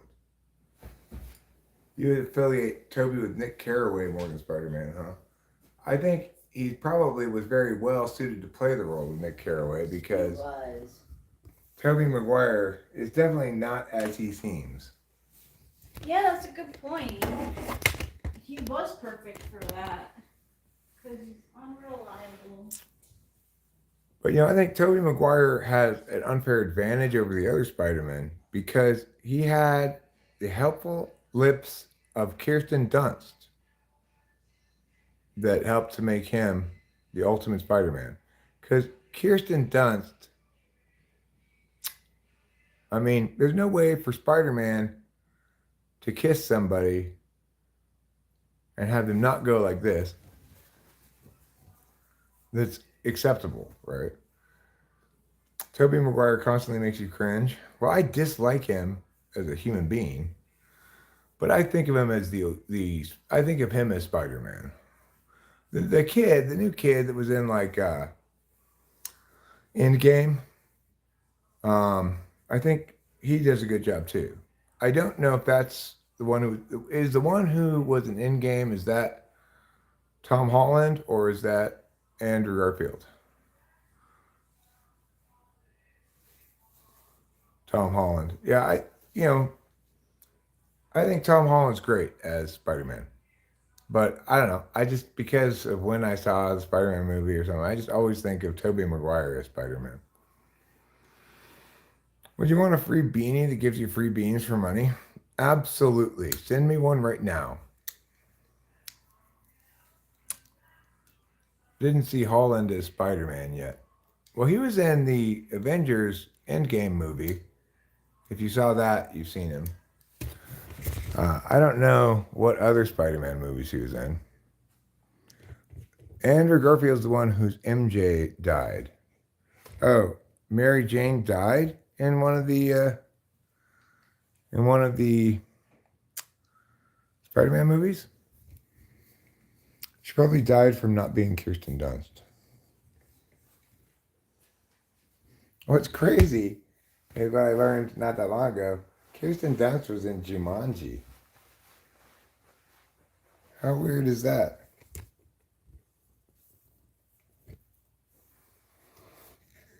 You don't think of Kirsten Dunst as being in Jumanji, but she was the girl in it before she was grown up, But the beanie cost $10. Well, that's fair as long as I get free beans out of it. It was Gwen Stacy who died. MJ didn't exist in the Garfield films. Gwen Stacy was Spider-Man's girlfriend in the Garfield films.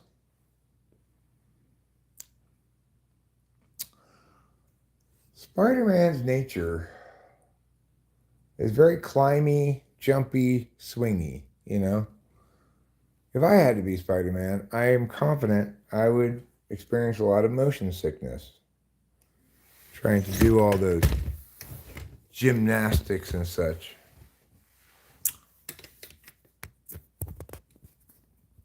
Oh, $10,000. Well, then no, I'm going to pass on it. Thank you.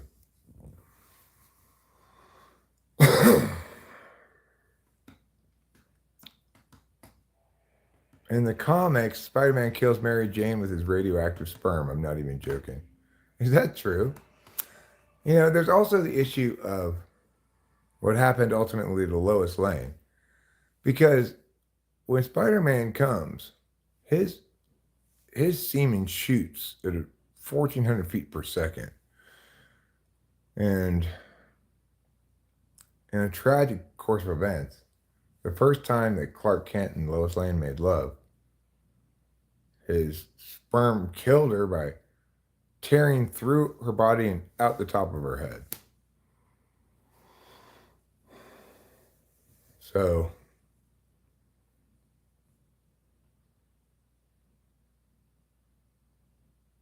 after that, Spider-Man said, I guess I'm doomed to a lonely life. Even if he tried to pull out, it's like automatic gunfire through the wall, you know?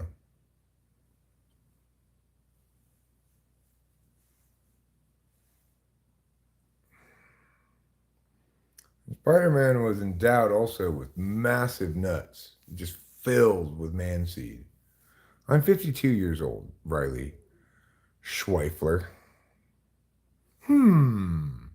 How old are you? Yeah, we're best buds, Mr. Cartopple, that's for sure. I think one of the Family Guy skits had every woman Clark was around had cancer because he was using X-ray vision on them so much. I don't think Superman's X-ray vision is radioactive. I think he uses the same technology that he uses in his laser eyes. It's a different way to look through things, is what I'm getting at. The new Hulk issues are brutal. The Hulk is trying to kill Banner off, and you get to see some of the goriest content ever published by Marvel. Wow.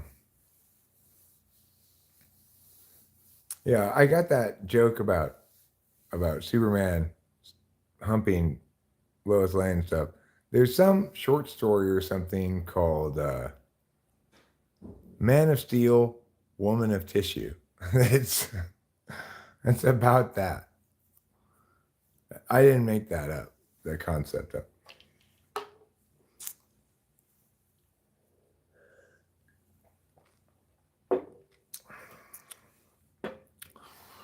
I mean, that's the problem. One of the problems Spider-Man has is when he ejaculates, he shoots out spider webs.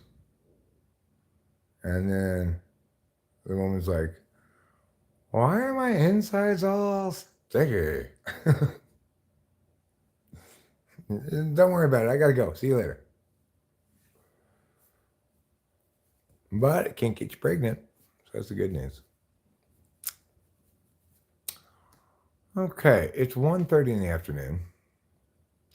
And I really am not sure what I'm doing. I agree that was a hilarious scene, Sean L. It was hilarious. You know, the Infinity War was just such a spectacularly good movie. And Endgame dragged a little, but it was also really good. It was nice the way it wrapped up all the storylines and everything, you know? So a lot of those Marvel movies are fantastic, but a lot of them are terrible too, so. Is Peter Parker an INFP? No, I think he's probably an ISFJ. Seems to me. With his general politeness. Seems pretty FE. Hard to say. Speaking of Superman, in Superman Red and Blue, he gets captured and sent to a prison camp where he's sexually assaulted by the staff for months. Really? What, did they have him in like a kryptonite suit so he couldn't resist or something? Seems like dark comics to me. Cheeks of Steel, they called it. Yeah, you know, cheek clapping Superman can produce a sonic boom. You gotta be careful.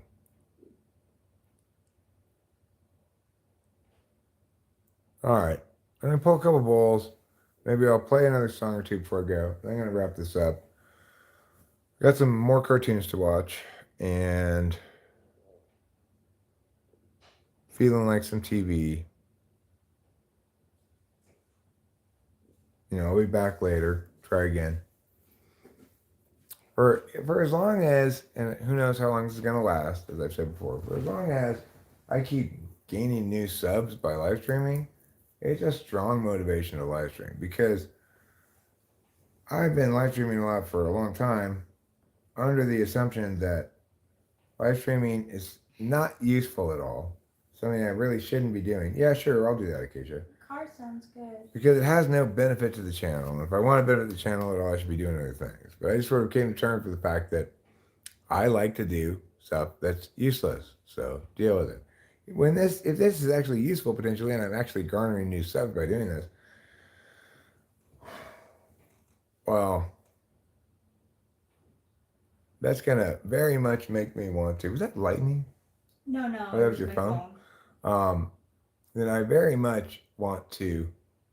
It's very much encouraging me to do it even more, and I don't feel guilty doing it really because it seems like it has a purpose,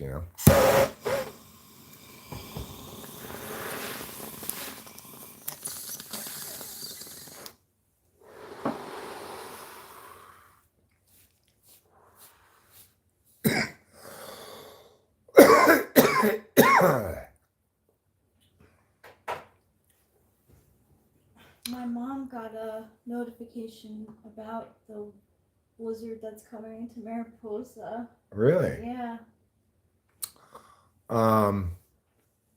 So then we have Hero says you just do whatever and talk about whatever. So if someone subs, what do they come here for? That's how YouTube thinks about it.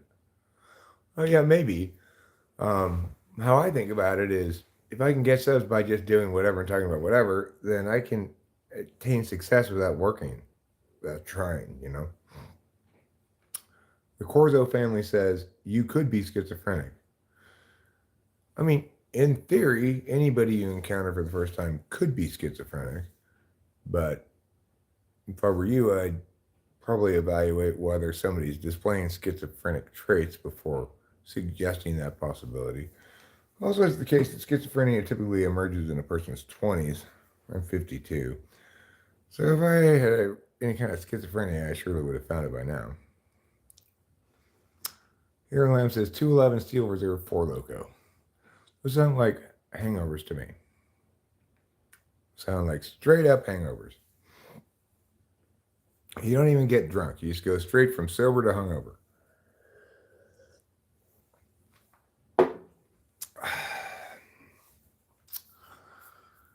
Now, this is something that does happen periodically.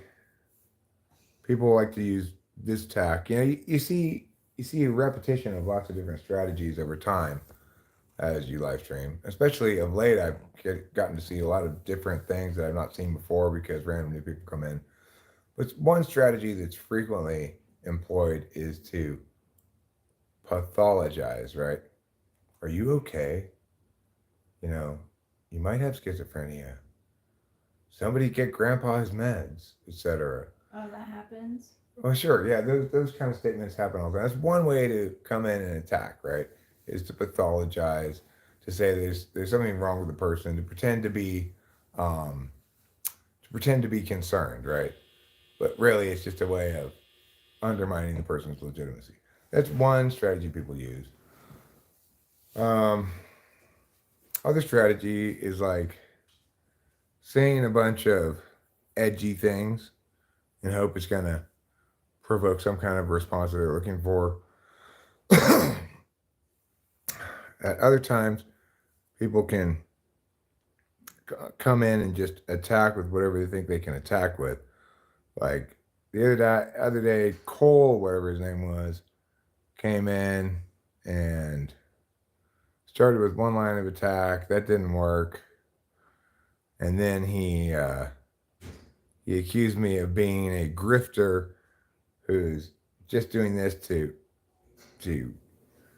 get money off of people with my bullshit typing servers and stuff. But of course, that kind of attack doesn't stick to me at all because I have so many years of experience of behaving exactly opposite to that.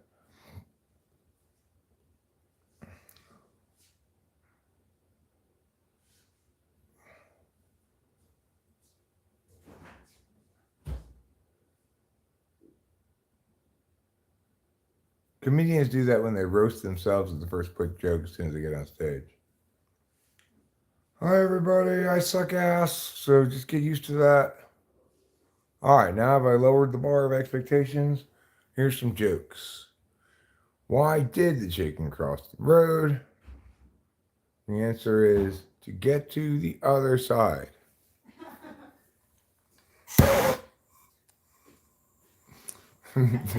That'd be interesting if you're like, oh yeah, I'm a great comedian. And you get up on stage and all you do is tell like extremely old jokes that everybody knows.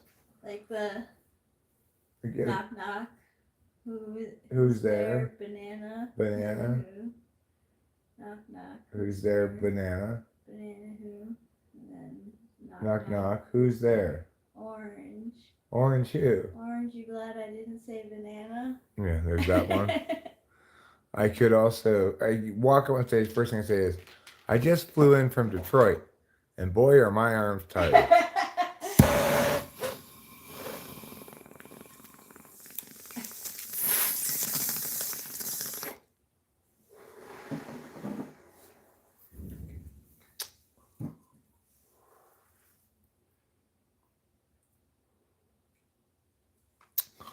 Louis C.K. did that in a way. You're in this with me. You laughed at a dead baby rape joke. You can't go back now. It only gets worse from here.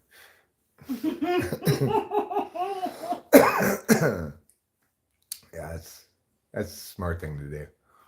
I remember doing a comedy show one time at the Ice House in Pasadena.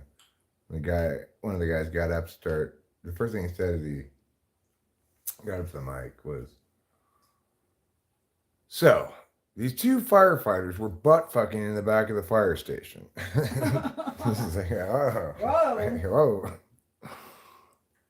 I don't remember what the rest of the joke was, but it's like it immediately made people laugh because it was so like, oh, you just bursting right out the gate, huh? Did I vote Biden? No, I didn't vote for Biden. I didn't vote in the last election. Is this the prolapse fetish stream? I'm not sure what a prolapse fetish is. I said, no, I did not, Lexter's Fixins. Listen to my answer. Too much self-deprecating is irritating somehow. Sure, well, it's false.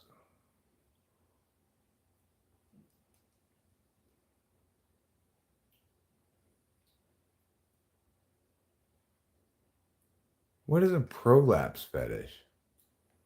What's prolapse? Prolapse.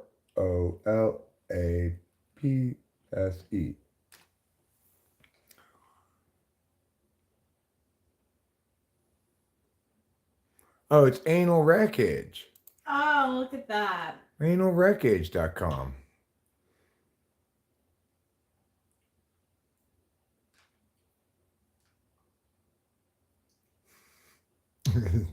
So I was having sex with my dad on an elevator. It was wrong on so many levels. Yeah, self-deprecation is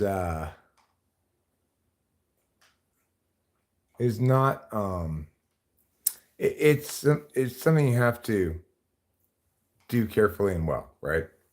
You can use some self-deprecating humor, but it's got to be authentic. It's got to be a part of yourself that you think is inept, but you aren't insecure about, right?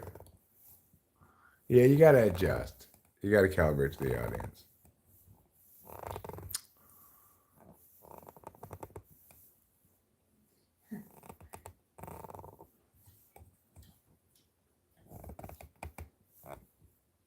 So you got to talk about your crazy phone call? I did, and I stressed that I'm not trying to shame the guy or whatever. No. I'm just talking about it because this is my autobiography and nothing like that's ever happened to me before. Do you support the American traders? Do I wish to deport the migrants? No, I definitely don't wish that. So I do believe that America should decisively control its border and implement existing immigration law, maybe even change immigration law one way or the other. I don't really care. But I do think that as a nation state, a sovereign nation state, we need to have full control of our borders. And we don't in the status quo. And no matter what position you have on immigration, you should agree that the immigration laws we pass should be enforced. And we can't enforce them while we don't have control of the borders. Yeah. At the same time, if somebody's already here, I don't see the point in some sort of mass deportation of illegal aliens. After all, isn't it the U.S.'s proactive responsibility to control the borders better than that? No.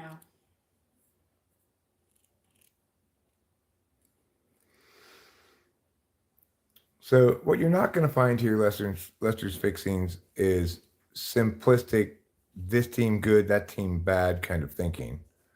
I think that kind of divisive, simplistic, unnuanced drivel does not qualify as political discourse, and is the main reason why the country's at risk, is because people have forgotten to talk like grown-ups about things that matter. What do you think about the illegals receiving much needed funds that rightfully belong to Americans? Well, as far as I can tell, the only funds that illegal immigrants receive is free schooling for their children. I mean, they don't, Lester's Fixins. At least not. Most of those sort of entitlements are state programs. There may be some states that afford that. California doesn't.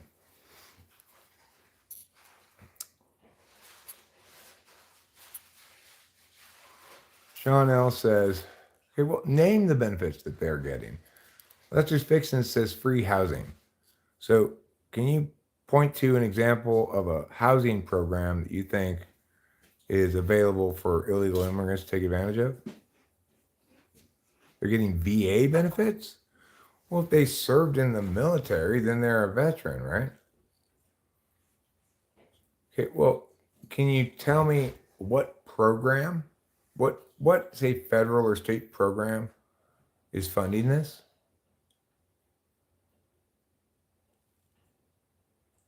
Like, is this are you saying they're taking money from entitlement programs even though they're not citizens?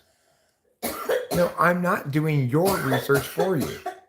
My point is, if you want me to agree with what you're saying, you need to be specific about what entitlement program is being accessed by illegal aliens. If you're not going to be specific, then you don't have a point or a justification for believing it. I'm not going to do your research and your work for you.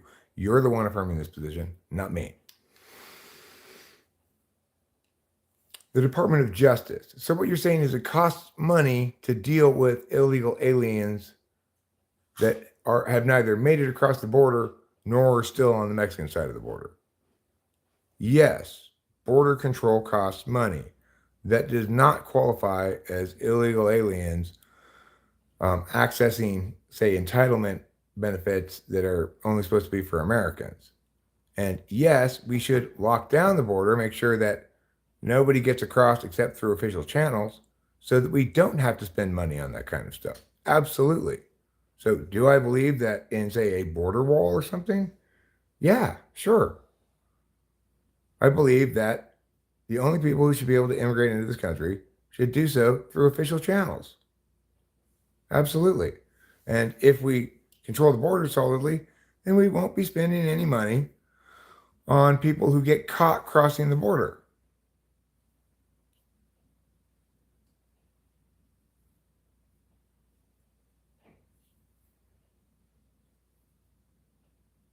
Okay, well, you're going to have to make a citation on that, Gut Pile Mafia. I am quite confident that there is no formal allocation of VA funds to illegal aliens. So you're going to have to cite your source here and reference some data if you're going to get me to believe you on that. No, not on accident. I did it on purpose. Happy Nasser was just annoying me. Oh. Because I said hi back already, so he or she should be satisfied. He said hi such a long time ago, though. Well, Rachel's not in a very good mood maybe today. So. No, I don't want to see it more. Okay, that's fine. It's up to you. It's your channel, too. You said on GMA this morning. Good Morning America. Well, let me Google it. I'm very skeptical of what you're saying, but it's possible. Let's see, VA benefits to illegal aliens.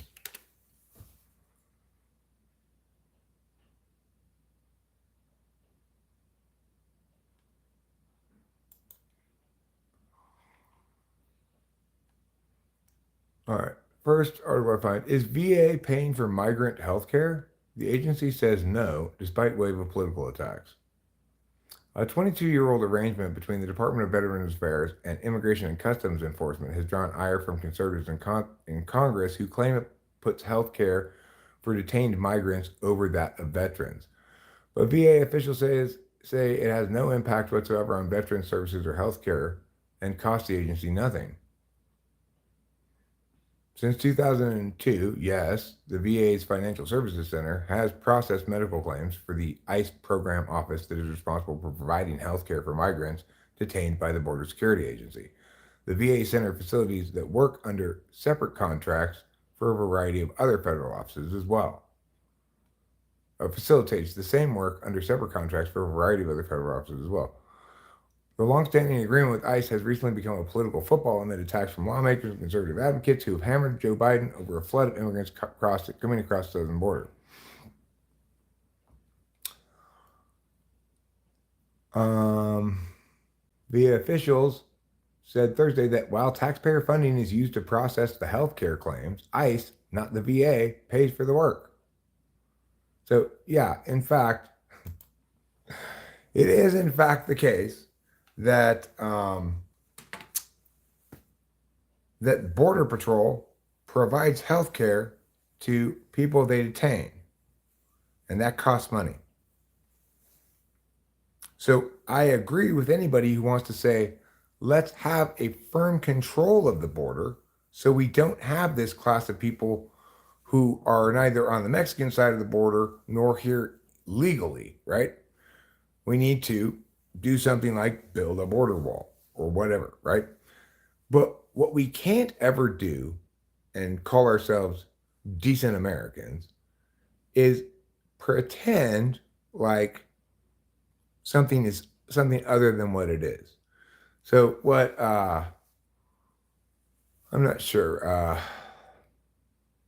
Gut Pile Mafia did is he pretended like a healthcare program, healthcare expenditures for detained immigrants from Mexico or wherever. He pretended that because the VA was sort of which has like medical administration stuff, processed those documents, that somehow the VA was giving money that was directed towards veterans to something else, which is completely bullshit. And obviously, the solution for this is not to deny medical care to migrants who are detained. It's rather to lock down the border securely so that we don't have this intermediate population of people. That's obviously the solution. What the worst thing anybody can do is take this weird, like this simple and innocuous bureaucratic shit. In other words, the VA Health Administration handles the paperwork end of other federal agencies who have to provide healthcare in some capacity for certain populations, right? They handle all those paperwork. It's a bureaucratic happenstance to pretend as though that is the VA giving money for veterans to illegal aliens is to engage in what I would call mythological politics. You don't care what the truth is exactly. You don't care what a reasonable, nuanced understanding of it might be. You only care to demonize the people you want to demonize, while concurrently framing everything, every piece of data you might encounter in the most maximally inciting language, no matter how little resemblance that bears to the truth, in order to rile up other people who feel passionately like you that Biden's Antichrist or whatever. Get over it already. If you're that childish about politics, don't talk about it or think about it. You're not equipped to do so, obviously.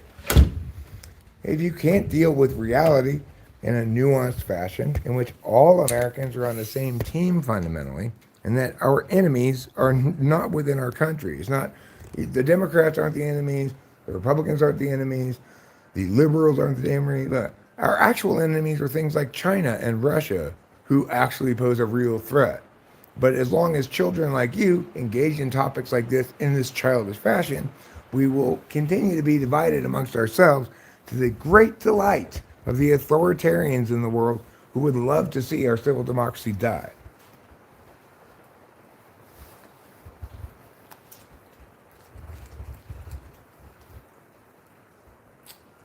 So, hopefully Gut Pile Media and that other guy have learned something here today about what it sounds like if you're a real patriot like me, who cares a great deal about the country and understands what real political discourse sounds like, and understands how you're more of a threat to the country with your stupidity than, say, an actual authoritarian nation that's just waiting for us to fall apart from stupidity so they can pounce. They can't win if we aren't stupid. And if we're that stupid, they can't lose.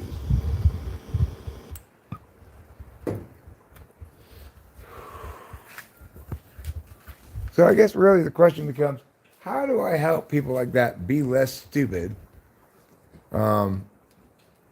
I hope that my current approach of shaming them for their stupidity is working.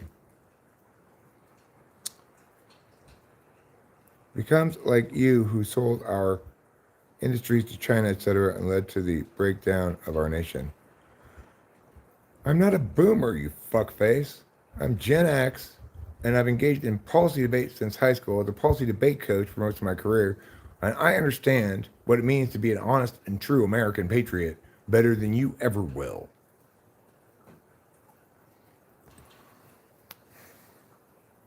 There's no good way to divide your countrymen into boogeymen and righteously indignant ideologues like yourself, okay? And that's what you've done. You said, if you're not a righteous ideologue like me, you are a boogeyman. Okay, well, you actually are kind of a boogeyman, right? Your idiocy prevents actual Americans who care actually about the country from engaging in productive discourse about it. You want to blame and whine and pretend as though nothing that anybody can do or say could be a legitimate adult approach to a question. Well, you're begging to be a slave in some North Korean salt mine. You think that because you're maximally outraged about, reductively understood things, that makes you a patriot. That doesn't make you a patriot. That makes you an idiot. Real patriots don't succumb to their emotional attachments about things so much as to have such horribly articulated positions about things predicated on misrepresentations and lies. That's not a way of being a patriot. That's just a way of being an idiot. And idiots, frankly, engaged in politics are detrimental to the country's well-being. Now, if you stay away from politics entirely and direct your idiocy towards something else or towards something you're not actually idiotic about, then you might actually provide some general good for the country. But as long as you're engaged in talking about this, in the way you're talking about this, you're only doing damage. Thank God you came here to be informed about this matter and to see demonstrated to you what actual political engagement with the topic looks like.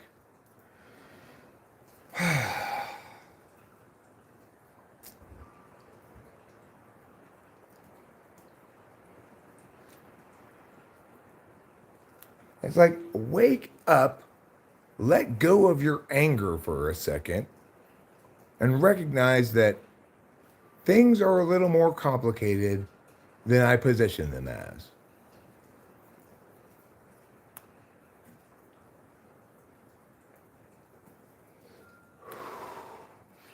Or just have a come to Jesus moment right now and be like, you know what? This guy's talking so much sense.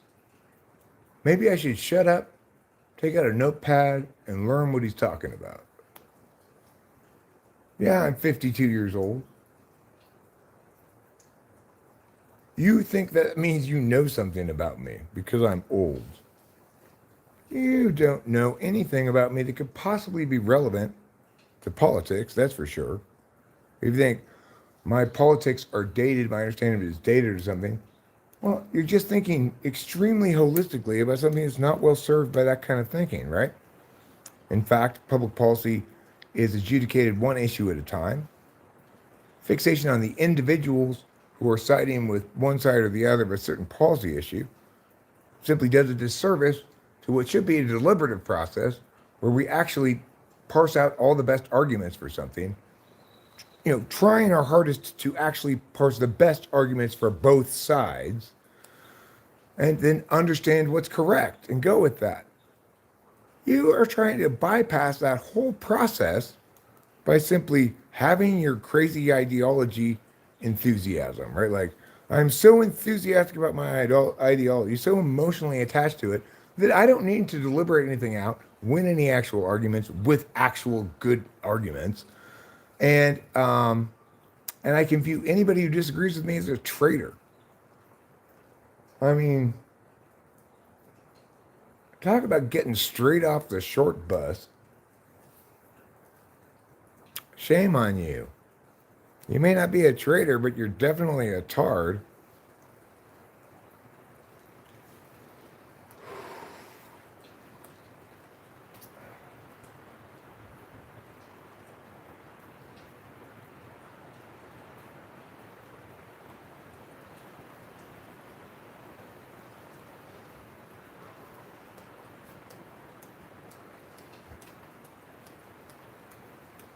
Like I said, back to fixing that. Okay, we just removed that message.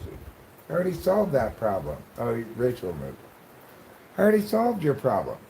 You said we could spend that money on U.S. criminals. Point is, nobody's disagreeing that we should lock down the border. Then we won't have that intermediate population of people. And it won't cost us any money to sustain that population of people.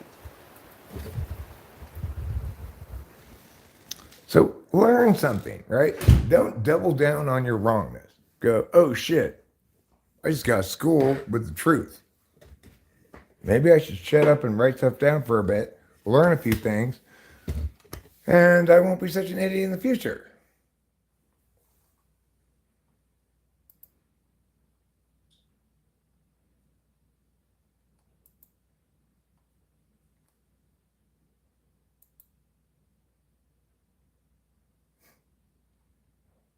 You were raised by boomers, they created your worldview. I wasn't even raised by boomers, you fucktard. It's like, instead of just throwing out random accusations and claims, and then you say, you're a boomer, I say, no, I'm not, I'm Gen X. And then you just throw out another random claim. You were raised by boomers. No, I wasn't, I was raised by the silent generation. So, actually mentally handicapped people aren't going to be offended at all because they lack metacognition and don't understand themselves as retarded. So, no, Hero Lamb, I'm sorry. I refuse to stop using the word retarded. I try not to use it as much as I used to because it's just kind of not very civil. But when somebody's that fucking retarded, then they need to be called out on it. It's like, that's what's destroying America. It's not me calling him retarded. Okay, yes, fair enough, Hero Lamb. I am sorry, you're right about that. It is insulting to the retards to compare him to that guy. The mentally disabled people should not be compared to that retard.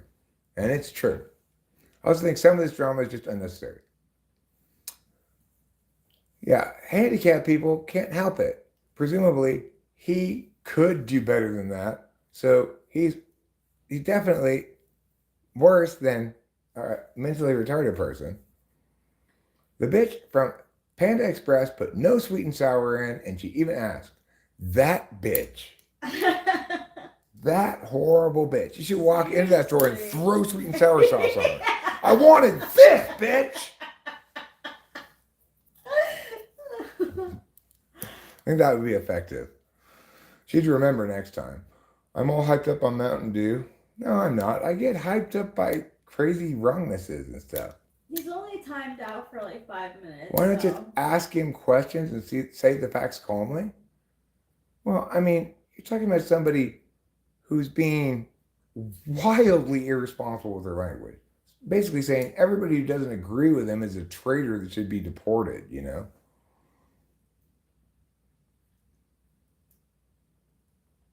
Now, I do know the whole truth about the issue. I learned about it exactly in that article, and it makes perfectly good sense, right? That yes, the federal government has to provide some healthcare services for immigrants who they catch and maintain in this detention population until they get sent back to Mexico, right? Yes, the federal government does spend money on that. It doesn't matter if it's the VA or any other agency. The government does spend money on that. And I've already provided the exact solution for it. The problem then isn't that they spend money on that, it's that we don't have the borders locked down. Right? I put him in timeout, Rubenar. Rachel put him on timeout. She didn't like him. I just couldn't take the ageist stuff anymore. Right. She timed him out for insisting that he understands me in full and can dismiss what I'm saying about stuff because I'm a boomer first, and then if not, I'm raised by boomers, which I wasn't. So yeah, you're talking about somebody who's throwing out a bunch of unsubstantiated claims, misrepresenting stuff. So the VA is in charge of health administration for every federal agency that has some responsibility to provide health care for something, but to present it as money being taken from veterans is insane. It's incorrect. So, in other words, if he wants to reasonably object to the expenditure of federal funds on healthcare for detained migrants, then say that. I object to the expenditure of federal funds for healthcare for detained migrants. Yeah. To which I would say simply, well, I agree that we should lock down the border and not have that population at all. And then end the discussion, right? Not requiring anything like, if you don't agree in full, you're a traitor. Not requiring anything like, well, you're just a boomer, so whatever you say doesn't matter. Not any of that stuff, right? It doesn't require any of that. So do I get annoyed and express a certain amount of annoyance? Absolutely.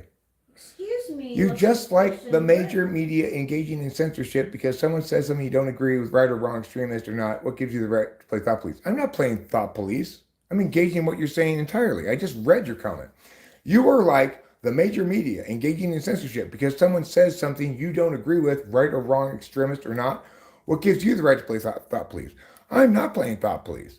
What I'm doing is I'm pretending like you're a real adult and I'm engaging your ideas directly. You're apparently not hearing me and you're not representing things from a dispassionate perspective at all. You're absolutely attached to what you believe. I am dismissing what you say is legitimate for good reasons, but I am not censoring you. And when you got put on timeout, it wasn't because of what you were saying about migrants. It was because you kept insulting me about my age. So I'm definitely not part of the problem, and you definitely are. Rose Gold Color says, can you read my comment? Hi, I just joined. Welcome, Rose Gold Color. I hope you enjoyed me reading your comment. I forgot if I took my Valium and don't want to count. Valium's pretty mild benzo. Shake the snake. No, let's not go there, shall we? Damn this thing. Actually, Lester's Fixins, I didn't put you on timeout at all. My wife did, and she did it because you were insulting my age. As I've said. Now, Lester's Fictions, I want you to demonstrate that you can hear what I said and respond to it as though you understood it.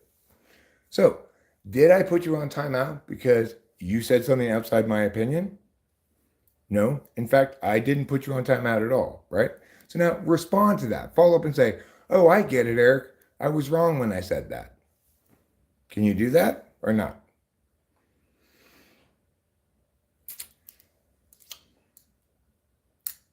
I Square Dog says, I saw your live last night. It was amazing. I love your channel. Well, thank you very much, I Square Dogs. I mean, too many migrants may or may not be a problem, but the point is, when we deal with things as specific policy issues, then we don't worry about generalities like that. It is a problem that the U.S. doesn't have control of the border. That's easily solved by controlling the border. And any problems ensuing from detained populations of migrants are really problems stemming from our failure to control the border. So we just need to control the border adequately. Well, you can't just like roll up in here and say things like, "Oh, he has gray hair, so he's a boomer," or he's the problem because he had boomer parents. Like it has. Right, Lester's Fictions, you're ignoring the warrant of what we just said.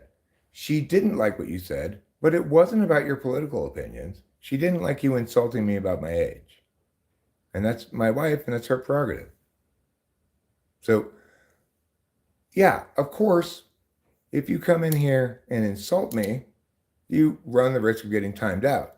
Even if you do get timed out, that's not censoring you. I've read everything you've said out loud and responded to it on point. Of course, you can say what you want. It's America. However, it's only on this channel that I affirm free expression values so much that you can expect me to actually do so. Of course, you have no right to say whatever you want here because it's not your channel.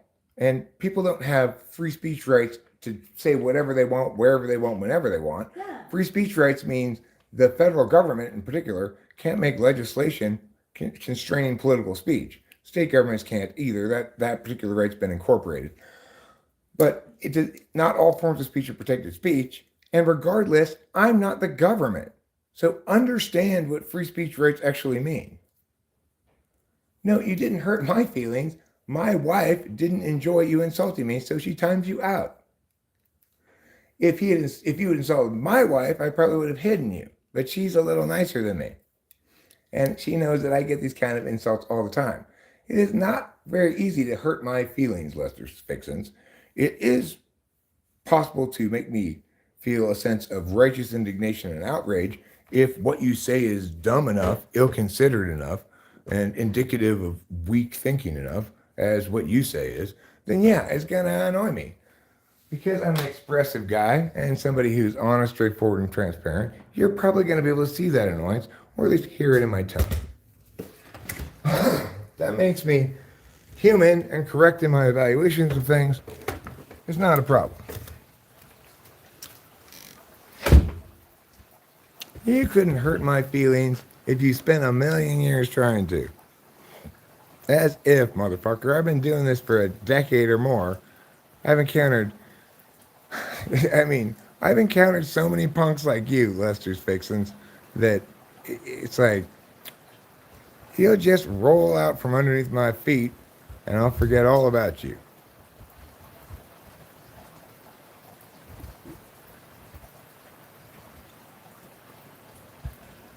Yeah, fine. You do say what you want, Lester's Fixins. And I will tell you how what you say should be evaluated. Heretofore, it should be evaluated as stupid garbage.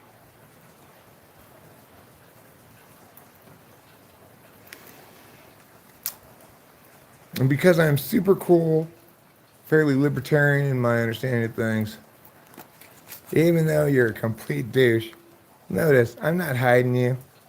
I'm not kicking you out. You haven't crossed any lines yet.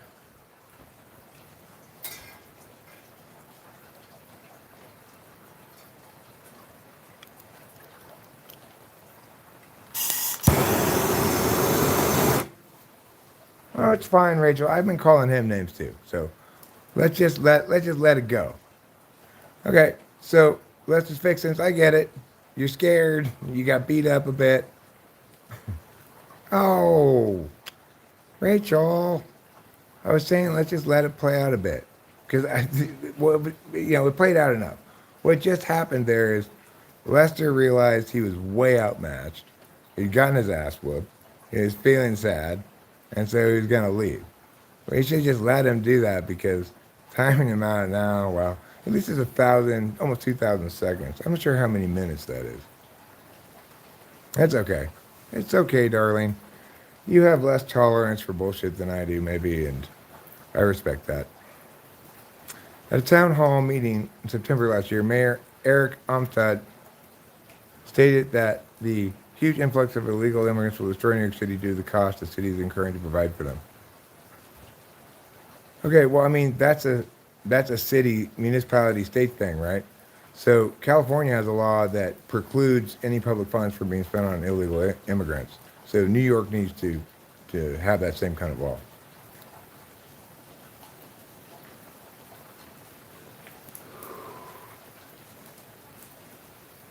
And it's definitely the case that we need to lock down the borders. So, well, Lester Fixon is right. Lester Fixon to get his ass whooped. Excellent, Sean. Excellent.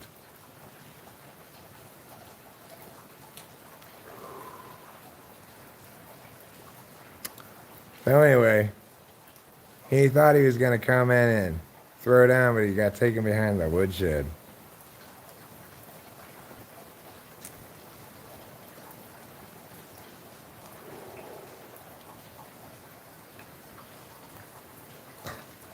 People think like, I have free speech rights on your YouTube channel. No, you don't. I just uphold that value very highly, So, I'm a lot less likely than other people to time you out, ban you, whatever. Unless you go after Rachel, in which case, I'll hide your ass instantly.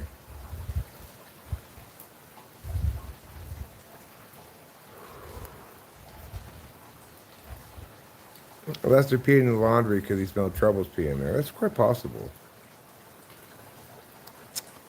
5 hours and 22 minutes, huh?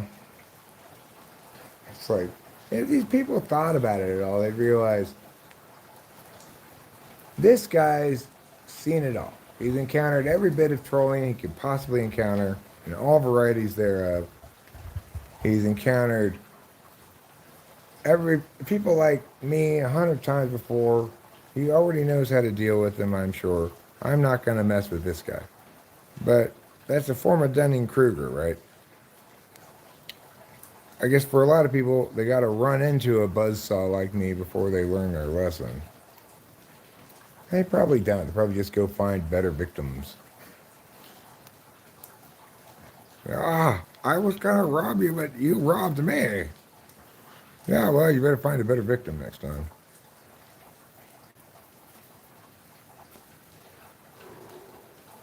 I remember what that Cole guy said. It's like, aha, I've hijacked the stream. Now you're talking about me.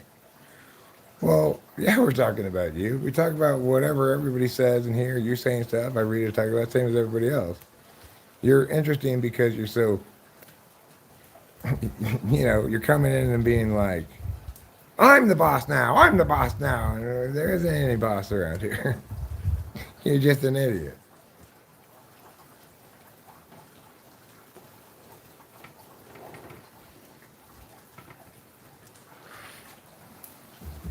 Thing is, Rachel and I may have power or authority or whatever to time people out, whatever, but hide on, etc.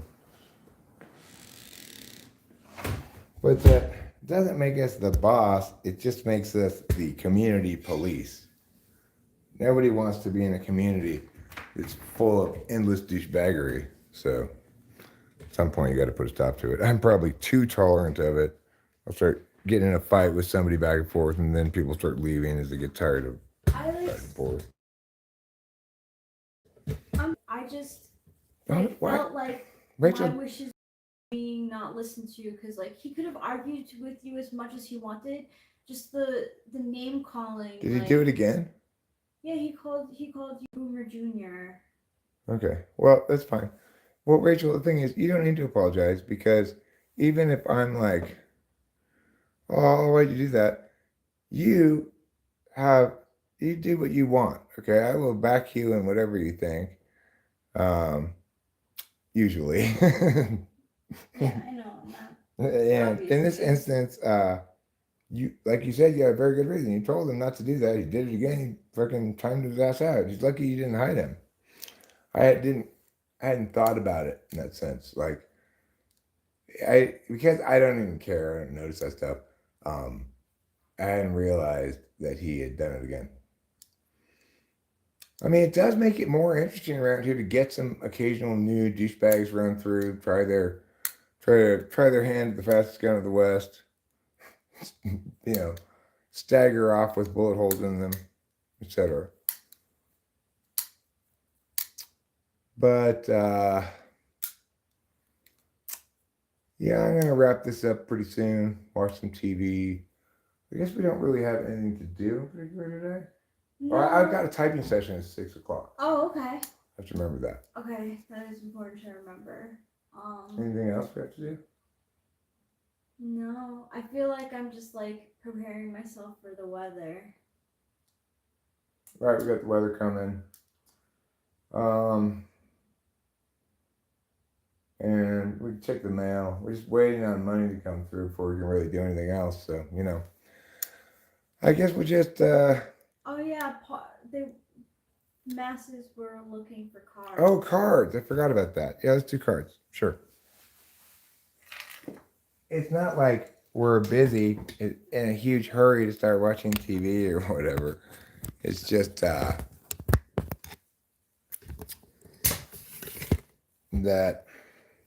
we're kind of running out of steam with stuff to talk about. So as long as we're doing this, fine. I'm gonna get two kinds of cards: tarot and oracle. Ooh.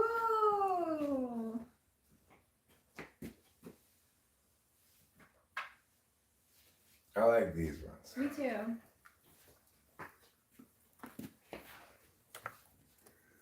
This has become my new favorite deck.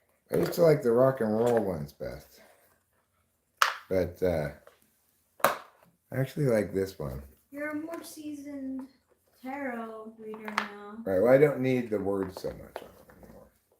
At the beginning, when I was learning tarot, I really benefited a lot from this rock and roll tarot deck because each of the cards has words on it that says what it means.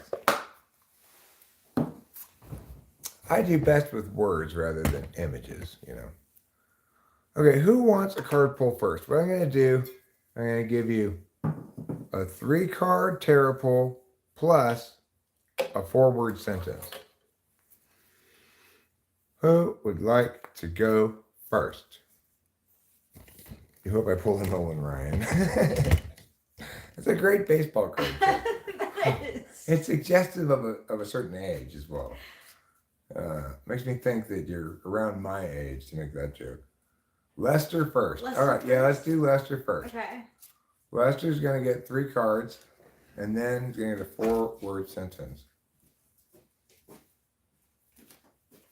3 cards. His first card is 9 of Pentacles.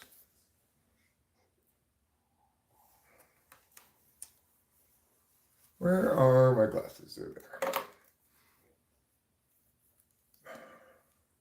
Oh, Ben and Cheese Crackers is here. Yes, I am your grandfather. It's back on. Number 2, Queen of Torches. Mm. Okay, so he's got the 9 of Pentacles, Queen of Torches. And lastly, for Lester, we've got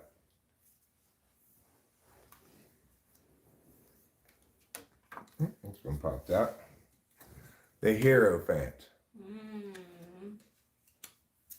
So I think he probably came into this stream feeling pretty pimpin'. Probably had gone and wreaked havoc in a couple streams prior, And he launched in with kind of a Queen of Torches approach. I've got a lot of fire. I'm going to throw it all out there. I'm an expert at fire. Unfortunately, he ran into the hero fan, namely me, who's the voice of order and reason about all things. Now let's see what the forward sentence says. Yes, the torches are similar to wands. Gelt. All right, 4-word sentence for Lester. Where's the line dress chick card? I don't know what that one is.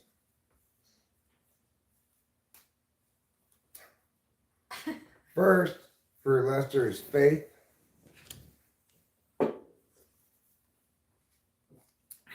Second is intuition.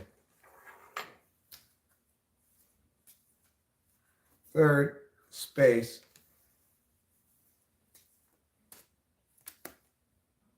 Fourth, isolation.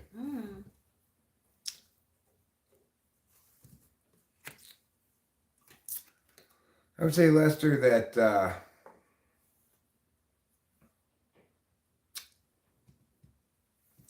you can have faith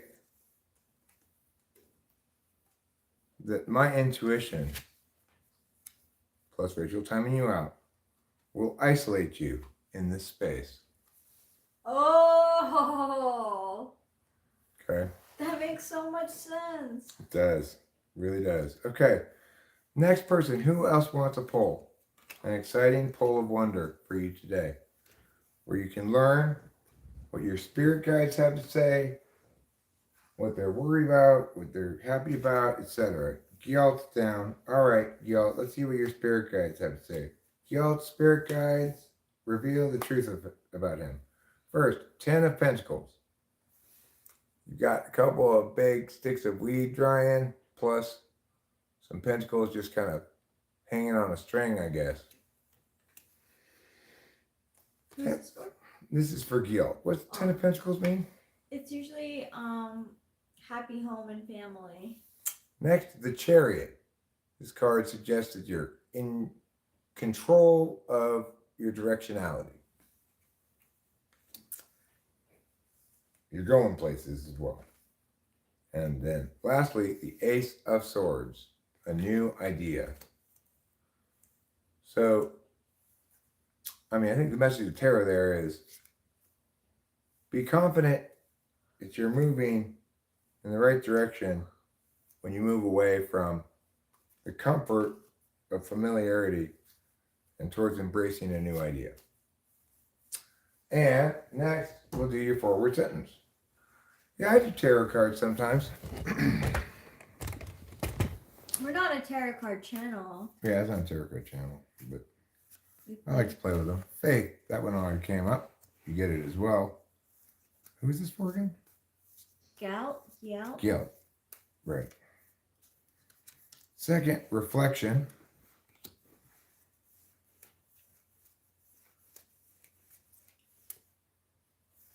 Third, creativity. Fourth, rejection.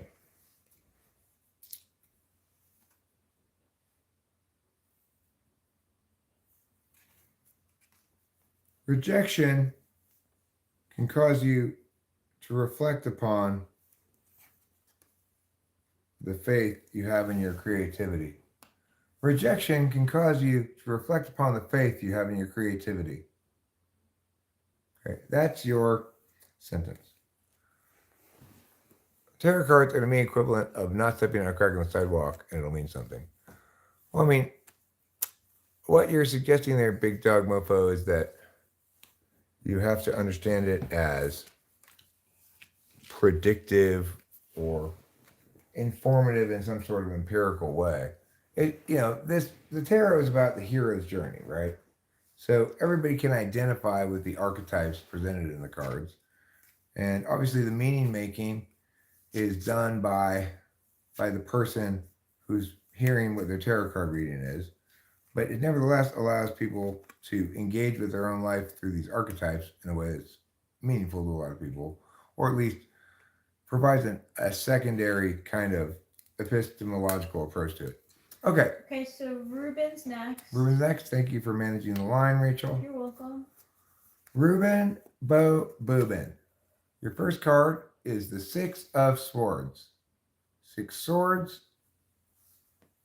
3 of them on top, pointing up, 3 of them on the bottom, pointing down, and you're carrying somebody on your back. I'm assuming it's Acacia, who just never did quite manage to get her shoes on.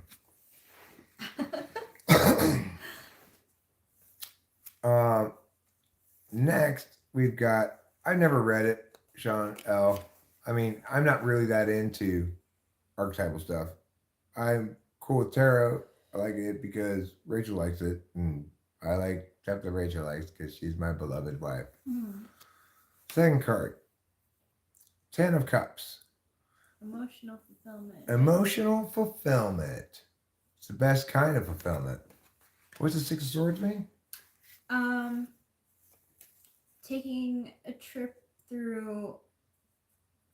A perilous journey?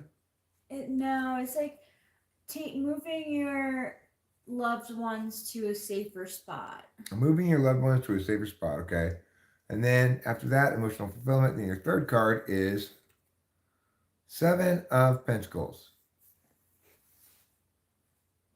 What does this one mean, Rachel? It's usually waiting for your harvest to come in, but these cards are different, so.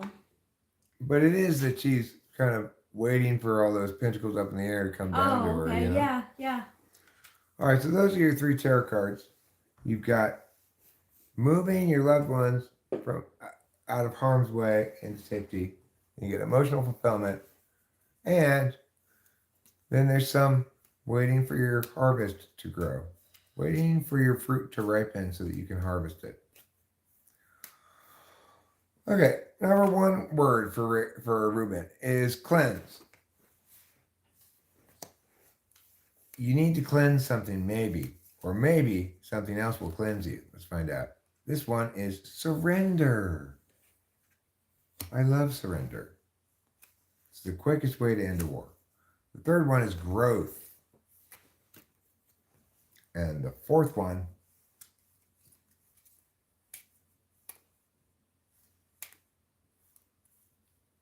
is a twofer. Never take a twofer. Spirit guides don't want me to do that. Fear. All right, listen.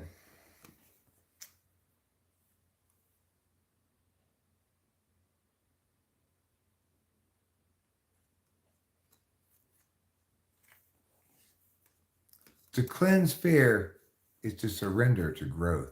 Ooh. To cleanse fear is to surrender to growth. Wise words. Wise words.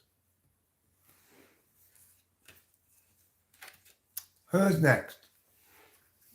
Rachel, line monitor? Who's Acacia's next. Acacia. Let's see what Acacia's spirit guides have to say.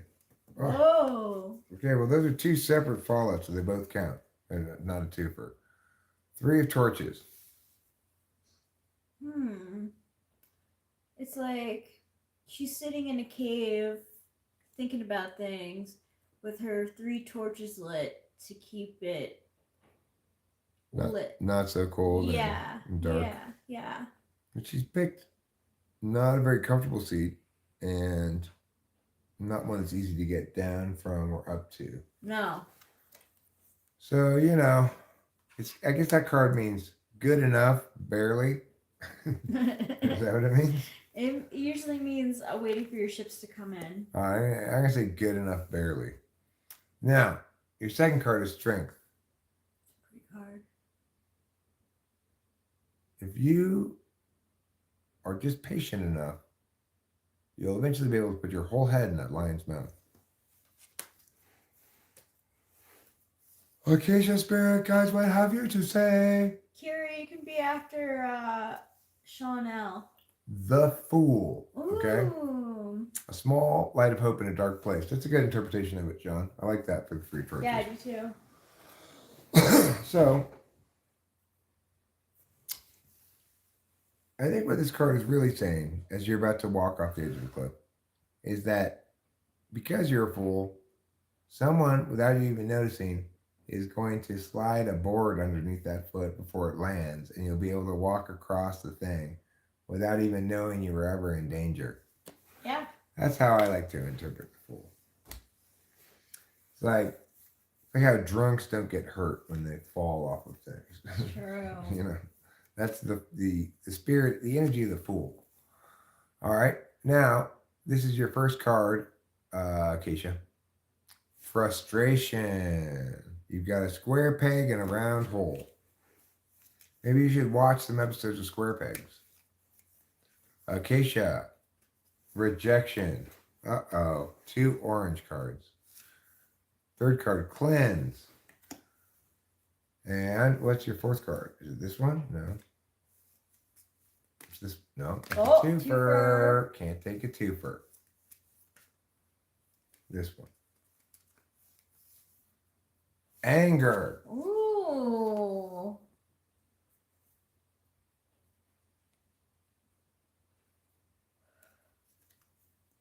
If you reject anger,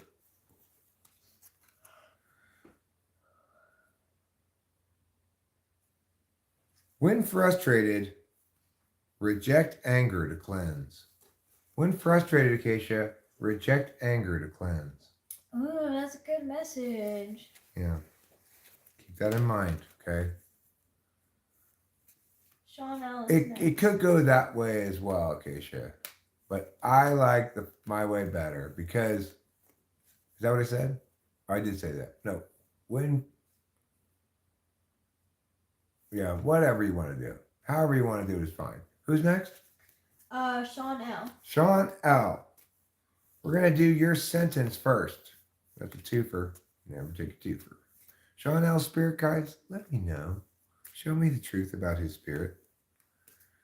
Let me hear the words of wisdom you have to share with us today about Sean L. A twofer. These cards are very twofer tendencies. This one says, this one's kind of hard to read. Anxiety.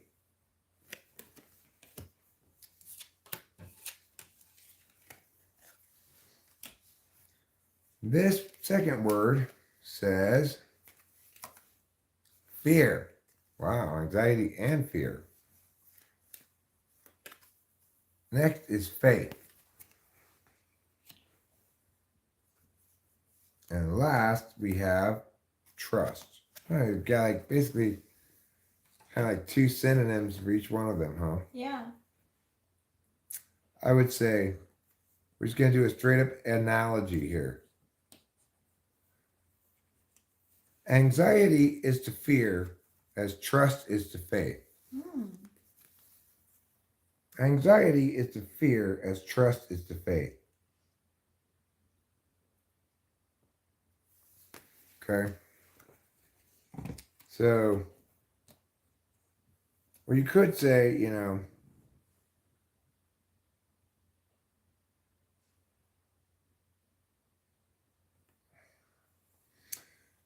when afraid, trust that faith will defeat anxiety.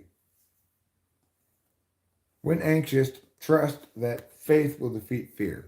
That's a good sentence. When anxious, trust that faith will defeat fear. That's probably a better sentence for you. Okay, now let's do the other cards. So Sean L. needs to remember that when he's anxious, he needs to trust that faith will defeat fear. And now let's see what the tarot has to say for him. Oh, Sean L. Spirit Guides. Ooh, That one, huh? Cards are Oh, exciting. whoa. It's a 3 for us. Even worse than a 2 for this one. Strength. Ooh. In case you got that too, I think. It's a card about you having the Oh my gosh. 3 of torches. Just like Acacia. So you're sitting in a cave with 3 torches lit for warmth and light. 3 of cups. Party time. Celebration. Happiness. Excitement. So, your strength maintains enough light in the darkness and unlocks the power of family time party, I guess. Yeah. So, when you're anxious about it, just trust that faith defeats fear. All right. Trump 2024 says, James, thanks for saying that, James. So we have Kira next. I've yet to have anybody come in and say Biden 2024. Nobody likes Biden. I mean, I like him as a person, but I don't. Nobody thinks he's a good president or whatever. No. It's just people don't like Trump, or they do like Trump. Yeah. All right, so Kiera's next. Kira, yeah. All right, let's check what your spirit guides have to say. Kiera, this is your spirit guide's way. Let's find out yesterday and today what the spirit guides have to say for Kiera. 6 of Cups. So 5 of your cups are normal, but one of them has magic face-laden mist coming out of it. Oh, he's a hair sniffer? I didn't know that. Who's a hair sniffer? Biden.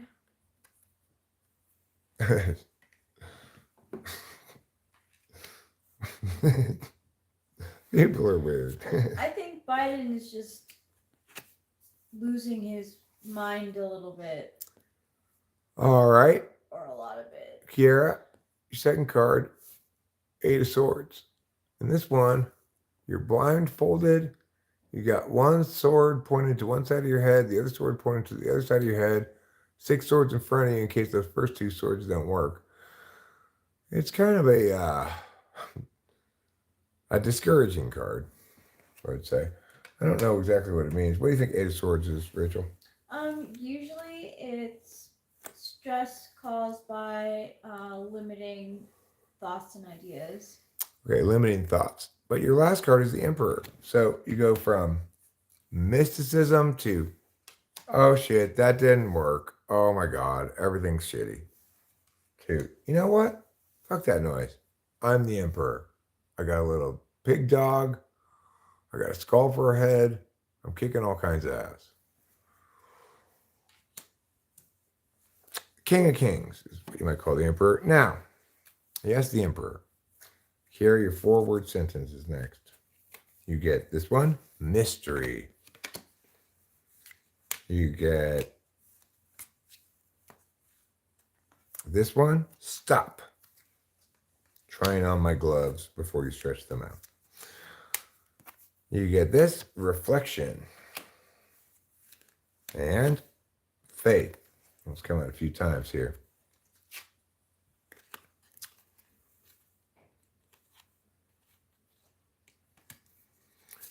Listen, Kiera, this is a command you're going to get. A lot of times these aren't commands, but this one is. Stop reflecting and have faith in the mystery. Stop reflecting and have faith in the mystery. Okay? In other words, it doesn't require you to figure everything out. You can have faith that whatever it is you're thinking that has some magical component to it, like, oh, I can't write a song because there's some magic I don't know how to do. Have faith in the mystery. Chain Matej got timed out. I'm not sure why, but I'm sure it was for a very good reason. It's just the person spamming. Okay. Luminix, would you like a reading? No, you don't need to figure out everything. You can have faith in the mystery. For mysterious reasons are coming to the self that's optimal with you. All right, Lou.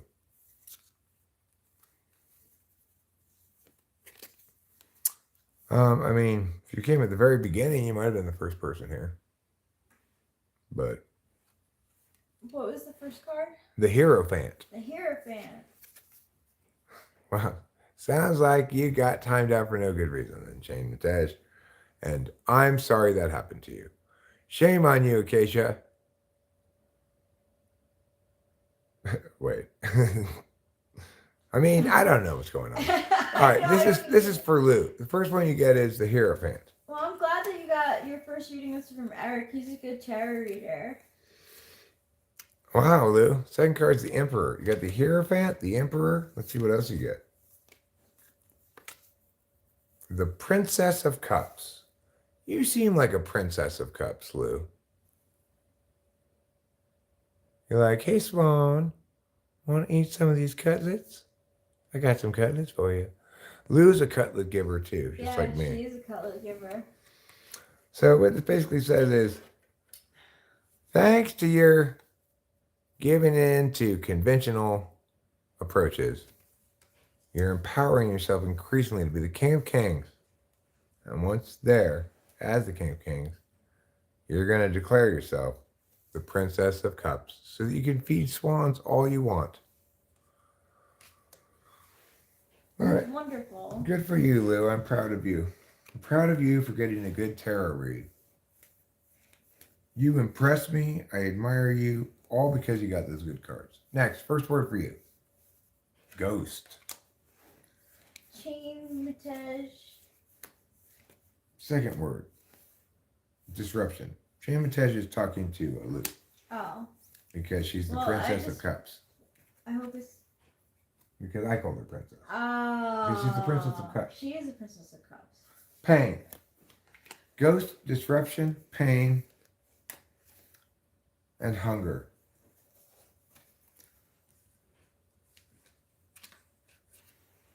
I would say ghosts disrupt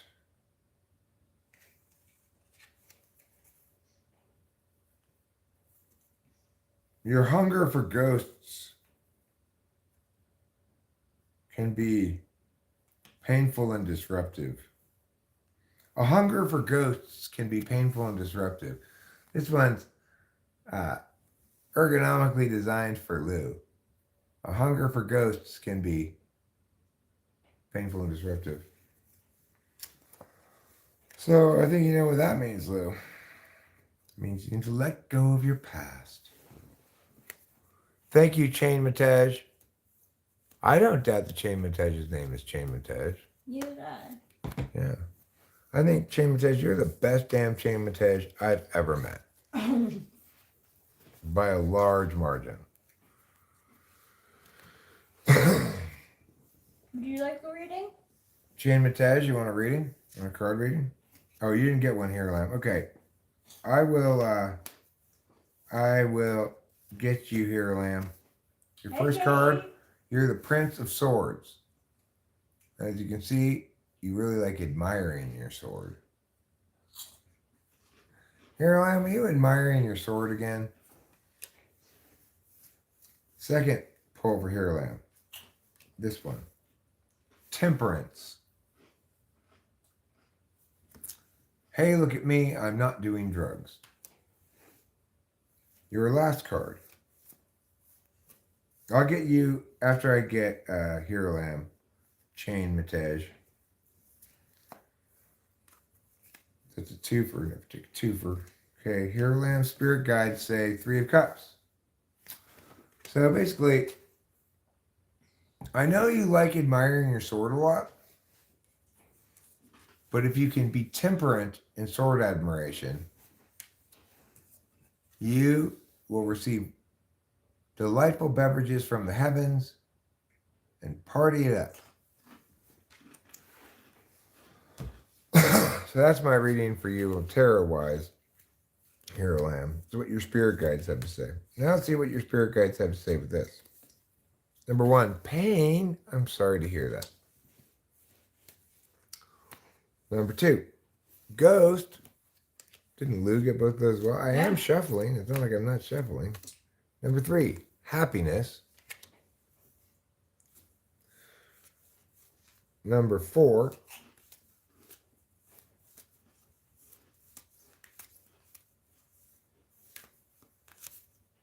fear. Okay.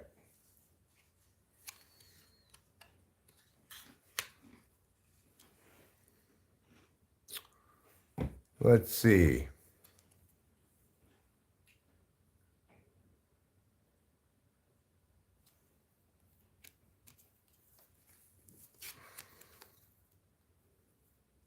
Let's see.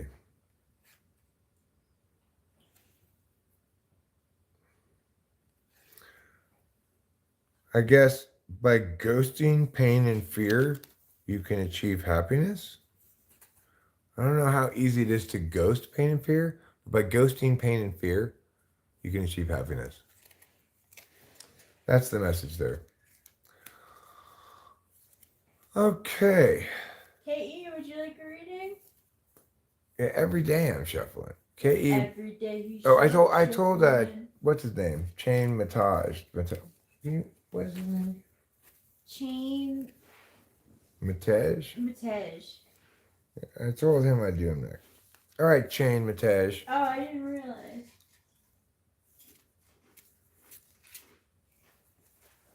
What does Chain's spirit guides have to say? This one. Prince of Torches. This one. 5 of Torches. And this one. King of Pentacles. So, basically this is like, you thought you were just going to run in there with your cat and your torches and burn the shit out of it. But it turned out to be much more of a hike than you anticipated. However, if you complete that hike, you can become the King of Pentacles, the richest man in all the tarot deck. So that's your pull there. You thought it was going to be easy to just walk in there and burn everything to the ground. But, in fact, it was a long hike. You had to use your torches as walking sticks. Finally, you get to the top, you either become or at least meet the King of Pentacles. All right, K.E. Oh, wait, I'm sorry. I need to do homie's words. He's got protection.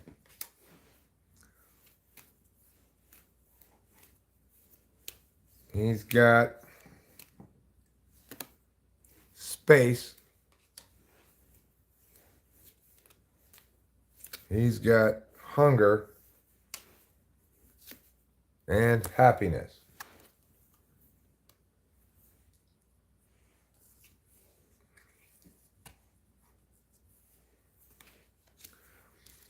Giving space, providing space for hunger actually protects your happiness. Providing space for hunger actually protects your happiness. What that means is it's okay to be hungry in a metaphysical sense, in a metaphorical sense, where you're feeling ambitious, desiring to achieve things. That's good. You should protect space for hunger, as it will lead to happiness. All right, cool. K.E.'s next. K.E., you're next. K.E., you're next. I guess you haven't met your soulmate yet. Rachel and I are keeping an eye out for him. If we spot him anywhere. I have, but his face is like etched in my mind. 8 of Swords, K.E. You have limiting ideas that make you think the best thing you can do is put swords to your head for some reason. This is for you, K.E. This is all yours. This is K.E. Spirit Guide to driving this bus. The Emperor. Wow, that's come out a lot. Yeah, you got a skull for a head. You're the King of Kings. You got a weird flower, a weird little pig dog. Things are very strange. But, at least you're the King of Kings. You're ruling it. Yeah, you're ruling. And lastly, this one comes out a lot too. 3 of Cups. All right, so once you get past your limiting beliefs, you will either become or meet the Emperor and be empowered to party like it's 1999, which was the best year to party, apparently. And now, K.E., your words of wisdom that I will provide you. Your spirit guides are speaking to me right now. What do K.E. spirit guides say? What words do they Magnus have? Bride too. Faith.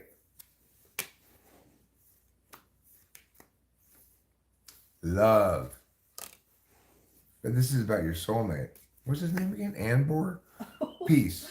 Wait, did you name him Ambor? Yes, I named him. Frustration. Okay. K.E. Resolve your frustration in finding your soulmate with peace, and have faith that when you find Anbor, love will come your way. Okay? Don't be frustrated. Use peace to counter frustration such that you can have faith in the love of Anbor. It's an 11-year-old 1999 party. It's more than 11 years old. It is, in fact, 25 years old now, this party. The 1999 party's been going on now for 25 years. Might be a depressive take, but the Eight of Swords made me think of a person facing 8 impossible decisions. Regardless of what you choose, you will hurt yourself. That's That's an excellent interpretation. You should do tarot readings, Sean. You're great at it. Want me to pull cards for you? Sure I do. Sure. Oh. What? Who am I acting as right there? Who am I imitating when I say that? Sure. Sure I do. I don't get to choose. I mean, guess because I know. Anybody else want to know? Anybody who wants to guess who I'm imitating? It's not the best imitation ever, but It's you pretty might be able to good. get it. Any guesses? Because I'll end this poll, by the way, so I forgot it was still going I on. forgot about it too. No? Sure. Sure I do. Wow. Tobey Maguire killed it. Tobey Maguire won. It's Lester's mom. No, good guess though.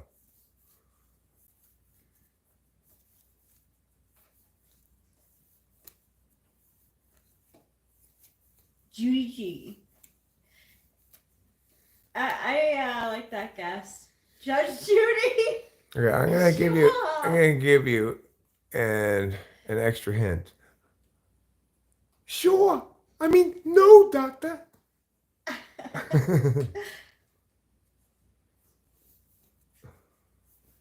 All right, does that help? Toby just for the dance. Oh my gosh, you know what? I don't like Tobey Maguire anymore because like I heard about like his psychopathic ways. But so to not make him happy, I want to sit him in a room and have him watch that scene where he turns into emo Spidey over and over again. You think you wouldn't want to do that? Oh, I definitely think he wouldn't want to do it. Okay. I like Tom more too. I voted for Tom. So nobody answers the question. It's the lady who is Steve Martin's girlfriend in Little Shop of Horrors. No, doctor. Yes, doctor. I think you do a great version of her.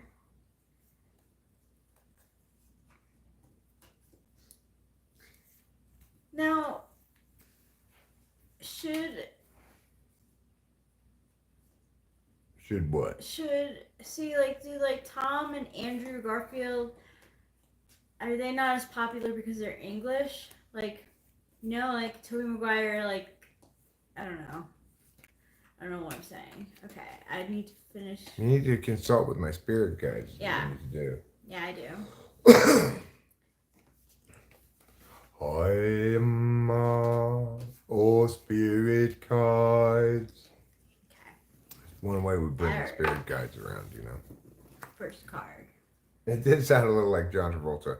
Actually, that lady in that movie, she sounds like John Travolta, doesn't she? Oh my god! I never thought about that before, It but she totally does does. sound like John Travolta.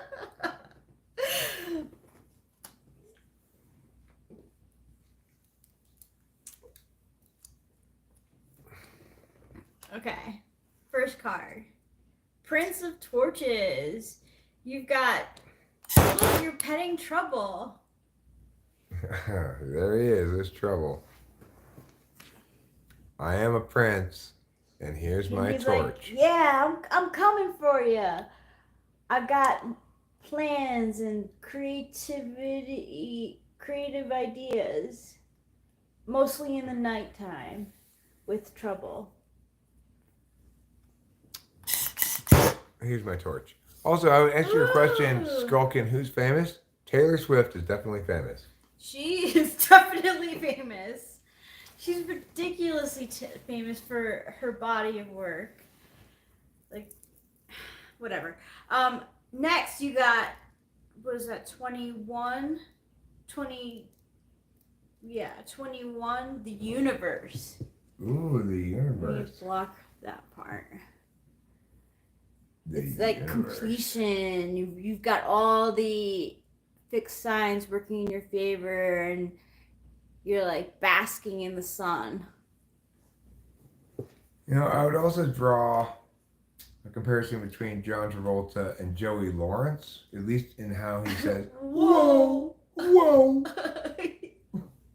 Whoa! whoa. Yeah.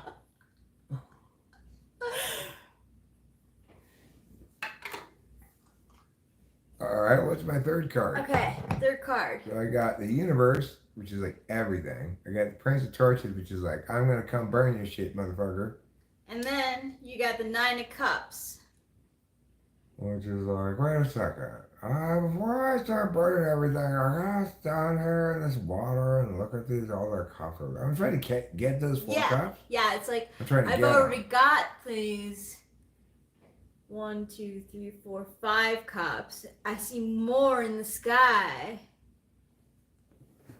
Also, Billy Joel in that one part in the song Big Shot, which part of it is? Is it? Tell me the words and maybe I'll hear it. I can't hear it in my head at the moment. So you're firing up new ideas and feeling good about completing some things, maybe. Yeah, I'm like running into an idea headlong, right? Which is kind of like live streaming a lot, see if I can get subs, right? Yeah. And then secondarily, what I want is the universe. Mm-hmm. But I only have 5 cups, and I still need to get those other 4 cups. And Usually it's like a wish fulfillment card. well, they're stuck in water, so it's gonna be a while till I walk over Yeah, you're gonna get some energy by walking through that there. I water. might just try to start swimming. Yeah, maybe that's the next step, is for you to start swimming and get those extra cups. So in Big Shot, where he's being all Italian, can you think of a part in the song Big Shot where Billy Joel sounds like John Travolta? I think he says buzz off. Buzz off!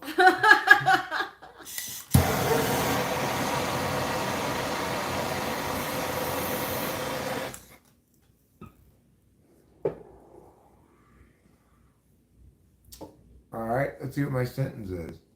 Rachel, it's sentence time. Thanks for keeping me on track. Uh-huh.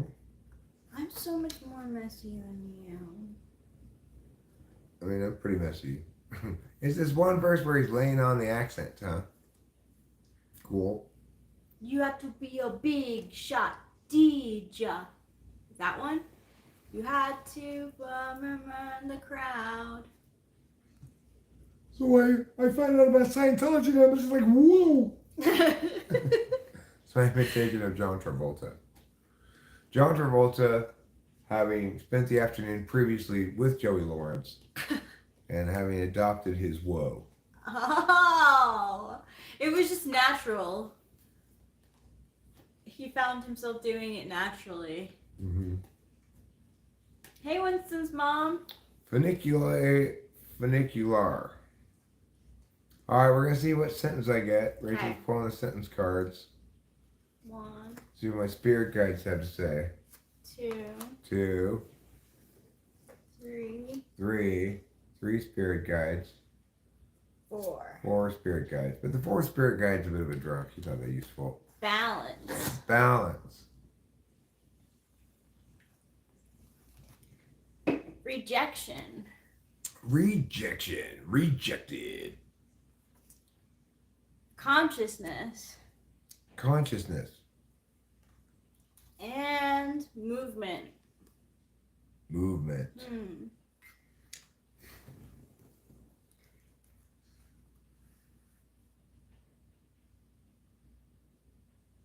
I would say consciousness of movement is a rejection of balance. Consciousness of movement is a rejection of balance. In other words, anytime you move towards anything, you're attending towards anything exclusively, purposely, in any kind of goal-oriented way.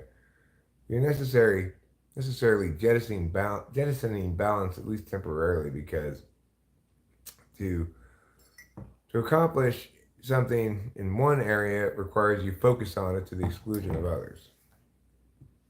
That's good. I think it's a good message. You want me to do you now, Rachel? Sure. You didn't get a pull, huh? No. We'll do your tarots first.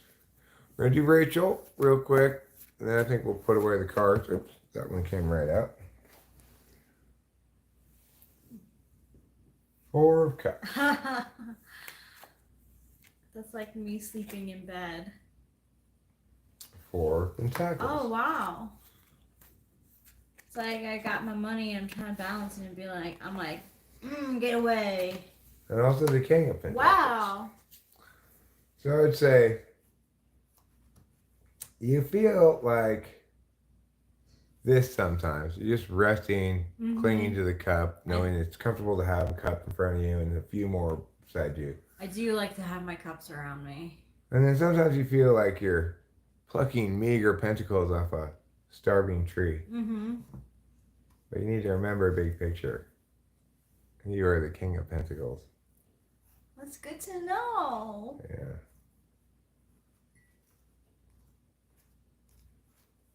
Okay, that's your tarots. Now your sentence. Let's bust it out, get it out, meagity meow. This one. Hunger.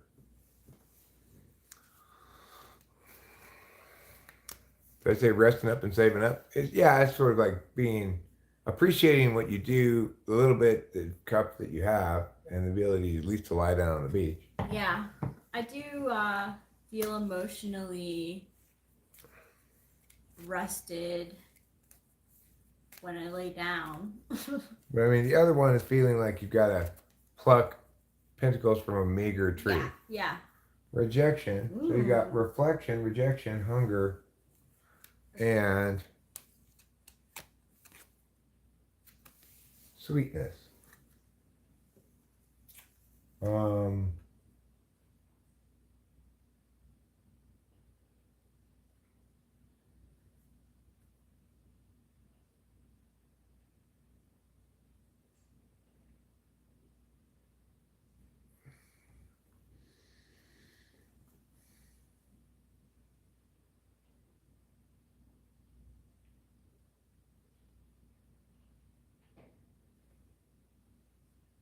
I would say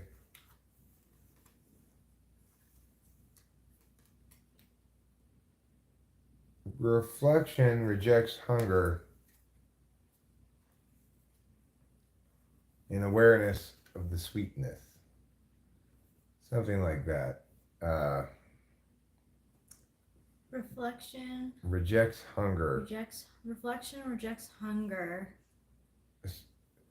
Sweetness can be attained when reflection rejects hunger. Yeah. Sweetness exists when reflection rejects hunger. In other words, when upon reflection you realize you have everything you need and want, Yeah, then that makes for sweetness. that makes a lot of sense for me.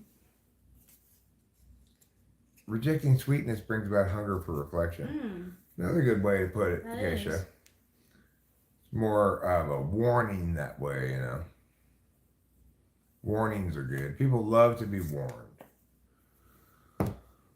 All right, well, we did the cards. Now it's time for a health tube outside. And then... I want to join you. I feel so attached to you. Thank you, darling. I love you too. I think that you are some kind of something. Thanks. You're I welcome. think you're some kind of something too. Thanks. It's what I've always wanted to be. Just some kind of something.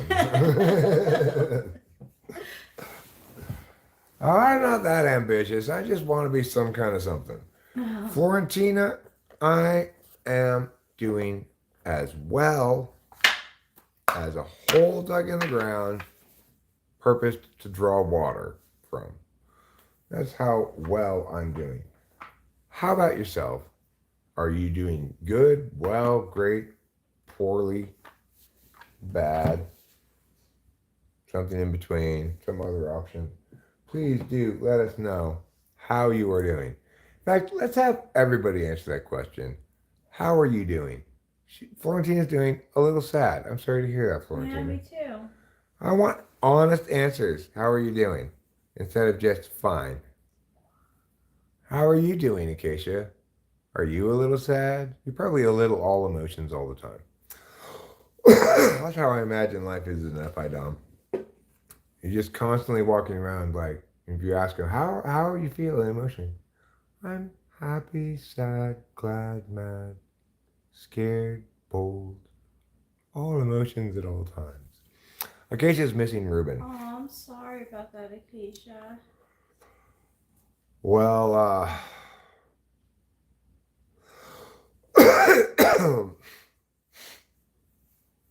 maybe you should sing him that song.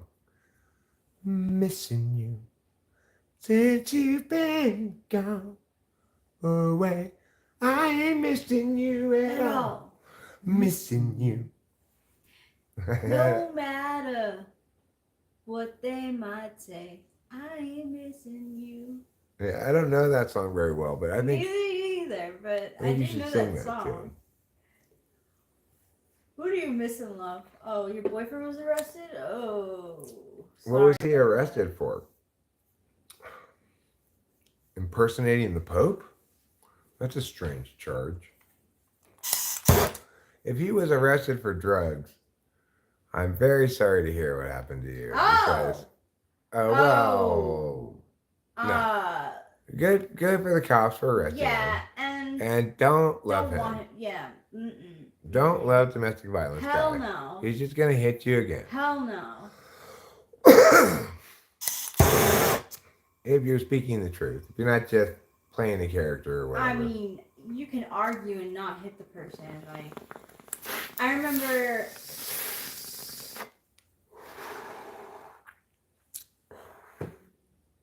Like, I only hit Rachel when she doesn't obey. I'm joking. Definitely joking. I do not hit Rachel at No, all. not even close. I would never even dream of that sort of thing. Well, you deserve better than somebody who hits you. That's true for everybody. Mm-hmm.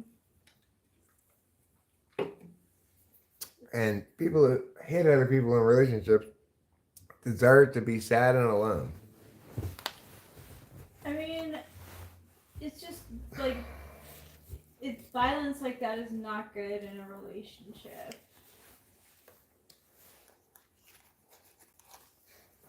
One of my favorite questions.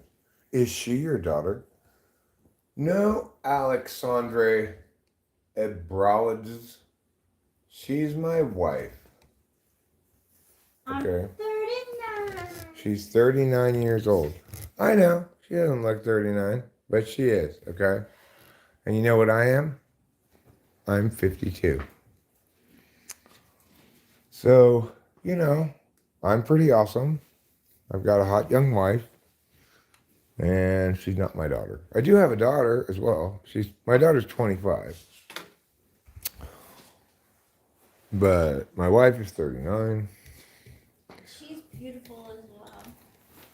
Florentina says, we got drunk and it escalated. Well, I would say the following. Alcohol is a terrible drug. Yeah.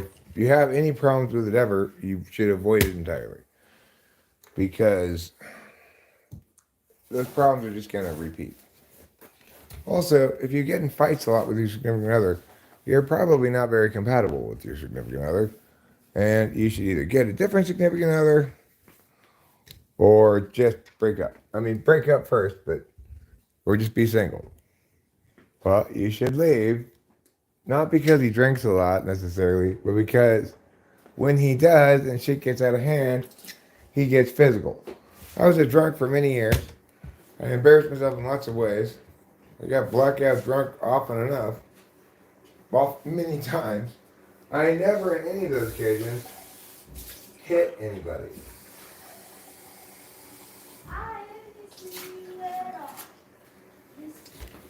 So, I think it's a reasonable expectation of everybody that even when they're drunk as shit, they don't hit you.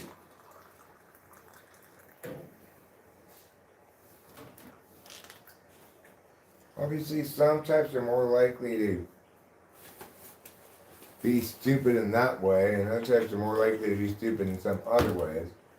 But physical violence is a clear, bright line, so we don't have a ton of clear, bright lines, but let's apply the ones we have, you know? I ain't hitting you at all. Hitting you. Even though I'm so mad, I ain't hitting you at all. And that's what everybody should sing that song. Domestic violence is never okay. We got jealous over our exes. Rachel and I, me mostly, more than Rachel, I have occasional flare-ups of irrational jealousy. They can cause me to be kind of foldy-armed with Rachel, like, But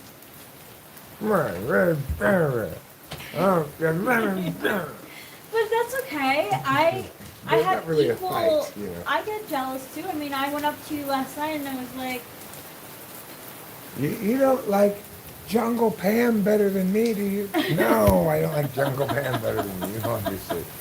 It just came up yesterday in a conversation for reasons I don't exactly remember, but it was relevant. oh, because we were talking about how KE has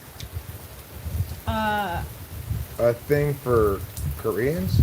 yeah, or has a crush or whatever, and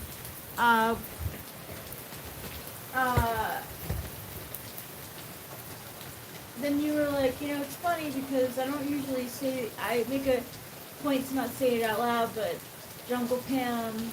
I don't think that was how it got I there. don't remember how we got there either. I had a better reason to mention it to you than that.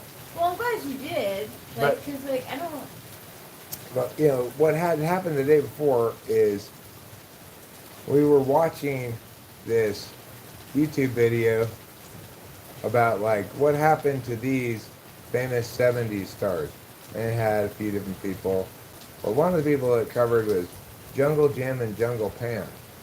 And Jungle Pam was super stacked, and she'd always get on the little racetrack with these tiny little shorts and no bra. And so she was featured a lot in magazines about funny car racing and stuff. And I noted at that moment, like, oh, this isn't actually sexy girl. Like, most of the time when anything is, like, I don't know, being like, look at these sexy girls, I don't think, oh, they're a sexy girl. In that particular instance, that lady from the 70s, I don't know, there's something about the whole thing about it that made her look very sexy. Oh, yeah. It was undoubtedly that she was undoubtedly sexy. I mean, she wasn't, I don't think she was trying to be. She said she doesn't like wearing a bra because they're uncomfortable. And it gets hot, so she wore shorts.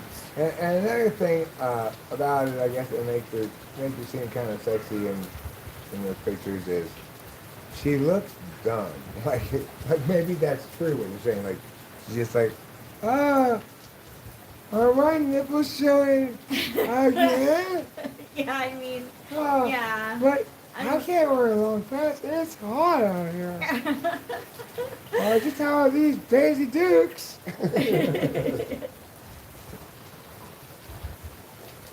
Well, I mean, Yeah, I so say she looks dumb, but who's the guy who, once again, has failed to bring a lighter outside to smoke a cigarette?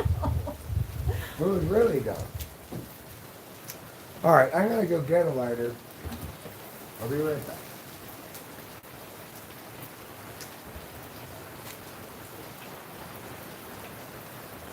Well, like, okay, so, like, I got insecure and went to Eric and was like, you don't think that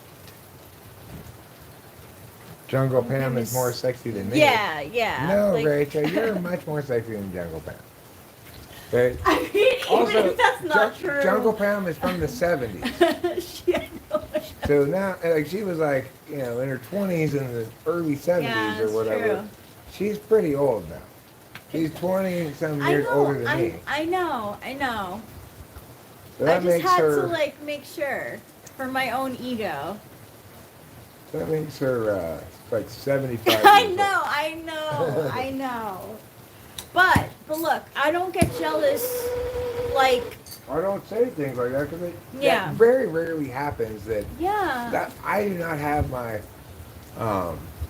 like checkout. No, I'm smoking. Oh, sorry. I don't have my checkout chicks radar, etc. on at all. No. So unless something like that, like a big pair of titties suddenly flop in my face, I'm not gonna think that.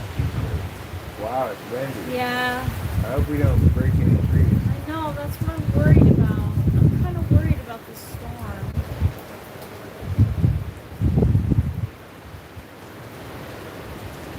So anyway, I think that's how I've always been in life. Is that I only have my radar on regarding those kind of things when I'm single, and then when I'm in a relationship, I completely turn off any kind of receivers that are tuned to those signals.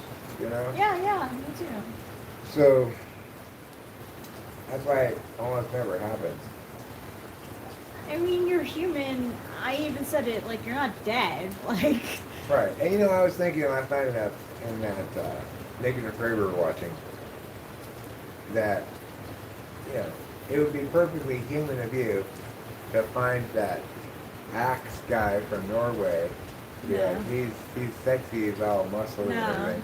But I was thinking about sitting there and be like, and that would be fun. That wouldn't make me feel insecure or jealous if you were like, that guy's pretty attractive. But I thought at one point, he has such shapely butt cheeks.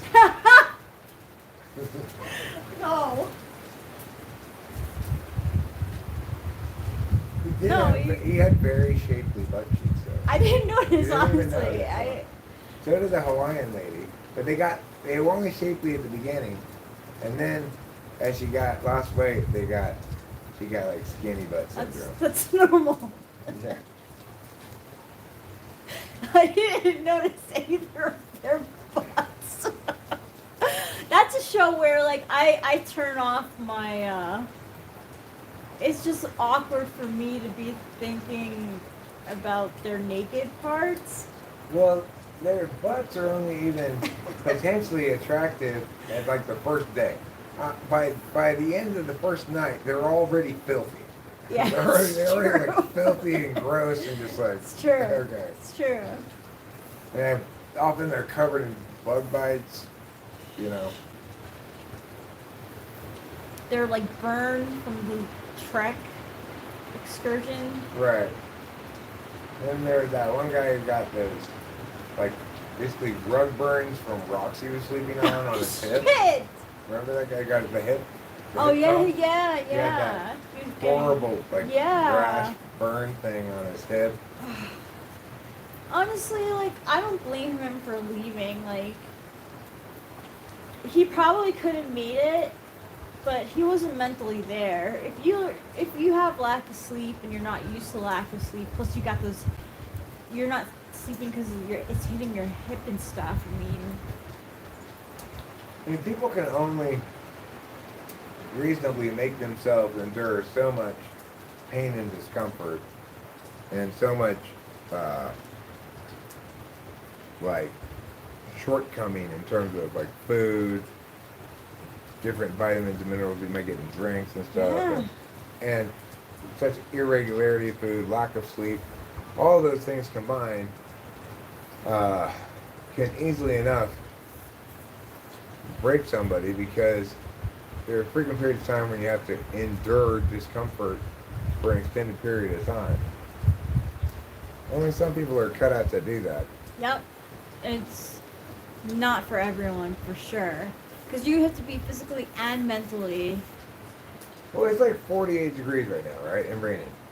We have seen plenty of times people on the show outside, naked, Uh-huh.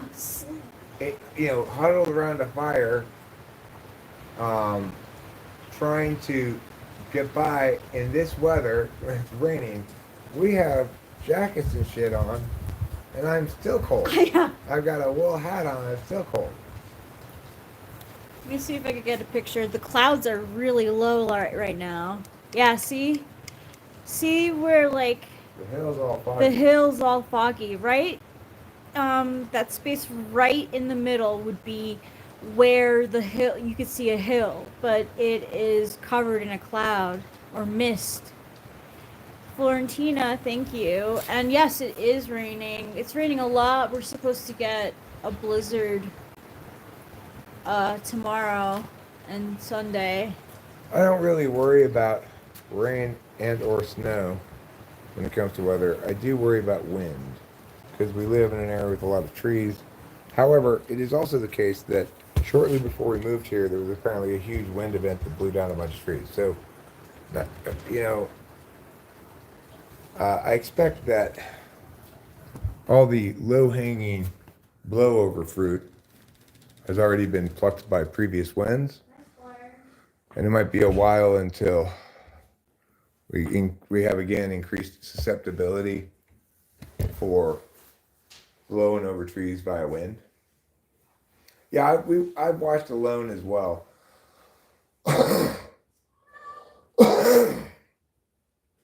Alone can be can be a little bit emotionally triggering in the sense that, like, Meow. They Hold take- on, I have to pee. they're not as careful with the audience's feelings when it comes to the killing of the animals and stuff. I remember that there's one episode where this guy killed a squirrel and he was like kind of heartbroken over it because he had sort of befriended this squirrel over the time he'd been there. In fact, it caused him to leave. It was very heartbreaking. I don't like to get that sad when I'm watching TV. Yes, there's a cat. Let's go watch him eat for a little while.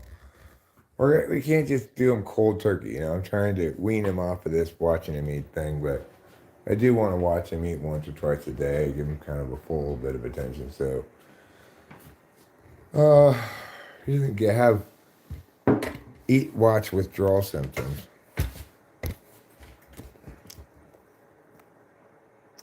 One of the symptoms of watch withdrawal is peeing on the carpet in the bathroom, I think.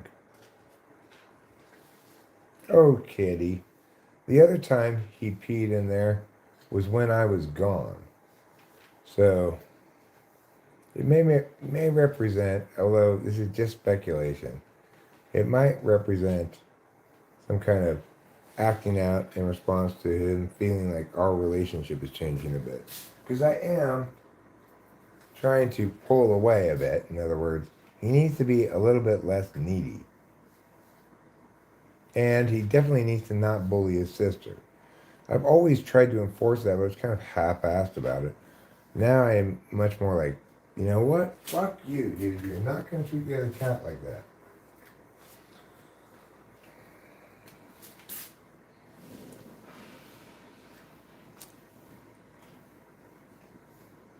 So, numbers seem different. Seem lower right now, than they've been. We could be seeing a shift away from prioritizing vertical live streaming. It could be the title, could be time, day, it could be any number of things. But even so, I've seen a lot of new faces in here, and that's a positive Oh, indication. you're already watching him. Yeah, I don't want him to go through watch withdrawal symptoms. No, I was going to sit with him. I think I'm fine with watching him a couple of times a day, right? That's like fine. Yeah, what I am not fine with is this constant come back in here now and watch me more shit. Their trouble. You're getting a full watch, okay? and a defurring because you shed so much. Let's see what's going on here in the chat. I have my glasses.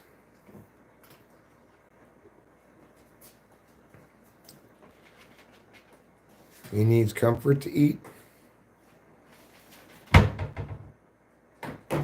At this point, though, we can't make any excuses for him. It's like we watch him eat, and then like 10, 15 minutes later, it's the same thing, and we're constantly getting up and watching him. Yeah. Carl says, what sort of wildlife do you have where you live? We've seen bears, bobcats, wild turkeys, quail, deer, plenty of deer. You know, your usual mountain, foresty kind of animals. Can we watch you eat and send hearts? I'm not really hungry right now. Hey, your cat called me. Trouble has your number, huh, Aunt May? Like, they thought I should go play around with that alligator. I don't think you should play with that alligator. I've always seen an upshift in new people when it was 15 Poland. So 9 for me. Oh, is it 6 o'clock yet? Oh, no, it's 3:30. Okay.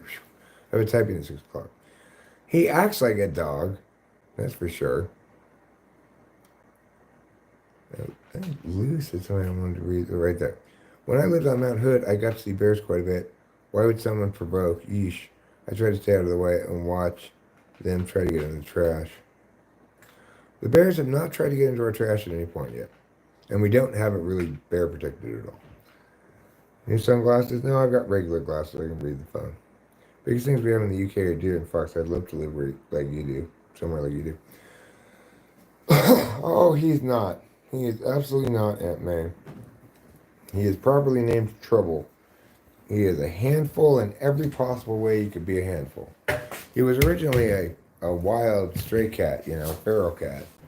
Then animal control people snipped his nuts, and then all of a sudden he kind of imposed himself on me and Rachel and Capillo, and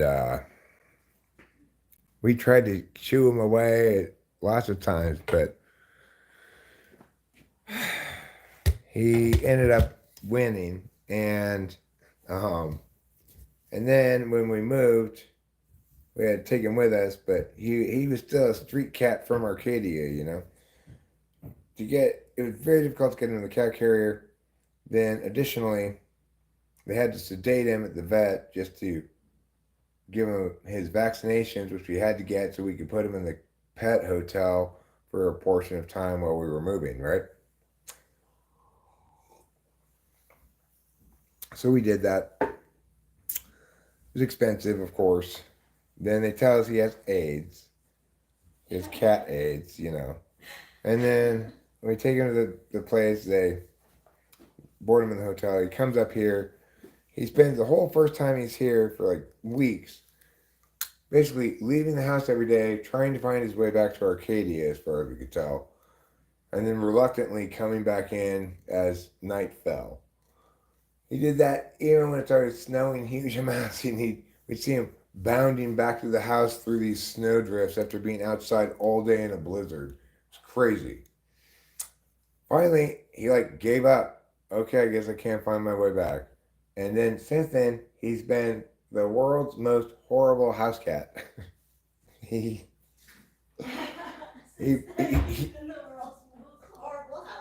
Yeah, he doesn't really leave the house much. And he wants to police all the house. So he'll sit right over there so that if Capillo tries to walk down the stairs, then he'll like be like, oh, hell no, you in my territory, and try to go like scratch her and stuff.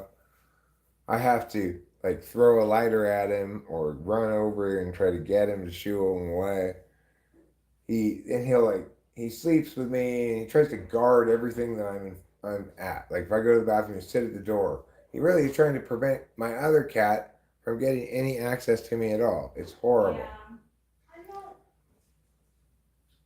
So anyway, and when he uses the litter box, he scoops sand out of the litter box first, and then poops on top of the sand if I'm lucky, or on the side or off to the side in the ground, and then doesn't bury it.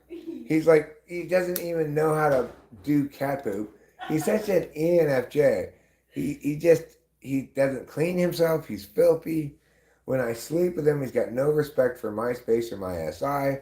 He just says like, this 3/4 of the bed is mine. And he's such a big cat, he can occupy it. Yeah. Are we gonna publish your typing, Elaine?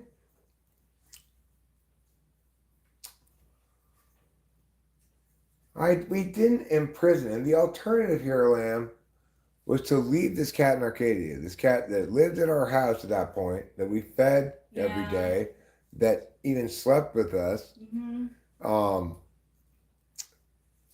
Okay, well, I'll definitely issue you that refund, Elaine. If you do that, then for sure I'll issue it. Because I was seriously, it's like, I was maybe a day or two away from saying, Elaine, I will type you for free. Don't worry about it. And then Elaine paid me. Oh. So then I told her about how, oh, you fucked up. You should have waited a little longer. I was just going to offer it to you for free. And she was like, now you made me feel bad. So I guess I sent her money back. Is she the 6 o'clock? No, she's tomorrow morning. The 6 o'clock is checking my calendar. Will help me know who it is. It's somebody named letter K is the first letter of his name. I don't know if he Kevin wants to. Richardson. I don't say that. sorry. Jesus. What are you doing? Respect people's confidentiality a little bit. That just like slipped out. You thought like I was unable to read it myself or something. Yeah. We are friendly people. I'd like to think we're friendly people. I think it's a friendly live stream. Pleasant.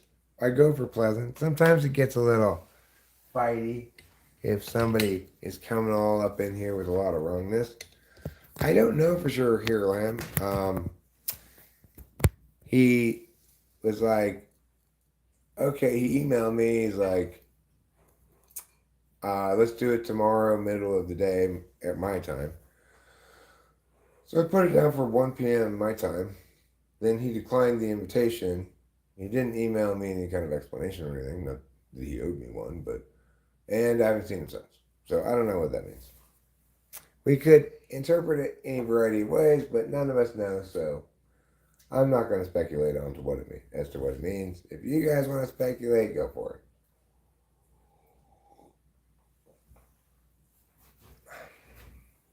Carl says, your wife is very pretty. I'm married, but I can appreciate a pretty lady. Yes, she is very pretty, Carl. Thank you for noting that. And I'm a very lucky man. And you know what I credit it all to? This is what I think really won her over. I use youth dew. So I may be 52, but I smell like a 3-year-old. I think you're a handsome man. Thanks, Rachel. I love you. I love you. We have the spirit of love in our hearts. Oh, thanks, Elaine. True dat, Elaine. True dat. Okay, so I'm too young. I am too young for it. Yeah, it's because I probably go a little hard on the youth too. You mean the fact that I'm still wearing it? That's not commitment to the shirt, really. That's just I wore it to bed last night. When I woke up, I just put on some pants. I'm not really that into changing clothes. It just makes more laundry for Rachel, really. All right. So I do think I'm going to wrap this up right now, very soon. But before I wrap it up, I want to maybe play a song on the guitar. And then maybe have a cigarette, then wrap it up like that, probably, It tends to be the order of operations. So let's begin winding down with a few songs on the old guitar. I call this instrument a guitar. You like Elvis Presley, Florentina? That's cool. You like Elvis Presley, huh? Well, you know, that song Jailhouse Rock? I wrote that. No, not for your. Honestly, Florentina, I don't think we should really do anything for your boyfriend.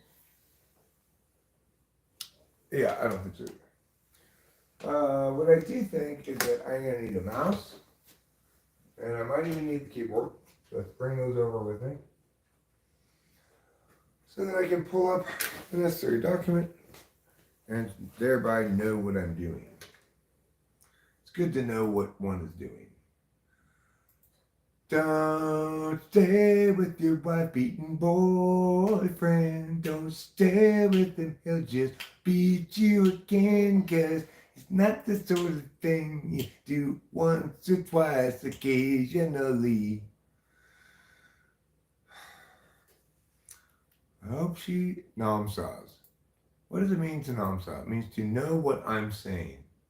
As Mom in, says. namsa? You know what I'm saying? Namsa? Yeah, namsa means do you know what I'm saying? So, I'm going to play this song first. It's called, I don't know what it's called, but it's a song about the wildfires that burned in the mountains and some of the foothill communities in Los Angeles. I guess it was probably the year Rachel first came there. Remember the fires? What? Yes, I do. In Arcadia? Yeah, do you remember what year? Was that when you first got there, or Mm, maybe the second year? I don't know. Regardless, first or second year. wasn't that long ago. And I wrote this song about the fires, okay?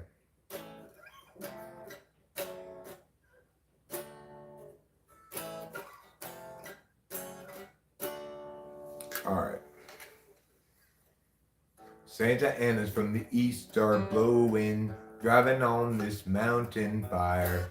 Grant and Lana had best be going, they had cut it down to the wire.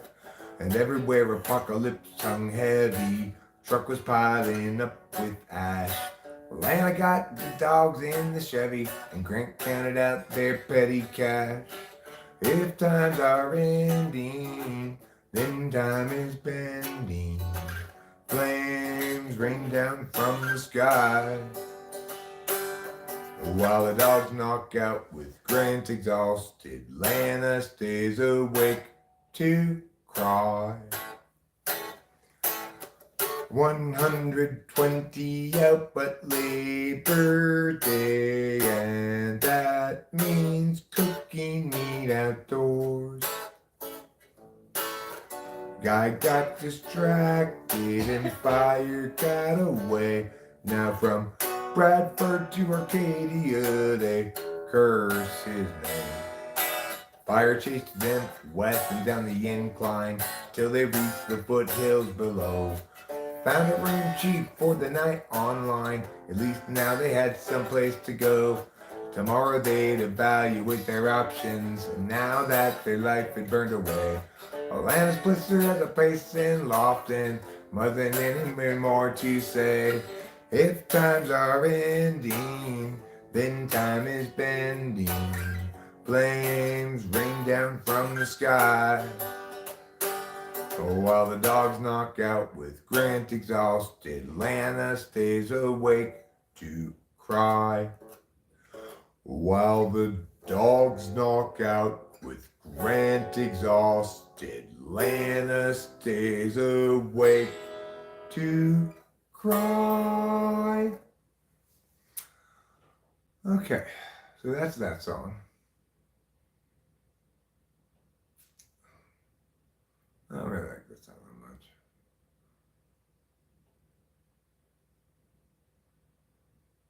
me go play Amelia. I didn't play that earlier, so why not? Amelia, go from this place and take unto you the details of your case. Amelia, when you rise up above, floating ahead and soaring like a dove, what will they say when they look at you then, moving sideways in the space you're in, and staring sidelong with your thirsty grin? Amelia, can't you see, you and I will never be Amelia, yet you're still free, with too much opportunity to leave out in the rain. Amelia, Amelia, we're watching you, fail for sure, no matter what we do.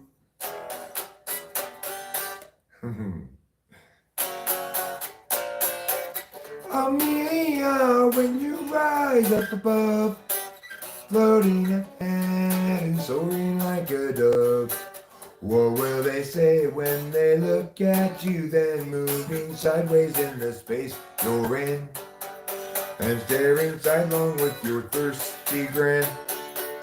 Amelia, can't you see, you and I will never be Amelia, yet you're still free, with too much opportunity to leave out in, too much opportunity to leave out in the, too much opportunity to leave out in the rain. Amelia,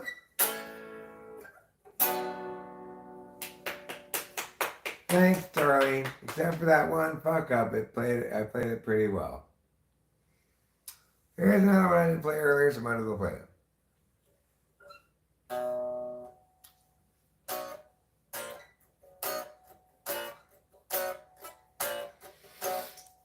You're living on a time frame I will never know.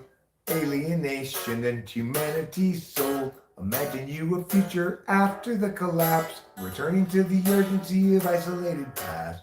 Picturing community free of metaphysics while you're hunting buffalo and you're picking red delicious. Knowledge of the seasons, wisdoms of old. Fires blazing in the night to keep away the cold. Hostility is kept at bay by what you think is in the way of life as children of the land, with an agave weatherman.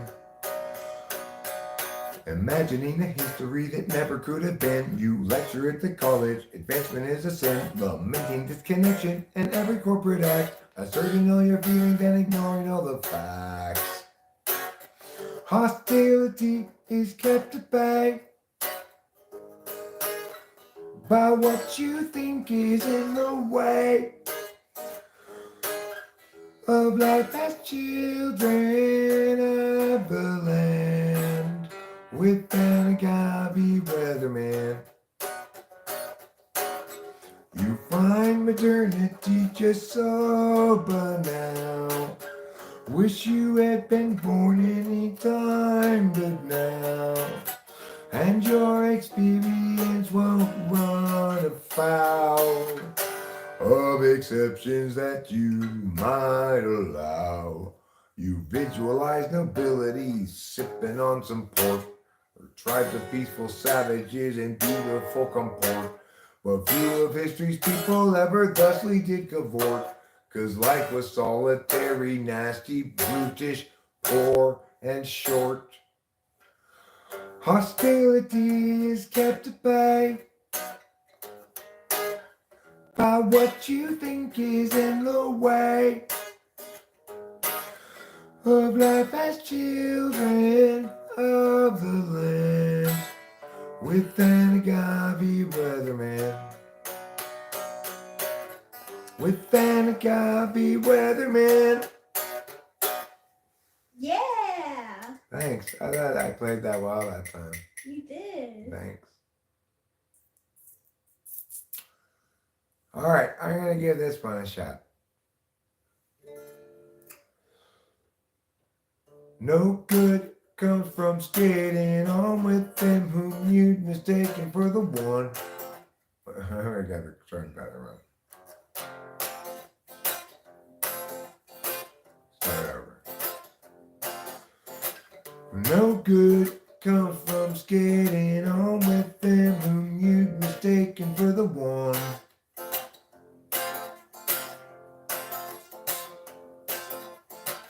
Habituated defense and indecency, self-inflicted eventually once your search is done.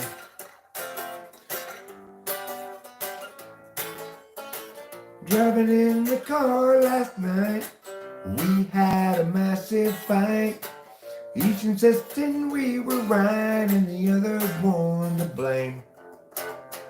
So when you pulled that stunt, I screamed something awfully blunt. My words were as wrong as they were dumb, and I burned my share of shame.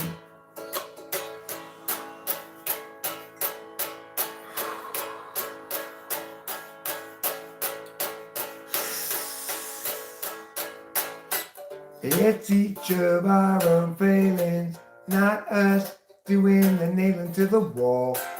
We fear so the others sailing off to reset their life and all. You can trust me and I can trust you, though neither trust ourselves much true. The love lies deep between you and me, at least about that we can both agree.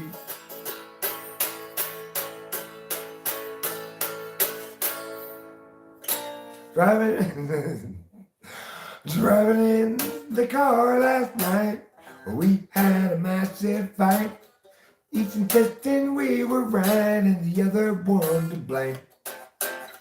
So when they pulled that stunt, I screamed something awfully blunt. My words were as wrong as they were dumb, and I burned my share of shame. My share of shame. I certainly have in that song. Fucked it up. Fucked it up badly. I thought you sounded good. Oh, thanks, darling.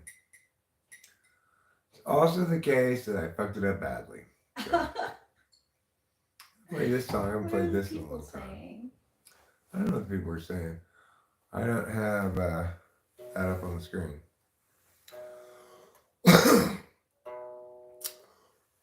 Just brooding here won't do any good, but brooding's more and more my style. I seek the cheery ways of standing where I stood, 'cause I've been stuck here a while. And that's despite a natural selfishness that makes it easy to have fun. But flutters in the gut become a fist, and all my visions come undone. I tried to stream, distract, and dream the afternoon away, but heavy new realities bear down on every day, and for a bit I am out of it, for reasons still unsaid. But still I need get out of me what's inside my head. And then I scroll down, scroll down. It seems like everybody's so sensitive and ready to just get mad. I seek the civil ways of living like a kid, 'cause who wants to be the dad? Have we lost our sense of scope and scale, our capacity to laugh? the sense to know when not to well, and how to tip a golden cow.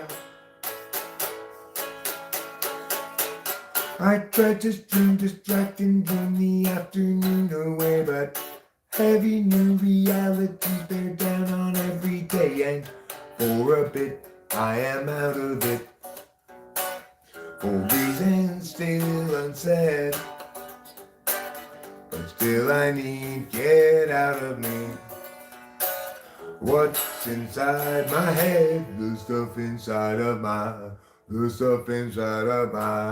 and still I'm sad, sad for me, sad for her, unhappily. What you call sorrow, I call home. Blues that sink clear down to the bone, down to the bone. Still I'm sad, sad for me, sad for her, unhappily, unhappily. What you call sorrow, I call home. Blues that sink clear down to the bone, to the bone. That song is meant to be sung by me and Rachel together. There's 2 parts in that end, but Rachel's busy at the moment on her. I'm talking with the masses. That's fine. Totally fine.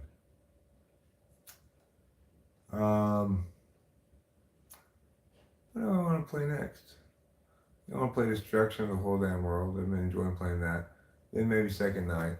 Then maybe put the guitar down. Go outside, smoke a cigarette. Then after that, probably wrap this up. I got 6 o'clock, 4 o'clock. Give me time to watch some TV and stuff before.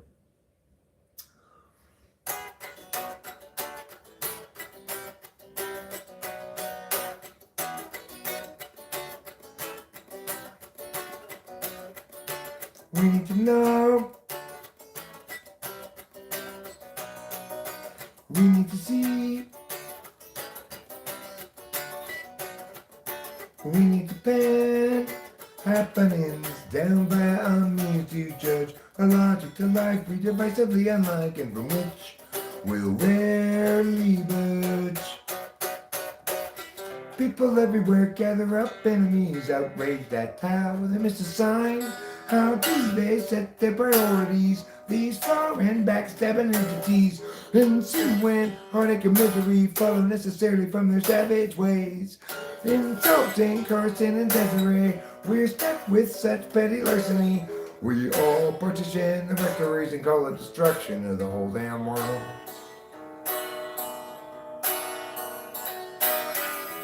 Judy shares now her limits, hoping Julie will too. Jerry shares for 4 minutes. He just can't share things like they do. Judy always thought that she should have bought to when she had the chance to buy. Julie soon forgot about should and ought, although she ought recall that she'll die. People everywhere gather up, enemies outraged at how they miss a sign. How do they set their priorities? These foreign backstabbing entities ensuing heartache and misery follow necessarily from their savage ways. Insulting, cursing, and Desiree, we're stuck with such petty larceny. We all partition the rectories and call it destruction of the whole damn world. Ka ka ka boom. Ka ka ka boom. We have requests for Yesterday by the Beatles, and Elaine would like to hear Noisy Data Stream, please. Alright, I'll play Noise in the Data Stream. I'll look up Yesterday. I don't know if I'm going to be able to play it or not, but maybe it's not that hard. I've never tried to play it before, but if it's not hard, I will play it. I'll play Noise in the Data Stream first, Oh, because... there's lightning. Oh, alright, lightning, cool.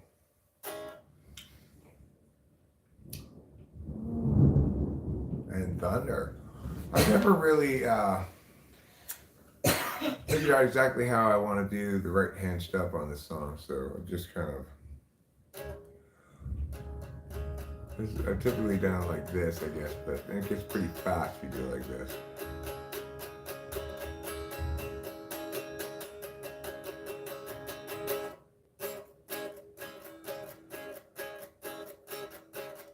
Too much noise in the data stream. Let's try just regular. Too much noise in the data stream. Loud enough to disrupt everybody's dreams. Frustrations mean mistakes are made until it seems that everybody's just throwing shade. I won't be another casualty of other people's well-intentioned rules. I used to think that some tomorrow there'd be time for yesterday. It's not the sort of thing that one can borrow. No one will instead to end the day. Your uncertainty is implicit, just like an unexpected visit from a bunch of men all dressed in blue suits. I won't be another casualty of other people's well-intentioned rules. I used to think that some tomorrow there'd be time for yesterday. Alright, Yesterday by the Beatles, huh? If not that, then maybe your mother should know. Let me try Yesterday, and then I'll try that one, okay? Sure. Yesterday, chords, and lyrics. I don't know if your mother should know even has. Maybe after, would you care if I did like karaoke to your mother? I mean, you can put the sound on here. Yeah. I mean, I don't care. I'm not sure if that's going to be copyright problem or not with karaoke stuff. No, not online. Oh, okay, Get sure, yeah, of online. course. Let's see if I can play this. Yesterday, all my troubles so far away. Now it looks as though they're here to stay. Oh, I believe in yesterday. Suddenly, I'm not half the man I used to be. There's a shadow hanging over me. Oh, yesterday came suddenly. Why she had to go, I don't know. She wouldn't say. I said something wrong, now I long for yesterday. Do you want to sing with me here? You want to sing the third verse here? And the chorus? The chorus? The third verse, talking about yesterday, Third that was verse. such an easy game to play. Yesterday. Love was such an easy game to play. Now I need a place to hide away. Oh, I believe in yesterday. Why she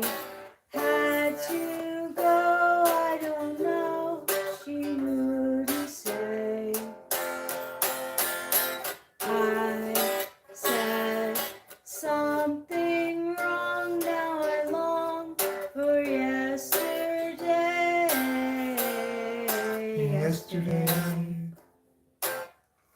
Love was such an easy game to play. Now I need a place to hide away. Oh, I believe in yesterday.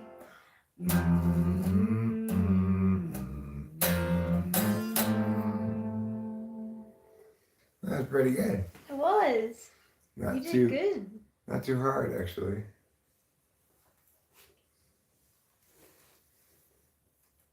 Your mother should know about what you're doing. I don't think she'd approve.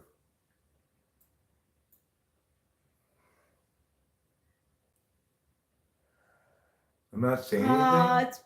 No, they it's- have it. They have it. Look. Oh, okay.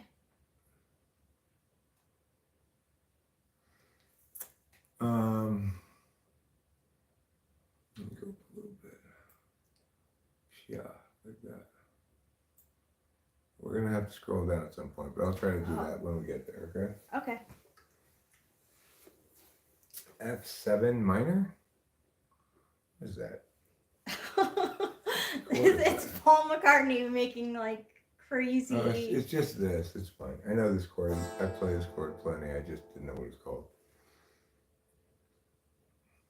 Well, if it's at F minor 7, I would have known that. I think that's F minor 7, not F7 minor. I don't know. Anyway. Let's all get up and dance to a song that was a hit before your mother was born.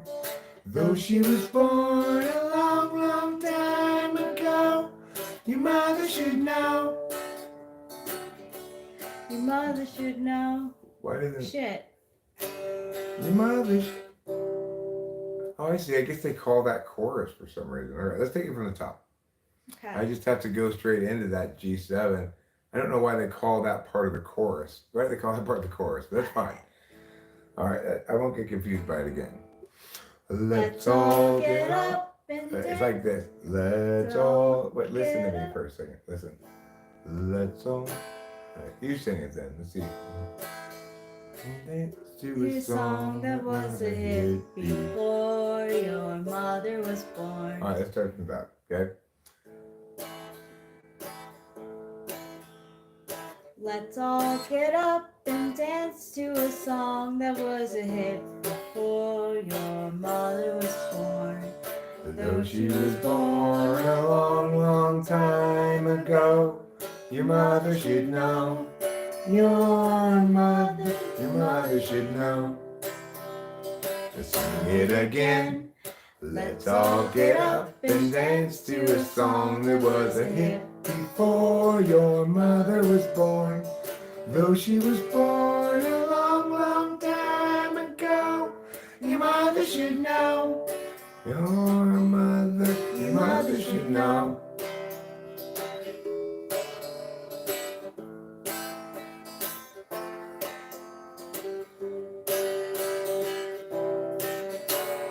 Lift up your hearts and sing me a song that was a hit before your mother was born. Though she was born a long, long time ago, your mother should know. Your mother should know. Oh, mother should know. Oh. Mother should know. Your mother should know. Mother should know. Mother should know. Moses. Sing it again. Da da da da da da da da Da. Though she was born a long, long time ago, your mother should know. Your mother should know. Mother should know. Sorry, A7 there. Anyway. We close did a enough. good job of it. Close That was the enough. first time that we've ever done that. So Any other requests? You want to look on your phone and see if there are any requests? I can look here too. yeah, any more requests? Paul banged my mother. What a lucky lady. Thank you, Blue Elvis. Should we sing an Elvis song? I don't want to sing it for. How about we sing another Beatles song? But how about we sing one that I've never tried to sing before that I like a lot, namely Paperback Writer. Ooh, that's a tough one. Once Fall got into the group, things got really difficult. Let's see if it's difficult. Well, you'll find out.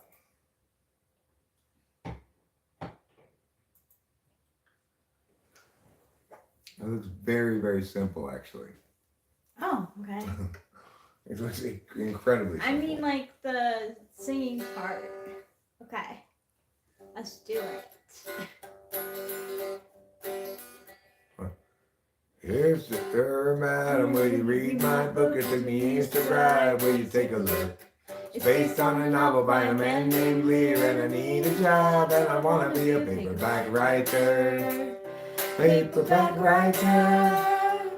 It's a dirty story of a dirty man, and his cleaning wife doesn't understand. His son is working for the Daily Mail. It's a steady job, but he wants to be a paperback writer. Paperback writer. Paperback writer. Writer. It's 1,000 pages, give or take a few. I'll be writing more in a week or two. I can make it longer if you like the style. I can change it round, and I want to be a paperback writer. Paperback writer. If you really like it, you can have the rights. You can make $1 million for you overnight. If you must return it, you can send it here. But I need a break, and I want to be a paperback writer. Paperback writer. Paperback writer. Writer. That was pretty. Whoa, just that's like 2 chords. Crazy. that is crazy. How about I'm sorry that I doubted you. What's the song called? I was so unfair. You were in a car crash and you lost your head. You said that it would be late in a night or two, and that's okay. I've been waiting here, just waiting to hear from you. Don't pass me Don't by. pass me by, yeah. Yes, you guys are all that to figure it out.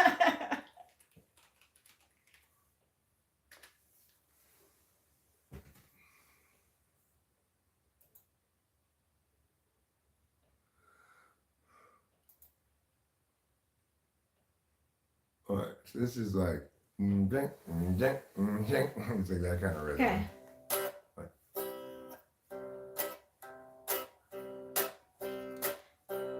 There you go. I listen for your footsteps coming up the drive. I listen for your footsteps, but they don't arrive. I'm waiting for your knock, dear, on my own front door. I don't hear it. Does it mean you don't love me anymore? I hear the clock ticking on the mantel shelf. See the hands are moving, but I'm by myself. I wonder where you are tonight, why I'm by myself. I don't see you. Does it mean you don't love me anymore? Don't pass me by. Don't make me cry, don't make me blue. 'Cause you know, darling, I love only you. You'll never know it hurt me so. I hate to see you go, don't pass me by. Don't make me cry. I just sit down and see for a little while now. Just time enough for me to scroll down.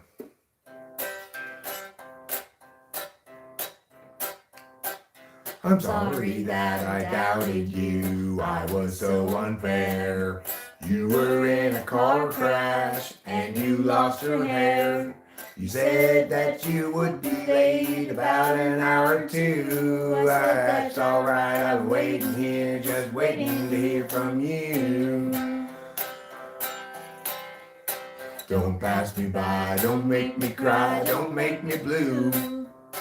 'Cause you know, darling, I love only you. You'll never know it hurts me so. I'll hate to see you go, don't pass me by. Don't make me cry. 1, 2, 3, 4, 5, 6, 7. Is that how it goes? Yeah.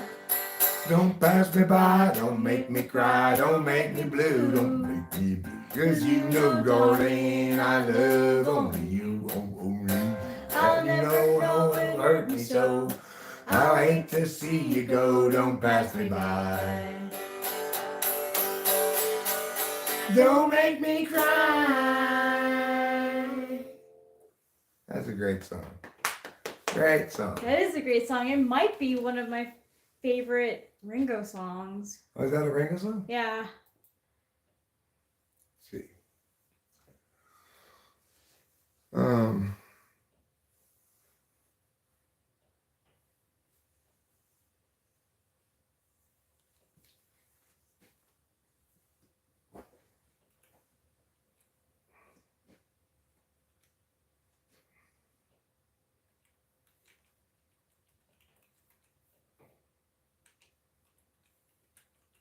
You just stepped off stage about 30 minutes ago. Awesome to keep the vibes alive. That's cool, Mink. Cool. We're just winding down here on this train. I'm playing a few songs, some Beatles songs. We're doing some, having a very Beatles Thursday. We've had a request for Mother Nature's Son. Okay, I'll check it out. This one What is this? looks. Oh, that's good. I like the song. That it is? These two? Figuring out this middle one? Wait. No, it's these two. It's like this. It's just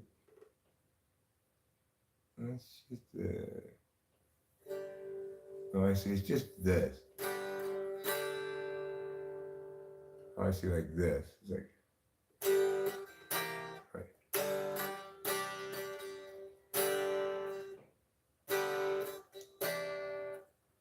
I'm looking through you. Where did you go? This is. Let's play the other one. Okay. This is a little tricky, actually. Got quick So chord changes. Paul was actually and- more. All right, so Mother Nature's Son, huh? Mother Nature's Son.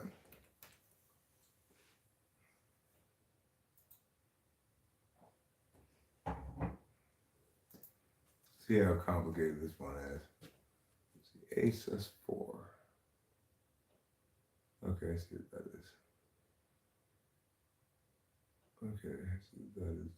I know most of these chords. Okay, fine.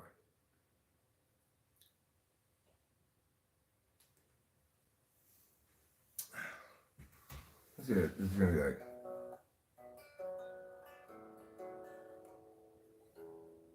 E9. What's E9? Okay. This I should be able to play this in a second. Yeah, like this. It's basically like this with this.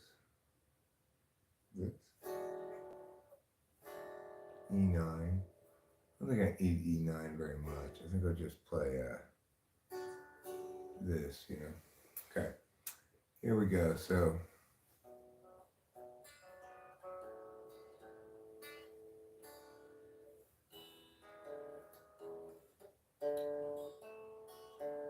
D sus 4 is like.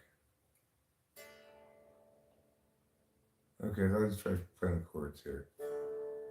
Born a poor young country boy, Mother Nature's son. All day long I'm sitting singing songs for everyone. Sit beside a mountain stream, see her waters rise. Listen to the pretty sound of music as she flies. Mother Nature's son. Oops. Hold on. There we go. Do, do, Do, do, do, do, do, do, do, do, do, do, do, do, do, do.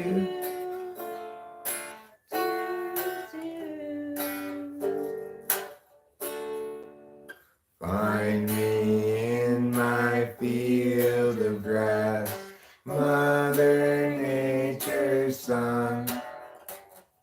Swaying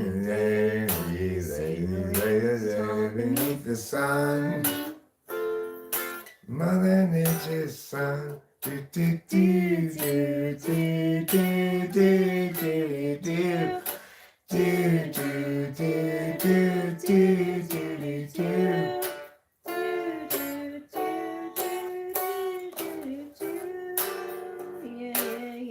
I don't know that part. Oh. I don't know how to do that. Anyway, that's a pretty tricky song. It is. It is a pretty tricky song for. But it's also quite a delightful little tune. It is. Any other Beatles songs come to people's minds? We're having a Beatles Thursday here. I know I like to play I've Just Seen a Face.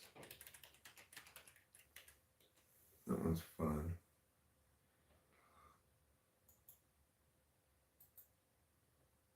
Bye, Florentina.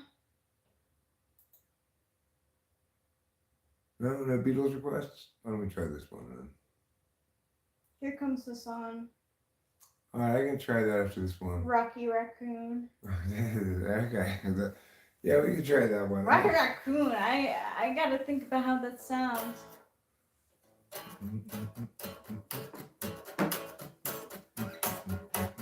Okay, here we go. Ready?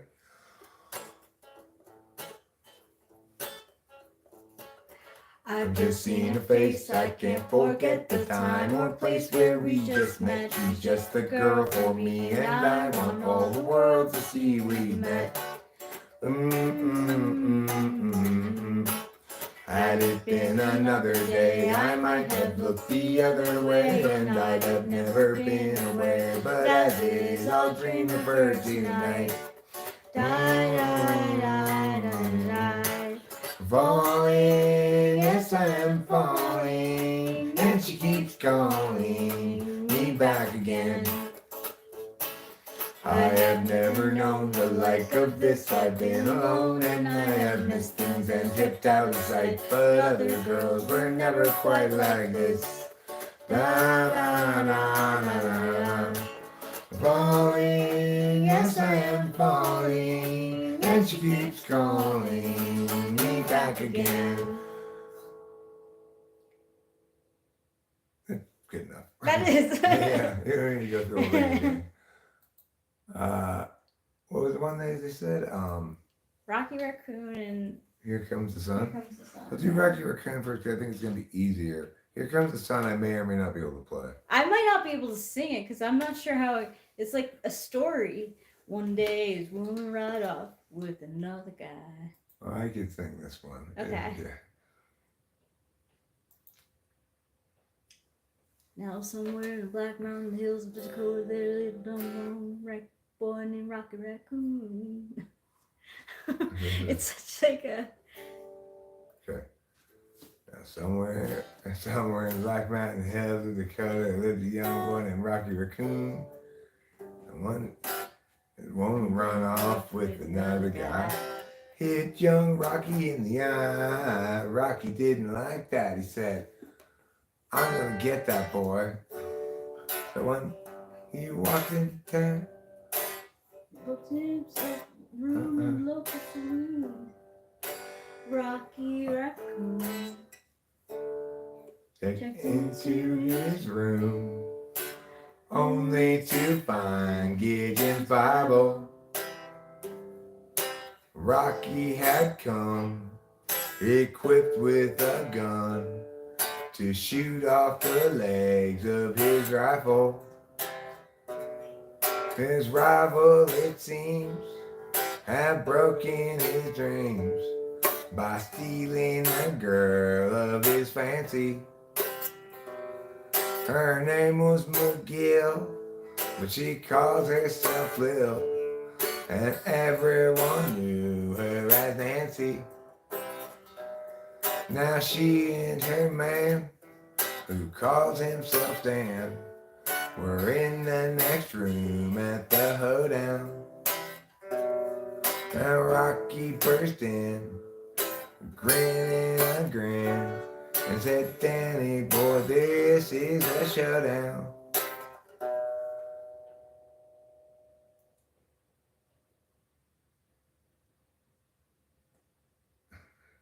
Say where Danny boy, this is a showdown. But Daniel was hot. He drew first and shot, and Rocky collapsed in the corner.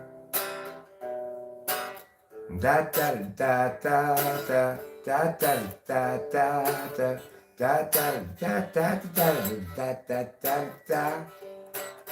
Da da da da da da da da da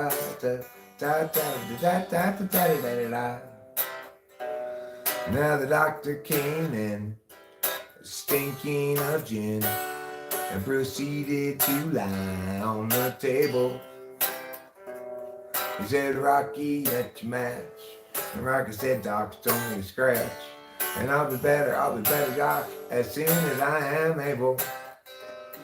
Now Rocky Raccoon fell back in his room, only to find Gideon's Bible.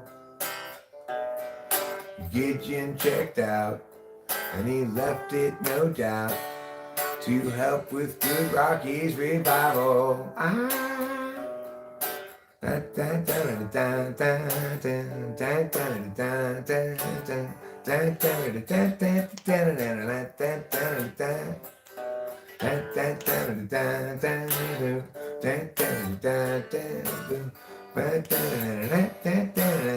Come on, Rocky boy. I don't know that part. That was good. Pretty good, right? It Yeah. actually plays pretty well. And then let's try, what was it? Here Comes the Sun? Yeah.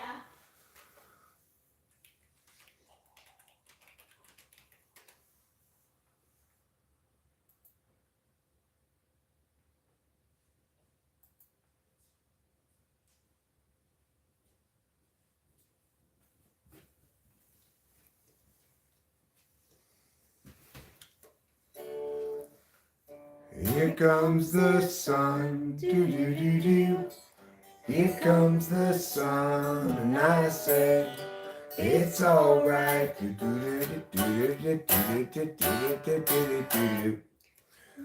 Little darling, it's been a long, cold, lonely winter. Little darling, it feels like years since it's been here. Here comes the sun, do-do-do-do. Here comes the sun, and I say, it's alright. That's fucking hard. Yeah, it is.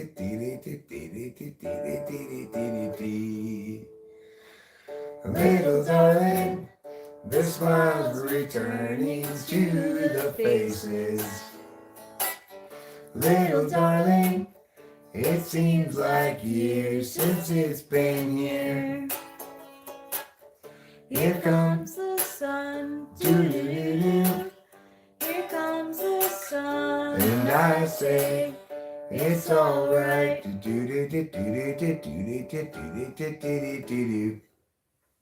Nicely done.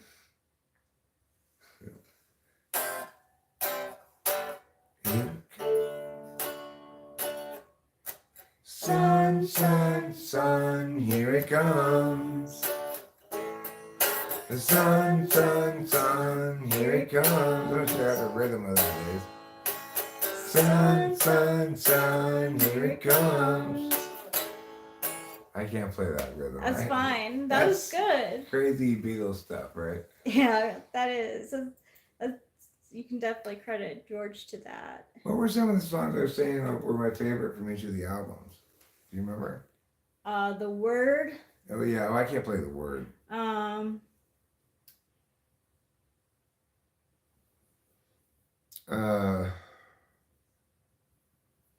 Maybe When I'm 64. Yeah, I do like that song. I do too.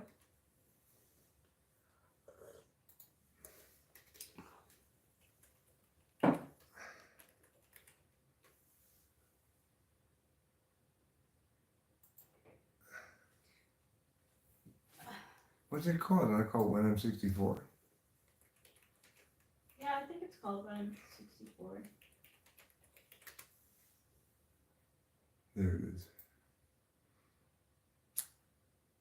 Chords.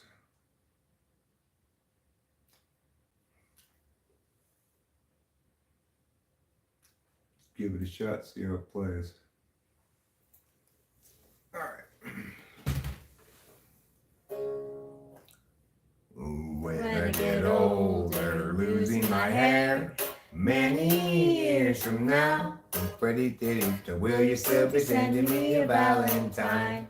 Birthday greetings, bottle of wine. If I've been out till 2:45, would you lock the door? Will you still need me? Will you still feed me when I'm 64? Okay. That's pretty close. Hey, I want to transpose it up a key so it's in a normal key because that's kind of tricky. Where do you transpose?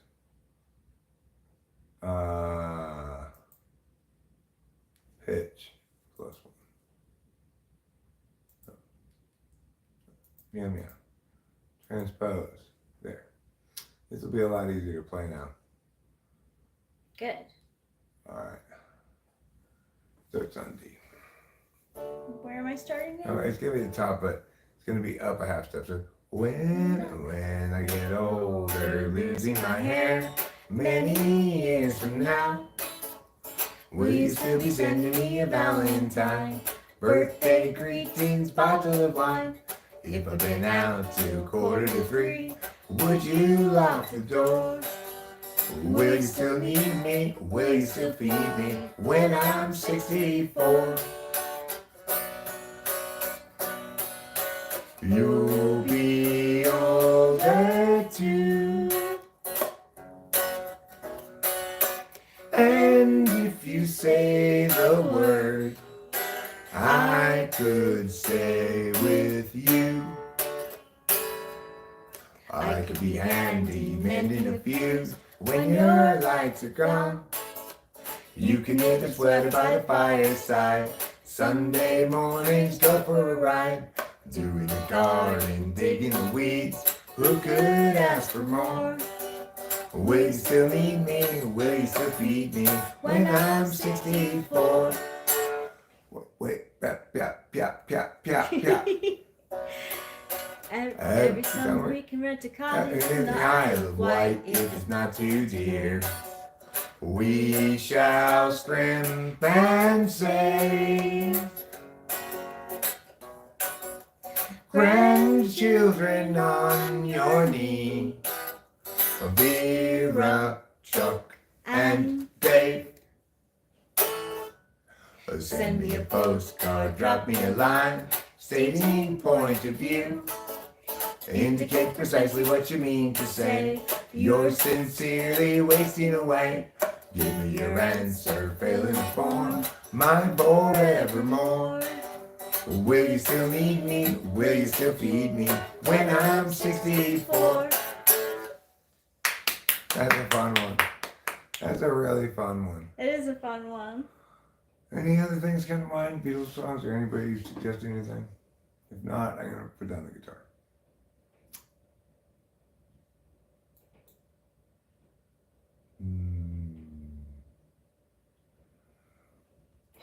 Big Dog Mofo note their Beatles songs. These are all Beatles songs. We're having a very Beatles Thursday, you might call it. If you think of another Beatles song I really felt like playing right now, I'd play it.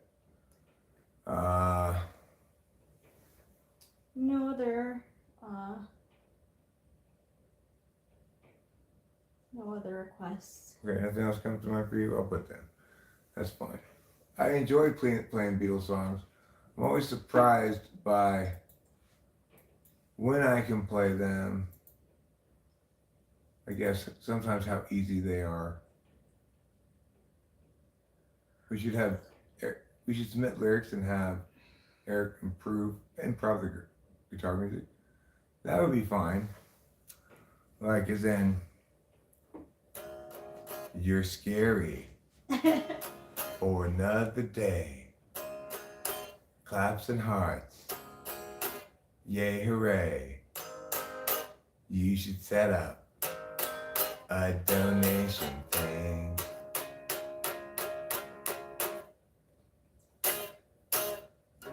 Scary cool, maybe. Not scary bad. Lemon heads, if I could talk, I'd tell you that. Hey, y'all, Padawan, range bender. Lord, exactly how Padawan you send up. I could play along with. If I could talk, I'd tell you. If I could smile, I'd let you know. I'd let you know that I could talk to you.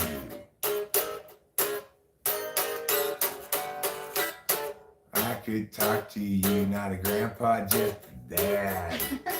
Great work show, and hey, Winston's mom, you sad, oh, you happy today? I want to know I'm Padawan, range bender, and so. Big dog mofo, and Luminix, Caroline, and perhaps even pigs in the forest. Can knock, but I need word to do that. Any candy, post Eric's way. Eat more cheese, watch trouble eat. Rachel is his laughter, and he is his tallest lover.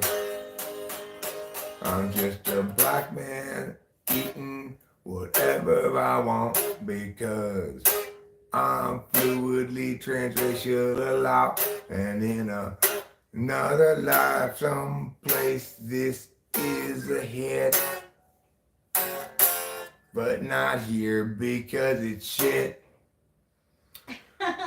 So good. Thanks.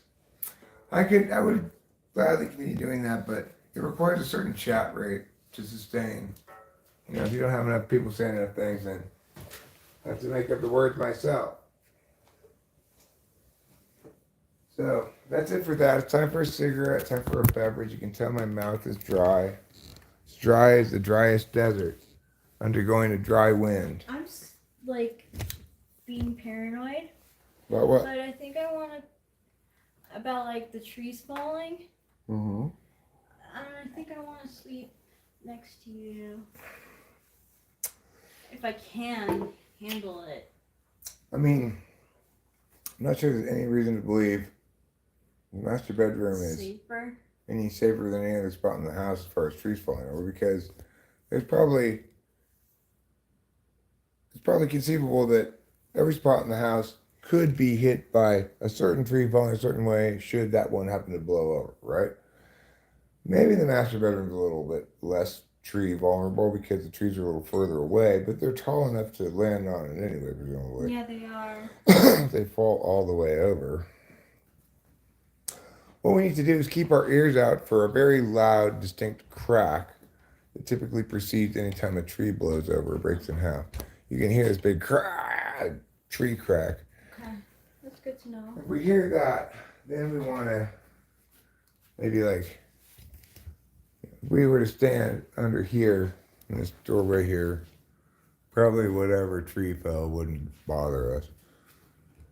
You know, doorways, arches and stuff, they tend to be stronger spots than other spots. So if you like strong spots like I like strong spots, yeah, it's pretty windy outside. I think Rachel's maybe being a little overly alarmed because because I feel if I'm not, then I would be kicking myself for. Well, it's not like we can do anything either way. No.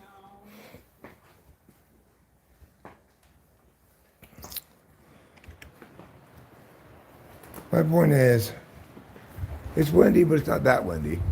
And yes, the winds may pick up, it may get worse. And if it does, well, we'll worry about it then. You know? Worst case scenario, as far as I'm concerned, given the sturdiness of this house, pretty much the worst case scenario is a tree falls, we end up with a hole in our house, and we have to spend either a cold night in a different room in the house, and or we have to go to a motel for a night or something and get their house fixed. That's the worst case scenario. So I'm not freaking out about it. Obviously, I don't want that to happen, but I'm expecting to get a lot of precipitation from this storm. Not necessarily super high winds. And a lot of times, your biggest windstorms don't even have any precipitation with them. Well, So, my mom said that the winds plus the snow equals blizzard, yeah. and that's what like is predicted. Okay, don't know. well, I've skied in blizzards before. Oh, you have?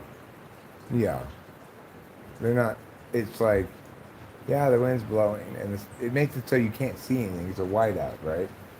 But they're not particularly strong winds necessarily. It's just the difference between, snow falling, like when it falls here, when you can come out and watch the snowflakes, versus when they get all whipped around by the wind and you can't see anything when you're skiing.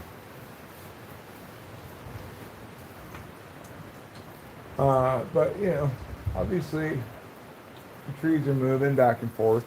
We've had it plenty windier than this since we've been here. It's been okay. But it could get windier than this, so. I just Regardless, there's nothing we can do about it.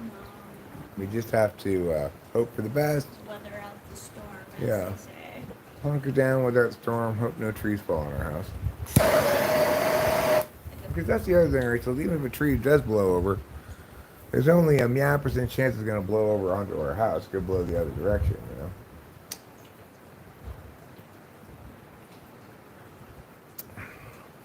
Now, like if those trees right there blow over, they're almost certainly going to fall this way because there's not that much, there's not like ground there to prevent them from falling over.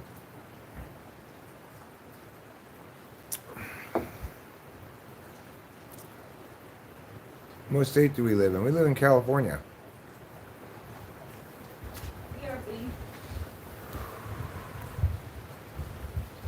Is that thunder? No wind. Gusts of wind coming through here. Boy, oh boy, that is some cold wind. Nobody's going to die of overheating in this weather, of heat stroke. Your chance of getting heat stroke in this weather is very low. And keep in mind the positives here. They just said, Rachel, this is greatly reducing our chance of getting heat stroke. That's good. Yeah. I mean, don't get me wrong, I like weather. I do too. You're also a worrisome Winnie. I was just gonna say I'm a paranoid android. I think you'd be a paranoid Paula if we want to keep the first letters the same. But I like your switching it up and going, let's rhyme the end of it. It's a Radiohead song. Paranoid android. Yeah. Huh? I don't think you're being a paranoid android. I think you're being a worrisome Winnie. Worrisome way, yeah, I am. Like Winnie from the Wonder Years. Thanks. I don't know if she was worrisome or not, but she's the only person / character I can think of who's actually named Winnie. Oh, I mean, Me too. I named my dog Winston, and sometimes my mom would call him Winnie. But that's not his name, though. It's Winston. And he was a boy. That's different, yeah. Oh, your mom would call him Winnie? Yeah, even though his name was Winston. Aw.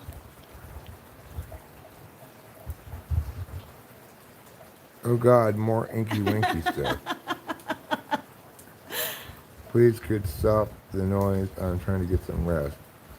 I did have a dog named Winston. He was a basset hound. Does the risk of drowning increase? Yes, Caroline, it does. It's true. The risk of drowning increases, but as long as we stay inside, we should be safe from that. I mean, I hope we hear and see some storming. I've always liked that as. Ooh, Winston's mom says tonight is karaoke night at the Miners Roadhouse. That's fun. Rachel wants to go, we could go. My voice is kind of shot, but I could do a karaoke. I'd rather do it at too. home. I mean, right Yeah, now. yeah, it's a little more fun. If you don't mind. Yeah, no problem. Who is the other person? Says Jane Matej. Eric's wife, Rachel. How do you know that? Because she's been around here a while. Yeah. Are we getting a big windstorm? We visited her in real life, Lou. So she's seen us in person. Could you put something in front of the tree that would stop the tree from falling entirely on the house? There are too many trees around, you know? It's like we're potentially, a tree could fall on us from any number of directions. How old are the trees? I don't know. I'm in California. Rachel's drinking hot chocolate? No, it's black coffee. Caroline makes her good observation. From When all... I, Go ahead. sorry. No, When I you go. on, like, when I want a colon blow, I have my coffee hot black, because for some reason I believe that, like, Did it make you poop more? it'll make me poop more. You should have yeah. a salad. That seems to make us poop pretty well. Yeah, that's true. Rachel gets me. Does she? I'm glad to hear that, big dog I mofo. do? She must have said something he agreed with. Yeah. I don't think either of us know what it might have been. I feel that you show I'm always a mess myself. Well, you know what? God didn't make no mistakes, okay? He didn't. Garbage cans look nice and symmetrical. I like that. Thank you, Big Dog Mofo, for noticing. I make them symmetrical when I put them back there. Except that one handle is up. You're right. No, you are right, sir. You are right, and I am very sorry. I have to remember in the face, in the, like, we have twist tie guy looking over our house, so. There's actually a fourth trash can that's dark that you can't barely see here, but it's poking around. But I put it off there, like on the end, because it is not matching. Are you a type 1 big dog mofo? Type 1 Enneagram?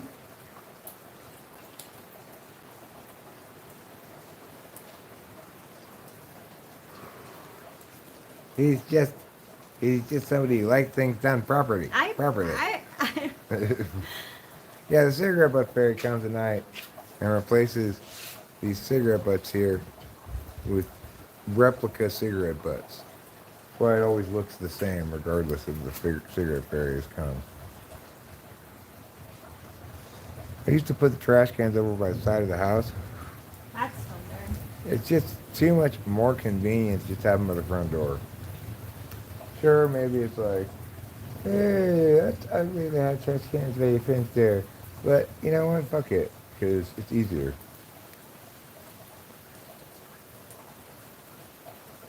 That is what the cigarette fairy says.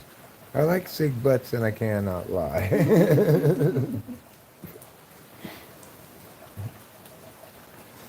You get a wonder point for that, show media. Yeah, you do. I like cig butts and I cannot lie. It is indeed the favorite song of the cigarette butt fairy. Alright, so we're going to go in now and pull the bowl, and then we're going to wrap this up because I've got 6 o'clock. It's already, I've been live streaming for almost 8 hours. I put in a full work day. Okay. Put in a full 8-hour work day. And you know, obviously here towards the end of the work day, you start fucking around a little bit. You're not really doing as good a job. But, Yeah, you got a wonder point show me. You know, I don't give you a lot of wonder points, so it's a pretty big occasion there for you.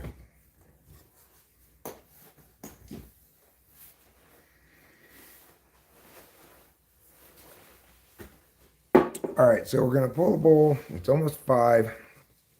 The little icon on the weather thing says T-storms. I'll show it to you. Dude, you kill it on the lives. Keep it up. Thank you, Big Dog Mofo. Yeah, thanks, Big Dog. I try to kill it. Sometimes I feel like I do, and sometimes I feel like I don't. See that? 40 degrees Fahrenheit. T-storms. We've got T-storms, which T-storms. are a form of weather formation that forms the shape of a T. Transgender storms. Yeah, we've got transgender storms here. Well, shockingly, they rain just the same as regular storms.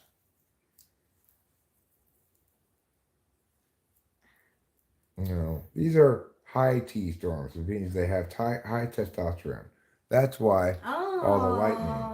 Yeah, it's because they've been rubbing that cream that you can get for low T. People with low so- T have trouble making lighting. Yes, people with low T, they produce just little sparks, and the thunder sounds like a fart. Oh Oh, no! Testosterone storm.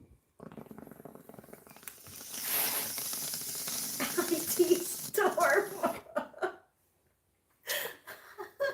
that's why Zeus was known as the god of testosterone. That's why. Yeah. He actually shot that lightning out of his cock. Most people don't know that. That's where it came from. I like that. People would be much more grossed out but if they got struck by lightning if they knew that. Okay, I'm gonna use my Okay. tube. That's how Zeus went number 4. Yes, he peed from his penis and ejaculated, but he also shot lightning from it. I know, it's crazy, Winston's mom. I was looking at the dashboard and it says over the last 28 days I've gotten over 1,000 subscribers. I think you're owed a email. I don't think I've gotten it yet. I know. YouTube probably wants to sort of vet everybody. Probably a bit of a waiting line to get to vet everybody who does 10,000. At that point, they probably say, okay, let's actually direct a little bit of human attention to this. The channel's listed under entertainment. Well, I certainly hope it's entertaining. Sometimes it might be. Sometimes it's a little dull, probably. You know, it's not like a thrill a minute stream. I'm not going to excite you with chills, thrills, and spills. I'm not going to go motorbiking with you, for example. I'm going to skydive. We're not going to live stream while skydiving. I'm sure one of the big YouTubers must make his hay by live streaming while skydiving, or maybe not live stream. Maybe he just films, uploaded videos. I'll have one of those plaques soon. I thought I took that at face value, Big Dog Mofo, that I was going to incur a plague of something. I was like, is that what happens when you get 10,000 subs? You have to deal with a plague? I wonder what kind of plague. Hopefully it's a plague of locusts. That's what I was hoping for. That's my favorite kind of plague. If it has to be a rain of frogs, that's fine, but it'll feel bad for all the frogs getting squished when they land on the ground. I don't want fire raining from the heavens. That's too extreme. I don't want some sort of black plague shit. That'd be gross. So I'll take the locusts.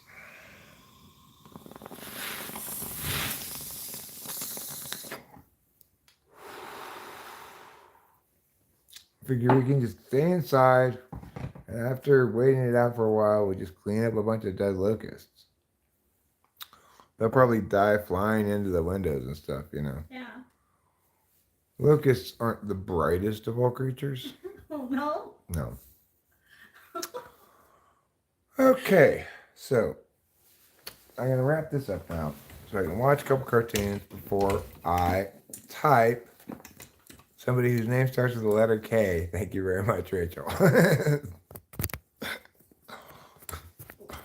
A plague of plaque on my teeth. I've already suffered that plague. All right. Goodbye, everybody. See you later. Don't forget to eat plenty of cheese.